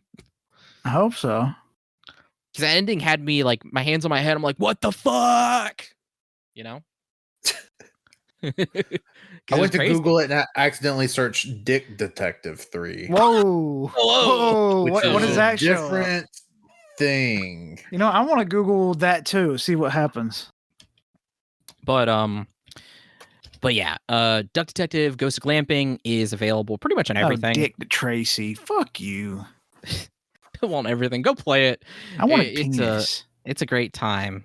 Can I talk about my game without you talking about penis? Thanks. Yeah, for real, Colt. Can you grow up a little? Well, that's awesome. I really want to play the Duck Detective games after loving Frog Detective so much. I really want to dive into Duck Detective. So those will probably be two games I definitely play. You'll this year.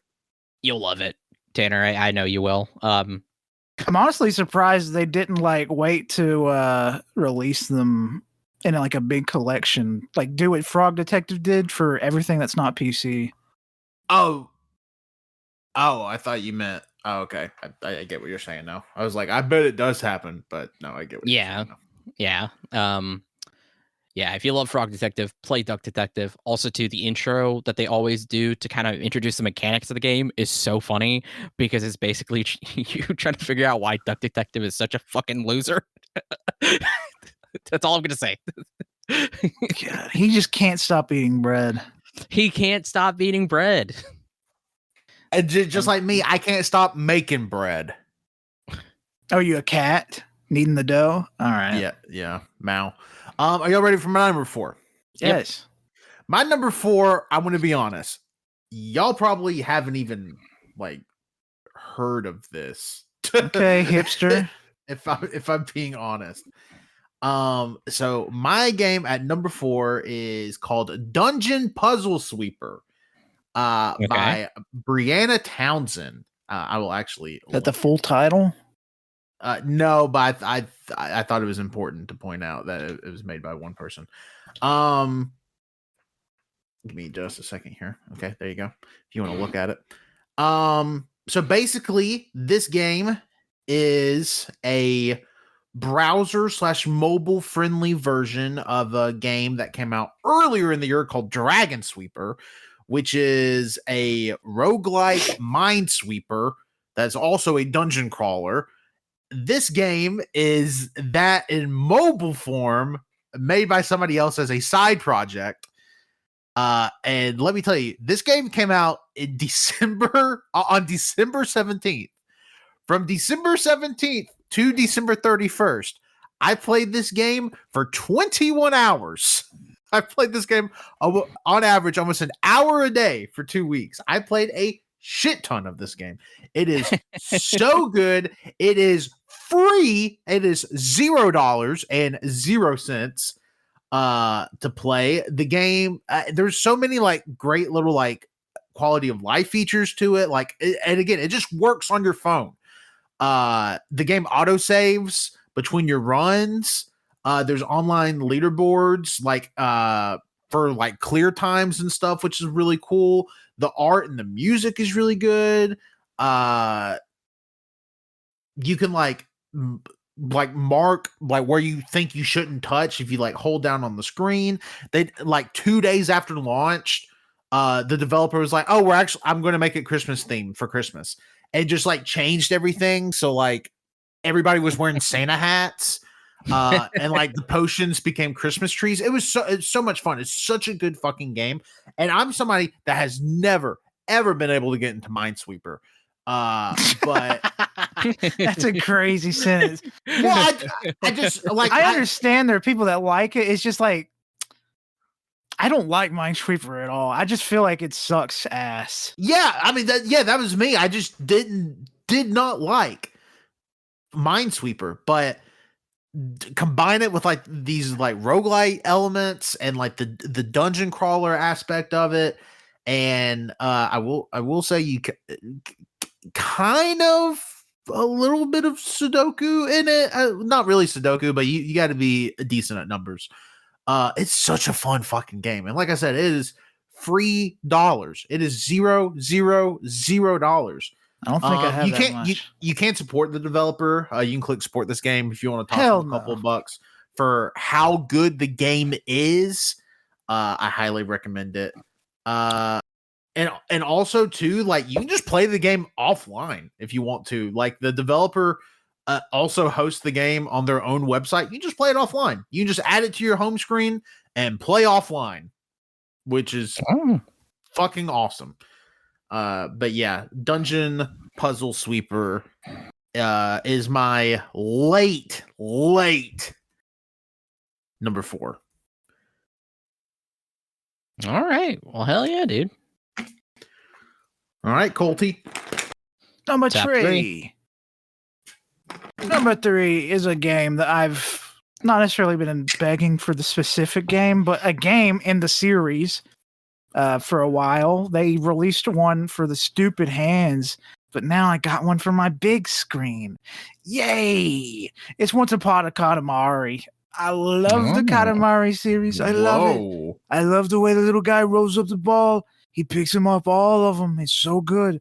But they really, really nailed the vibes of the OG Katamari series, considering it just looks like a PlayStation 2 game. Still, it looks exactly the same. And the music's fantastic. I've already talked about how fucking awesome the music was, because one of the songs is one of my top songs of the year. It's just that guy, that game is so good. I love Katamari so well. I hope this game sold. I really do, because it was only $40, and I really need more. I need more Katamari. Please play Katamari. Yeah, I gotta pick up this game immediately. I even got the platinum trophy for it. It was very fun and easy plat. Nice. I played a Katamari game in 2025, but it was the Apple Arcade one. Yeah, one I can't play. That's also quite good. I would highly recommend if you have Apple Arcade to download it and play. It's Tanner's number 2. Let's just say we'll talk about it in a minute. No, I'm just kidding. It didn't make my list, but I mean, it's a very good game. A lot of good games this year, turns out. Oh yeah. Who would have thought? All right, Wenzel, number 3. Games just aren't good anymore. Yeah. All I play is 2K and Call of Duty. My number 3, Colt can finally talk about it. It's Split Fiction. Whoa. Save it. What? That's a good bit. All right, Tanner, you go to your number 3 now. Wouldn't that be crazy? I mean, it would make sense, but shows, yeah. Split Fiction is like one of my favorite, or out of is it Take-Two? Yes. That's the company? Or yeah. no? Oh, no, Hazelight. Yeah, Hazelight. It Takes Two is the game. Yes, Damn, yeah. yeah. Hazelight, it's my favorite game out of the Hazelight catalog. It Takes Two was originally one of my favorite games out of their catalog, and like favorite co-op experience, but Split Fiction has dethroned It Takes Two. I still highly recommend It Takes Two, but Split Fiction was. You should play every single Hazelight game. Period. They're like, especially if you have a friend. I know some of you don't because you're losers, but if you have a friend, you should definitely play their catalog. That was smooth. That was smooth. Yeah, definitely. If you can just pick up some fucking loser like you off the street and get him to play with your bitch ass self, maybe you'll have a good time. Maybe. No, if you can find somebody to play these games, I highly recommend it. And you don't even have to have them buy it. No, you don't. No. They have the friend pass thing, which so cool. It's incredible. I love that they did that. I love Yosef. Love you, buddy. I wish that they won more awards at the Game Awards so that he would be on the stage this year. That's really sad. Man, so funny. But no, back to Split Fiction. Split Fiction dethroned It Takes Two specifically for the fact that not only is it like just a great co-op experience as well, it also is like introduces so many unique like mechanics to like co-op as well that like I haven't seen in any other games. Like it's crazy. And hilarious to play at the same time. There's great jokes, but also the shit that you can do in this game, it make you giggle. Yeah, it's the humor is incredible, the story's incredible. It's very well written. I guess I could say to what the story's about. Basically, you play as two writers, Mio and Zoe. They're both writers in different genres, sci-fi and fantasy, I think, respectively. And they both go to this company. I think it's called Raider, which is a play on that. But they go to this company to help them basically have a big start to their careers. And what they end up learning is or part of the start is that they go into this like new kind of like VR technology, but they didn't realize I'm trying to think. Mio, one of them gets scared because of like the fact that like it kind of appears as, and it's kind of is like medical technology, and there's like wow,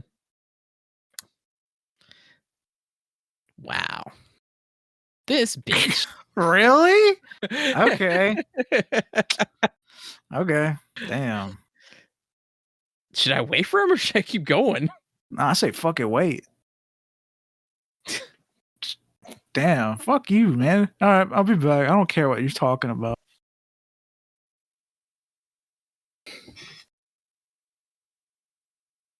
Hey, when it comes to Tanner's next one, let's both just leave. Just walk out of the room, go do something else for 15 minutes. Type, gotta go cook, be back in an hour. I gotta go outside and do something real quick. I got a new telescope. Let me go outside and count the stars.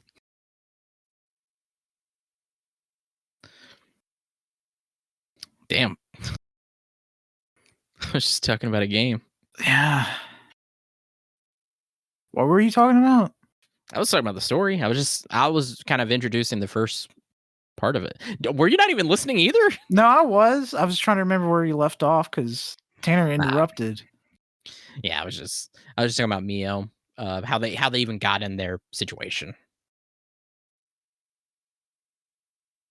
I can't even remember what he said to explain it to them. Like, I don't remember like what he tricked these people into getting into these devices for. I think she just didn't like the idea of getting inside this machine because it's like maybe claustrophobic. Yeah. Well, she didn't get inside of it because she didn't realize it was wow, Tanner. What? A little too boring for him. I get it. No, I was dying of thirst.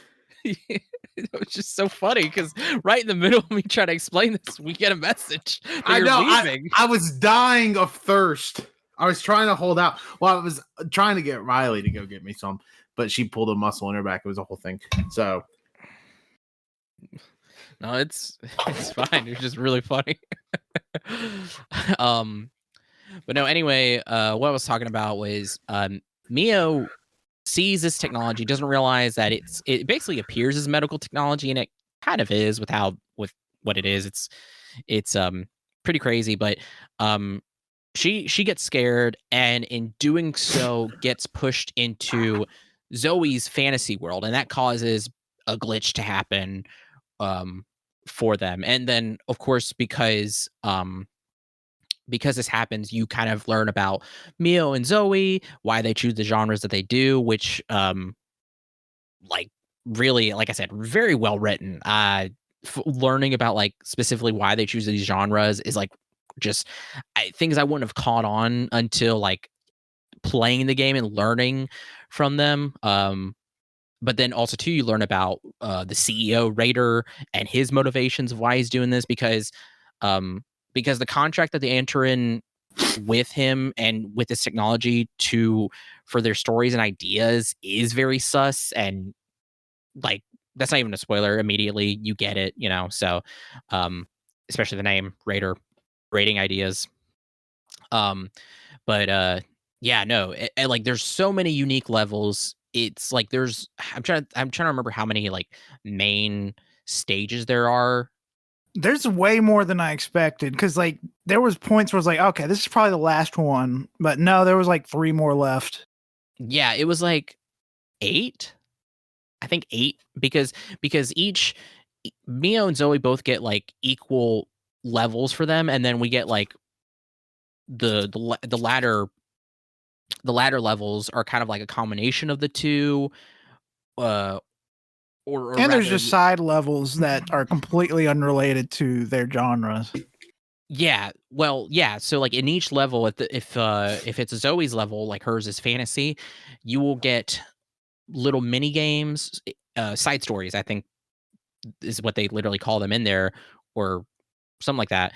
And there'll be Mio's like sci-fi stories, so they'll all be in sci-fi. Or later, as you go down the line, you'll get some really just interesting, unique ones that are really good. We did a review on Split Fiction, if you want to go check that out as well, where we talk about our favorite stories and missions, pretty lengthy as well. Forgot we did that.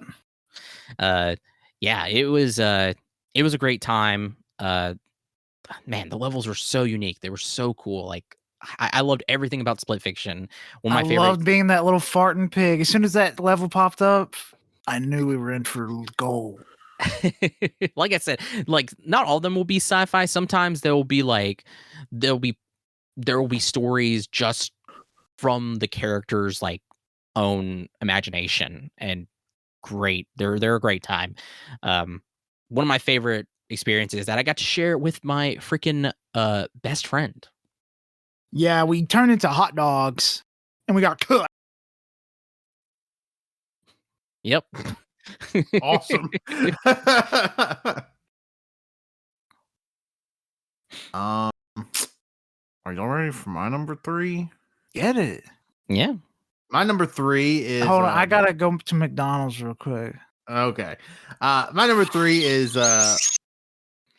Wenzel. You can finally talk about it. I was gone for like a minute and a half. Okay, first of all, I don't know how that pitch picked up either. Yeah, I don't either. So high. But my number 3 is Despelote. Oh, finally. A little background in case you haven't heard about this game, which I feel like this game is still like pretty under the radar for what it is. I mean, just if we're just going based off of Steam reviews. I mean, it was on a PlayStation Showcase thing, I think. Not enough people have played Despelote. Everybody should play Despelote. But anyway, I agree. Despelote, just for a little quick synopsis, it is a slice of life adventure about childhood and the magical grip soccer held over the people of Quito, Ecuador in 2001. So it's about the Ecuadorian national team run to and in the World Cup in 2001 into 2002. Man, like this new genre of game that's emerging, this biographical game, because it has to do with the developer's life. There's so many cool little details in it. Like the parents in the game are the developer's actual parents, who are divorced. That they got in the sound booth to be like, okay, talk like you're having a conversation, like it's 2001. And they're just talking about the game, soccer. And like there's so many little you feel like a little kid in this game. Like there's a scene in the game where you're like at a wedding and people are watching the Ecuador soccer match and you can just sit in front of the TV and watch the game. Is it the actual game? There is a part of the game that is legitimate. So like there's a couple of different developers on the game. I believe this is Julian comes in the game comes in at one point and says, hey, so here's footage of this actual goal from this game in Ecuador. However, there's no footage available that doesn't have this specific ad in picture, but I feel like it adds to the authentic experience of what I'm trying to convey here. And it shows you like the real game. And there's a legitimate, I believe it's a cleaning product commercial, like windowed in the corner, all in Spanish. And like the guy makes a goal and it's just like, oh, go. Everybody goes crazy. But there's a really cool part of this game where because Julian will often break the fourth wall because it is a biographical game. And they went to this specific park in Quito, Ecuador, and essentially photographed it to make it like, it's like you're walking on a 3D plane Google Earth image. Like it's the actual real life park, but they made it polygonal. It is so it's literally like maybe the coolest thing I've ever seen in a game. It's so fucking cool. And like Julian's like, yeah, it was actually like really like this is like in a dangerous part of the country. And we actually had to get like security to go here and like photograph this because otherwise people would be like, why are there people here photographing this? But man, it is such a special game. Sure, I beat it in right at 2 hours. But goddamn, it is an experience everybody needs to like. I'm not like I'm a sports guy, and this game really is about like the community that can build around sport. And I'm not a soccer guy, but I am a sports guy. This made me want to become a soccer guy. Like I'm playing this and like I'm kicking the ball. I am, little 5 or 6 year old Julian in 2001, which is really funny because literally like we would have been the same age in this time period. So I'm just imagining me in like 2001, like just instead of being really into baseball, being really into soccer. Yeah, man, it is such a special game. Wenzel, I would like to hear your thoughts about it. Gosh, you kind of said something that I'm like, I don't know if I want to talk about it because it's kind of a spoiler. Yeah, don't spoil it. I got to play. But he just said something that kind of gives it away. It's about the park, but I will just say the park bit that he was talking about was really interesting. Yeah. Oh man, I want to say so much about this because it was so fascinating. Like it's this, like Tanner said, it's this biographical slice of life game that like that's very nostalgic and that's what I found really fascinating about it because I felt the nostalgia even though I'm not a soccer fan. I don't know anything about it or any like especially Ecuadorian of the fan base or how they felt, but like being there and like the recordings and what they did get, like they make you feel like there of like oh man, like this is like something that like you had to be there to experience, like like their qualification for the 2002 World Cup, and like also too like the economic crisis that they were going through. But that game like united everybody. That the team united people, a country. So like regardless of like what was happening like economically or politically, it's like everybody was rooting for the team. They were all talking about soccer wherever you went. Like Tanner says, you go to a wedding and you can just sit there and watch the game. And they talk about the game before the wedding, about how is anybody going to watch the game? And then like they're going to have the TV up, even though the bride didn't want the TV there, and she got overruled, and people were like, we're either not coming to the wedding or you're going to have a TV at your wedding. And then playing as Julian, you can be there and like kick balloons around like a soccer ball. But if you do that, it will cause one of the balloons to pop and you'll be forced to sit down and calm down. Much like being an actual kid. But also you can go around and like drink all the adults' wine if you want to. Yeah. And you can get like kind of fucked up. But do it. So you're just like this drunk kid. But eventually they'll take it away and say you can't drink that or whatever. So yeah, you can communist Russia. But then what's really cool too is you can dance as well as a kid, and whenever you're dancing, your mom will be like, "Look at you go!" Like, and I just imagine your moves are super like, I think super simple. But then in my head, I'm also thinking like, this kid's a really good dancer. Yeah, the game like conveys like community, and like the type of community that you really only can get through sport. It's such a cool way. It is so cool too, because you can even just be walking in like the downtown area in the game and like not be doing anything, but you can hear the audio of a soccer game from like a shop you pass. Like it's the real audio of one of the soccer games that's playing in a shop, and you just hear it as you pass. Like it makes and the map is not big. It's not really a map, but the world is not big. And it just makes it feel so alive. It feels so much more alive than like so many like sprawling open world games like I've played. Like it just feels alive in a way that I don't know. I can't even really describe it. It is like God, it's such a good game. Such a good game. And it's only my number 3. It's only my number 3. Last year, Despolote would have been my number 1. Easy. Well, number 2, but Balatro is a generational defining game. But Despolote was my number 6. But I mean, like it really is like, oh gosh, I loved all the games I played this year. I played again a lot of good games, but man, Despolote is like really just something unique. Like I said, that community and that experience is like something. It's forever in a good and in a bittersweet way. It's forever lost to time, but at the same time, those who got to experience it and be a part of it is something to treasure forever. And I think it's really something truly. I think it's something truly special that Julian was able to capture that in this game, even if it's for like maybe an hour or two.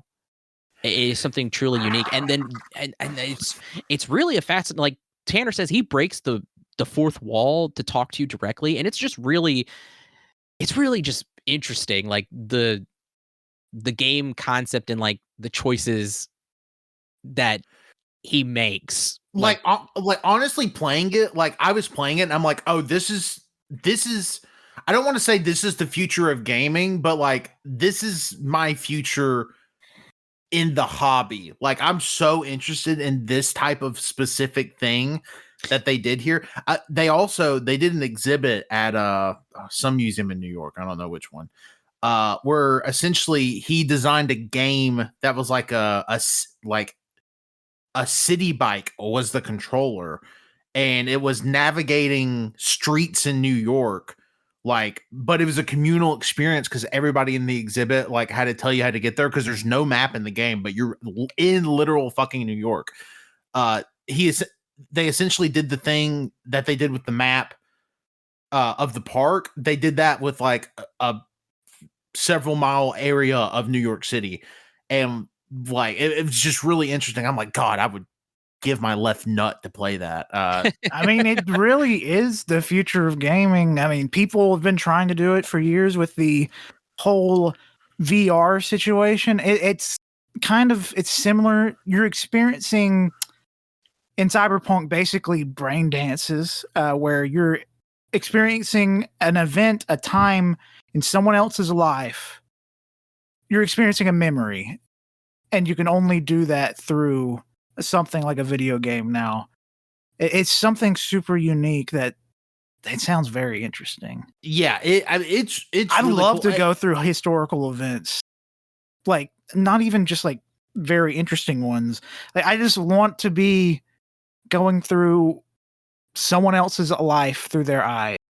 Yeah, I mean that's what Despelote is that good. It's more immersive than any VR game I've ever played. Like it made me feel I felt more a part of that world, like I was physically in Ecuador than I ever have playing anything in VR. It really is a special game.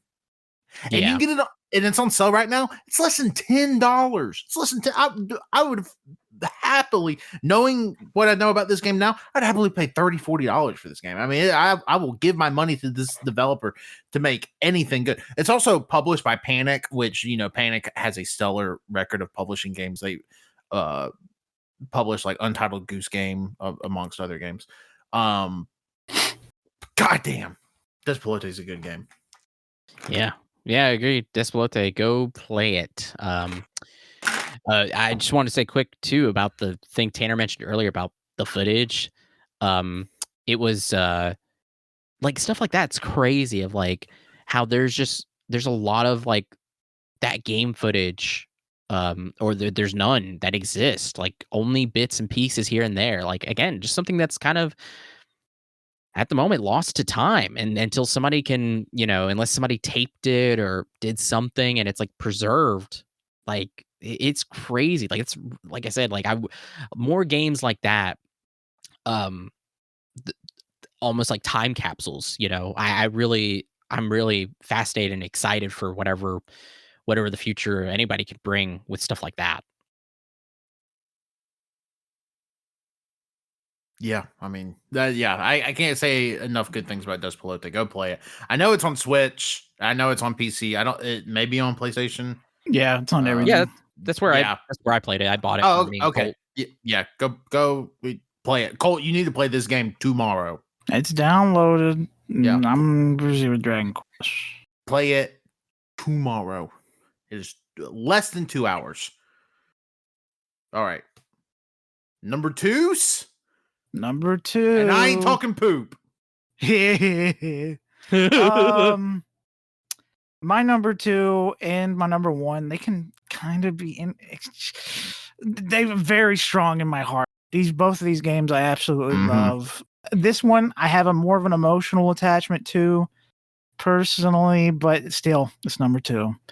It's Death Stranding 2. This is a game I've been waiting for years. It's the ending of Norman Reedus' little fetus adventure. It's everything I had hoped for. Describe a game. I did not know it was the ending, but okay. I mean, well, you haven't beat the first game, but anyways, it's the end of an arc. It's not end of an arc. It's end of a story, basically. And I'm not going to say anything about the story because it's a very good story. It's some of Kojima's, like some of my favorite of his work. It's very, very good. From the gameplay, like I replayed Death Stranding 1 like in April, and then this game came out 2 months later or something like that. It is an upgrade. It some people it might not be because it's like a walking simulator. Yeah, but it's awesome, and they also made combat more viable, and like killing people is really not an issue in this game. You don't have to worry about the void outs. Oh, nice. I mean, you can still get void outs, but like most of the weapons you have are not going to kill people. Oh, okay. Well, that's still good. But yeah, Death Stranding 2 is so goddamn good. I love the characters. I love Little Dog. Little Doll Man's story, his backstory, not just his, but every character's backstory is so goddamn sad. What I But- know about Doll Man is all against my will. What a crazy little dude. You make it sound like he's bad. No. It's something only Kojima could come up with. Like, Yeah. really. Like, no, I love Doll Man from what I know about Doll Man, but like the first time I heard the explanation of like Doll Man's deal, I was like, wow, that truly is just a special little brain, huh? Hell yeah. Well, that honestly surprises me. Like, coming into this, I would have said either Clear Obscure or Death Stranding 2 would have been your number one. So Same. I'm kind of curious. I'm a little surprised. I think I know what your number one is now, but Yeah, I've said it before. yeah, I think I know what it is, but yeah, wow. All right. I love you, Death Stranding 2. Norman Reedus, please. Norman Reedus, I love you. Please, just I don't even know, man. I just want him to be in more games. Such a good actor, and I just need him to be in whatever Kojima does next. It doesn't have to be Death Stranding 3. I just love how his vibes are just. I'll do whatever he wants me to do. I'll do anything. Wow, we need that's more crazy. actors that just say, I'll do anything. And they got to be older men, specifically. That's all I got to say. Yeah, no women. No. We need more men that are desperate. I wouldn't label him desperate because he's still getting that Walking Dead money. They milking it. Hey, yeah, that's your label, Cole. You're the one that said it. All right, Wenzel, what's your desperate number 2? My desperate number 2 is also kind of a walking simulator. Would it be crazy if I revealed here that I also beat Death Stranding and beat Death Stranding 2? I would be crazy. upset. I know it's false, but that would be crazy. No, my number 2 is Enna Dream Barbecue. Save it. Fuck, really? Yep. Are you ready for my number 2? Yeah. My number 2 is Enna Dream Barbecue. Oh my gosh. no. Chapter Wow. 1. Yeah, chapter 1. I should say chapter 1 as well. Yeah. Wow. Wenzel, we both have it at number 2, so the floor is yours. That is crazy that how the hell did we do that? Okay. Yeah. Just for the record, typically leading up to Game of the Year, we don't really talk to each other about like what we're playing or how we're feeling about certain things. So the fact that Wenzel and I have this, I'm going to say, fairly obscure free game, both at number 2 on our list, is like, whoa. Yeah. I like it's crazy, and the reason too, I should say, like usually we'll talk about like whether we're really vibing with the game or whatever, but like I know like towards the end of this year I was like I kept quiet because I'm like some of these games are really great, so I'm not gonna say anything so I can surprise everybody. And a Dream Barbecue was one of them because Tanner told me about this. He was like, this is a game I think you would really love. So I was like, oh, okay. Looked it up and I was like, what the fuck is this? So it was free. So I bought it. Or no, I didn't even buy it. I downloaded it for my Steam Deck. And I think at the time it wasn't verified yet. So I kind of waited and then it got verified. So it's playable on Steam Deck and I played it. And if you just go like straight through like your initial objective to the ending, it's not too long.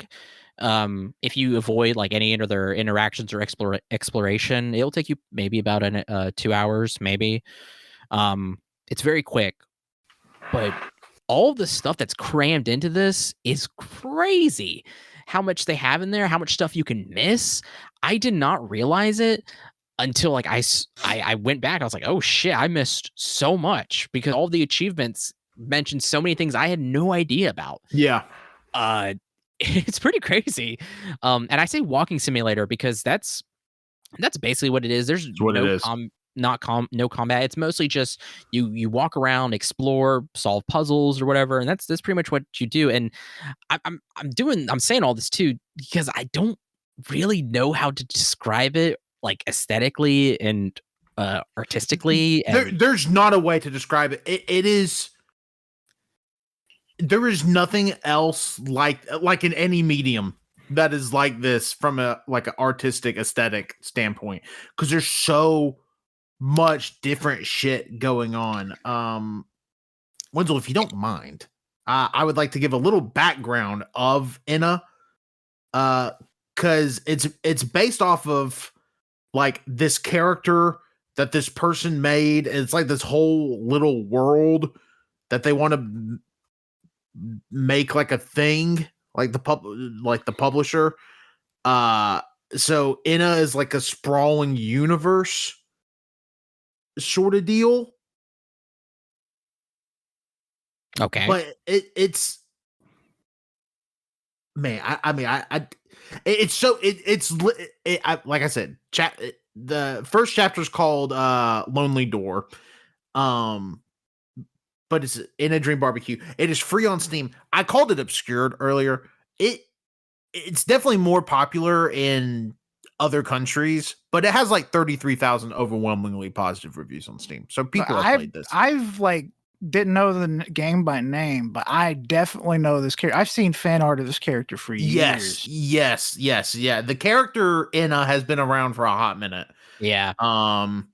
They even say because Enna is has two different voice actors. It has the male and the female version.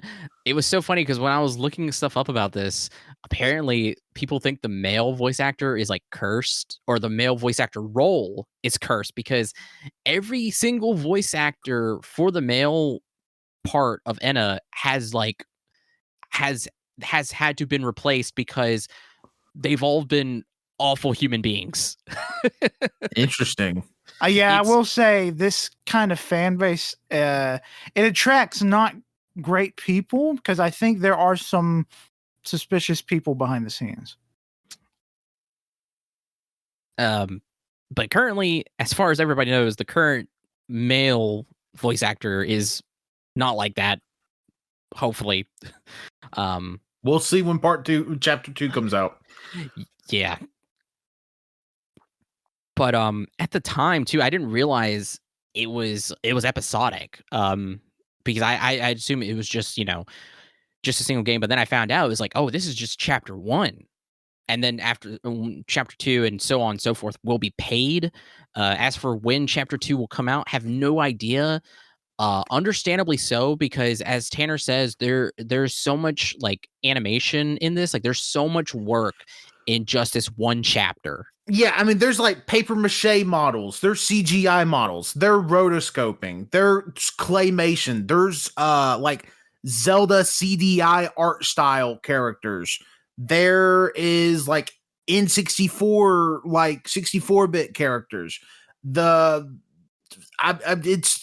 branching paths. I mean, the game can only end in one of two ways, but there's like so many different paths of how you get there. There's side missions that like it's stuff you don't even have to associate with. Like Wenzel, I don't know if you did any of the stuff inside of the taxi, but like that's a whole like meta layer of the game that like I was like, I gotta look this up. I'm too fucking dumb to even figure out how to even activate this. And it's like, yeah, well, if you line up the fucking 3 dogs in this particular order and then kill the middle dog or whatever, and then go to the taxi 17 minutes after, it's like shit like that.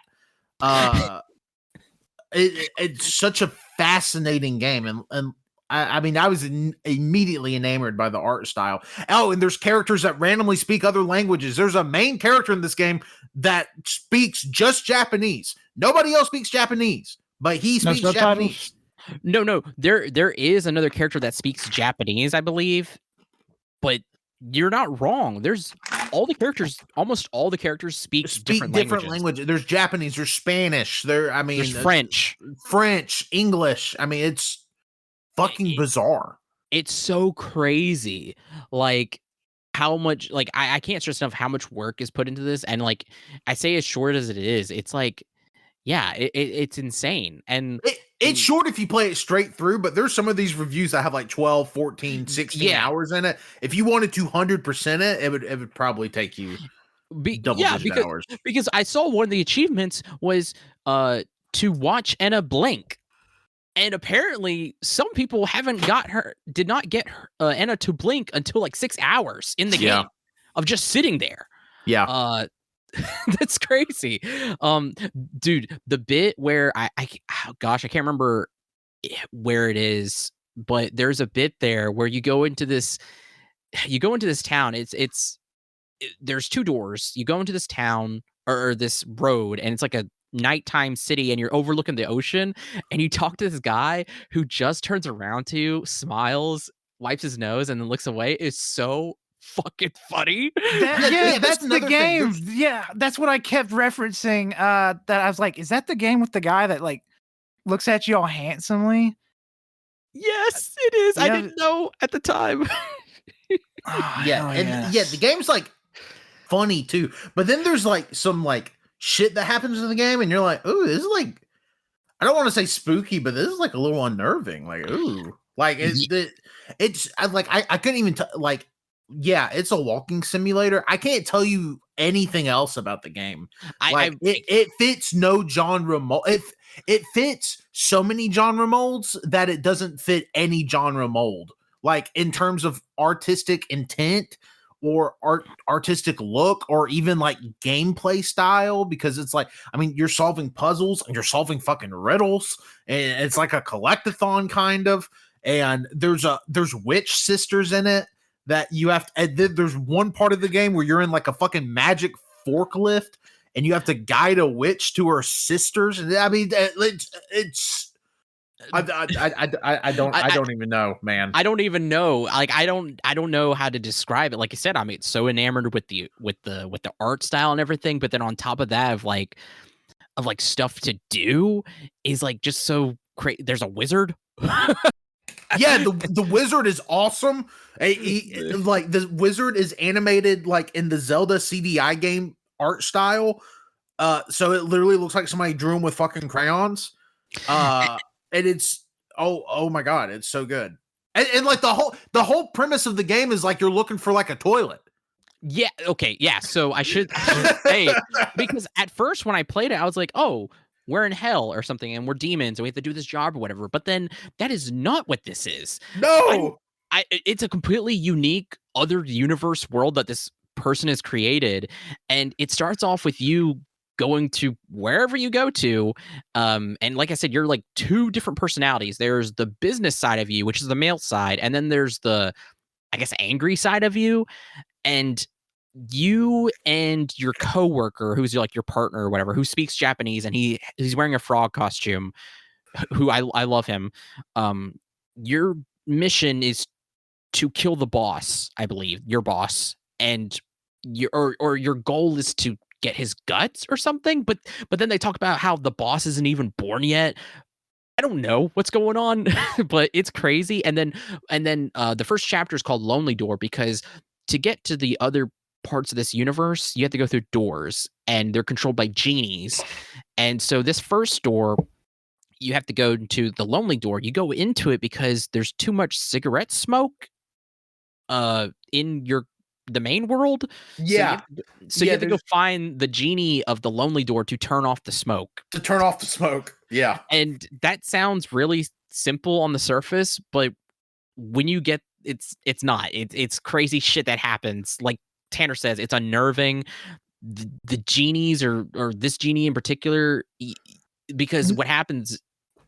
Oh, sorry.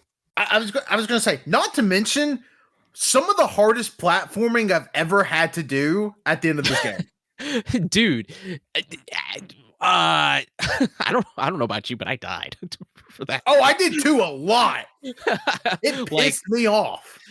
Oh my god, crazy. There was also too that last section or whatever. There is a character who her whole deal. Sorry, 2 characters. Her whole deal I really loved, but there's one specifically at the end, towards the end, that I really enjoyed. And that's where you also get really unnerving as well. But man, I don't really know what else to say. You just got to play it. Yeah, like everybody listen again, literally free. Everybody needs to play it. If for nothing else, play it just to look at it. Really, like it's so satisfying. Yeah. Well, hell yeah. Yeah. That's mine and Wenzel's number 2. We can't even tell you what kind of game it is. Yes, sir. Yay! Colty, number 1 time. Damn, I was just here. All right. This is my number 1. I've actually said it multiple times throughout the year, multiple times to you guys not on podcast. It's Donkey Kong Banana.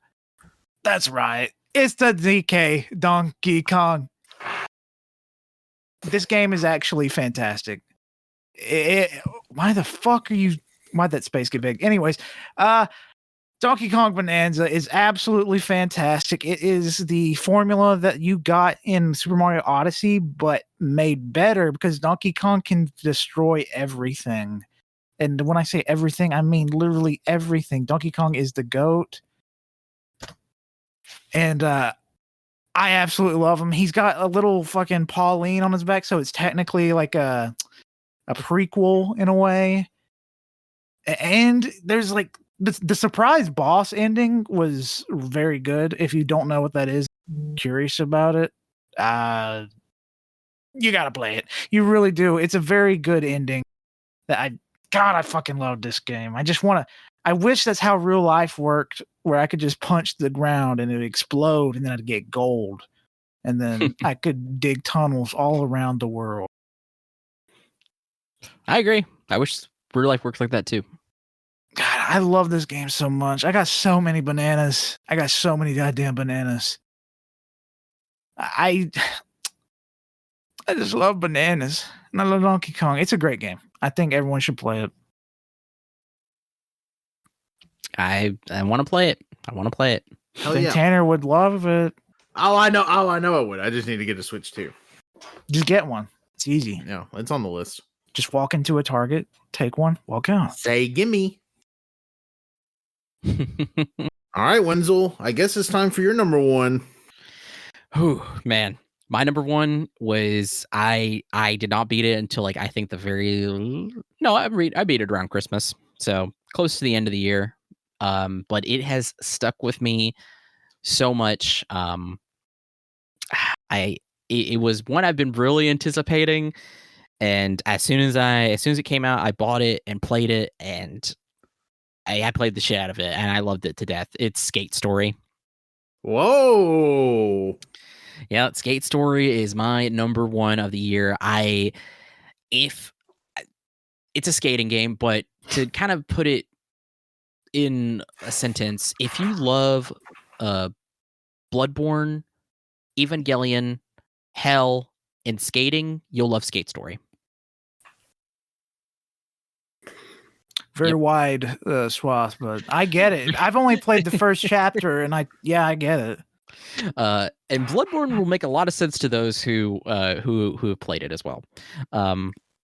Yeah, man. I remember when we first saw it and like the music, I was like, whoa, this is really cool or whatever.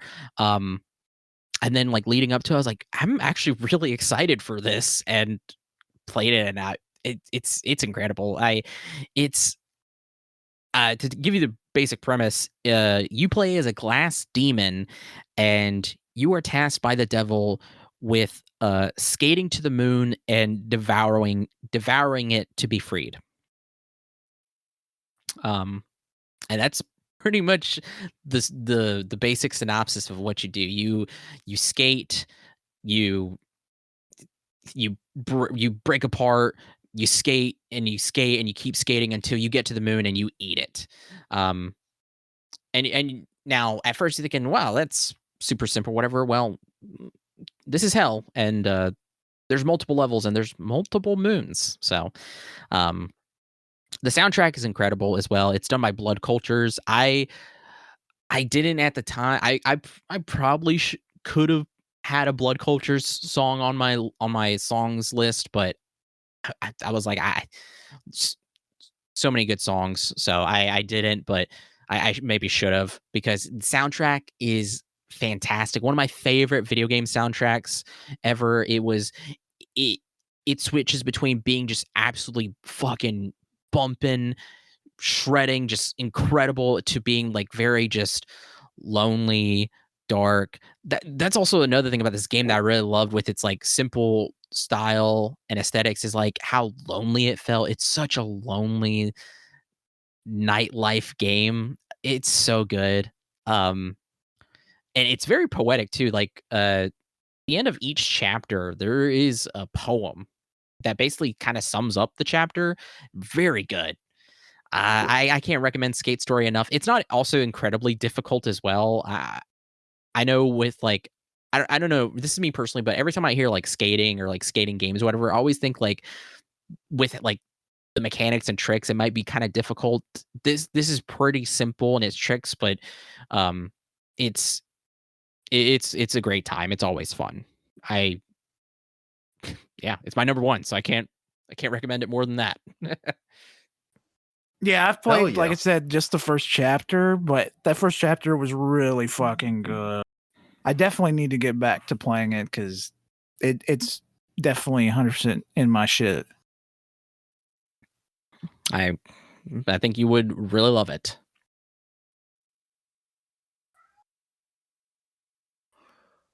Hell yeah. Y'all ready for my number one? I don't think y'all Yeah. going to see this coming. Magic 2. Y'all know they added Final Fantasy to Magic this year? No. My Game number Informer. My number one is a game called Q Up. That is the letter Q hyphen up. Oh, is it from the QAnon guys? Yeah. No, it's by the same team that made if you've ever heard of Universal Paperclips, that game. I'll give you the Steam synopsis because I'm not either. I was about to say, I assume you two have never heard of this. Sick of long queues, unfair matchups, and arbitrary reflex tests? Try Q Up, the coin flipping esport. It's one part clicker, one part multiplayer strategy game, one part demented capitalism simulator, and 100% completely random. So the game is you pick a character to play through the campaign with. I played my first run of the campaign as the gambler, but there's actually 8 classes. There was only 7 at the time that I beat it. But I played as the gambler, and you you level up, build up your skill tree, but the multiplayer aspect of it is you are placed asynchronously in 4v4 lobbies, and the results are a coin flip. Literally, it's best of 3.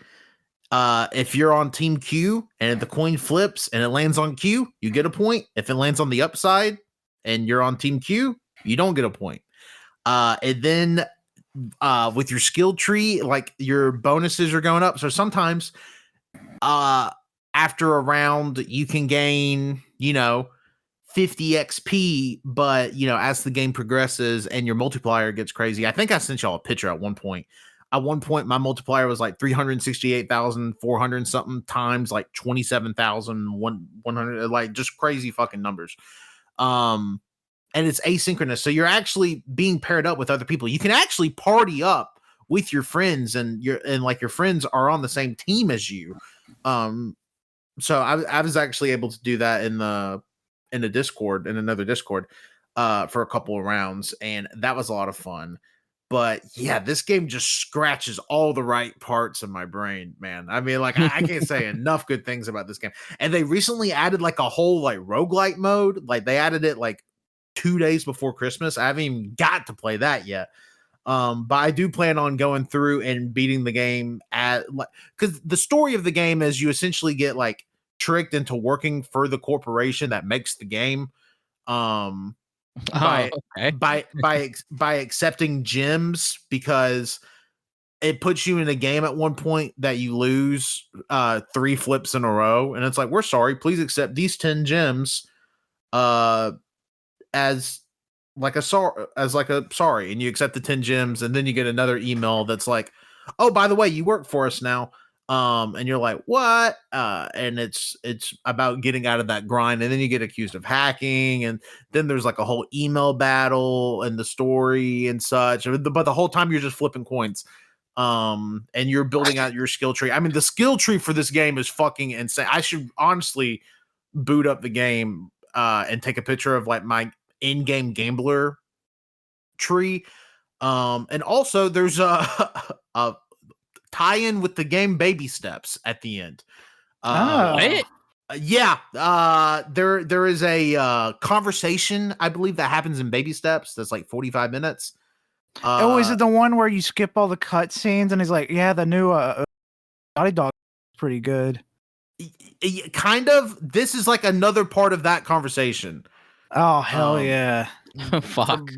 From what I can understand between Bennett Foddy and Everybody House Games. Yeah, man, but it's just a good fucking game. It's so good. I think it's like $10. Yeah, it's $9.99. You should buy it because it's that good. And also maybe the best soundtrack in a game I've played this year, or in 2025, because it fucking rocked. So yeah, everybody go play Queue Up. Oh yeah. God, hell yeah, dude. I actually forgot about this game, but yeah, you told us about it. I remember you telling us about it and then seeing stuff about it because I really like the art for it. Yeah, like the art is good. I was trying to find that picture I took at one point of like my score in the game, because it was just absolutely fucking banana. I mean, it went absolutely crazy. Yeah. So at one point in the game, my Q, which is your score.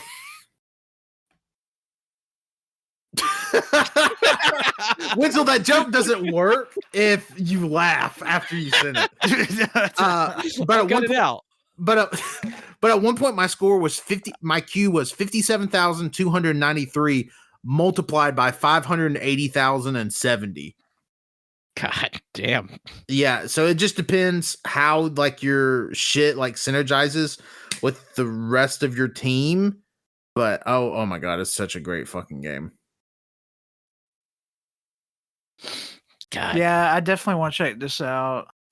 Yeah. This same. feels like a game that is definitely going to be on everything at some point. Maybe. Well, I don't have to worry about that because I can buy it now. Yep. I will say, Wenzel, I know people that have played it on Steam Deck, but the text, I can understand the text would probably be small, but if you do your TV method, it should work 100%. Oh yeah. Yep. Should be totally fine. Because I know there's still several games. I mean, shit. Some of these games I have on my list might still not be Steam Deck verified or whatever. Yeah. So I like it literally like, oh man, such a smart decision on my part to be able to connect it to my TV and have like a means. So like now like I've opened an even bigger world. Yeah, while you guys are playing new indie games, guess what? I'm going to be playing games that are 20 plus years old with my AYN Thor. Yeah, I'm going to get a dock as well so I can blast Game Boy games on my fucking TV. When are you getting your Thor? It hasn't even shipped yet, has it? It hasn't shipped yet, but it might ship tomorrow. If it doesn't ship tomorrow, then it'll definitely ship the next week. Might be tough getting here with all the weather happening. I mean, it's shipping from China. It's going to be a while before it hits the weather. Weather happens in China, Colt. What? Yeah. Well, there you go, guys. That's all of our top 10 games of 2025. Yeah, we did it. We did it. Games are pretty good, as you can Games tell. Are awesome. And you like games this year are also looking pretty damn good. As in, Ubisoft just canceled 15 games, but guess what? Beyond Good Evil 2 is still happening for some reason.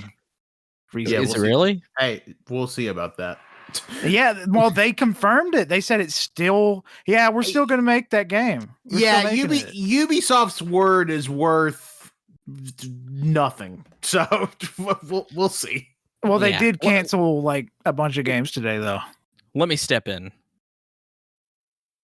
Oh, just in general. Let me step in. I'll put a Step in stop to what? this. Let me step in and I'll put a stop to this. Okay.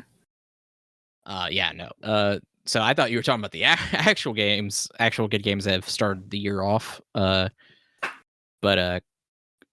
so far, release wise, I mean, currently I'm playing Vital Shell. I've started Big Hops, started Mio, Memories in Orbit, and Marbles. All I'm having a good time so far. So I haven't touched a 2026 at all this year.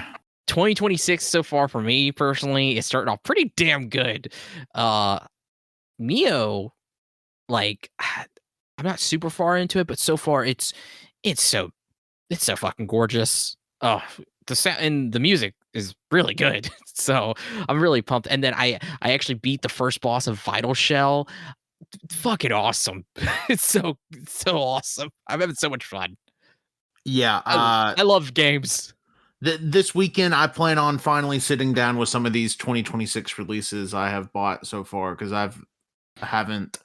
I'm in the Dice Vaders playtest, which is the sequel to Star Vaders. I got Vital Shell waiting for me. I got Word 95. I'm ready for it. And I should also mention Marbles, and Big Hops. So far, Big Hops is really fun. It reminds me a lot of Mario, obviously, but I'm having a good time so far. And Marbles, he plays a marble, and you know what? It's starting to piss me off. What? Yeah, because it's like you're playing as a ball, and like you got to navigate, and you can fucking die.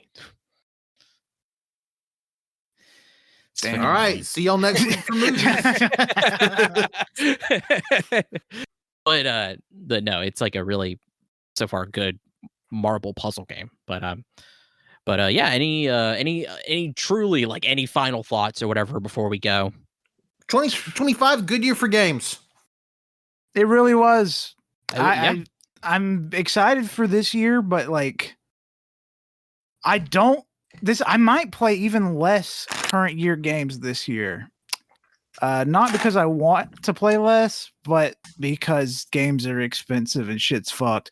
And also, so many old games are free because I've purchased them all in the past, and it's legal for me to have them as ROMs because I've purchased every single game. You know, sometimes it's good to just play old games. Most of the games I've played this year so far is old. I'm playing Friday Night Funkin'. Yeah. That's how he sounds. Yeah. They did a mobile port that came out in July, and it's pretty fucking good. Funkin' good. Yeah. Getting freaky on a Friday night. Yeah, no, I mean huge backlogs, but I mean I got my Steam Deck personally, so I'm gonna be checking out a lot of indie games. Steam Next Fest in less than a month. I know. It's man, I'm so excited. I'm trying to bully Wenzel into doing an episode about it. Not really bullying. He asked me once, and yeah, I asked don't know. Wenzel one time. I don't know. We have so much stuff on our plate, but we'll see. Yeah, no. So very excited for this year of games. Next week our episode will be movies.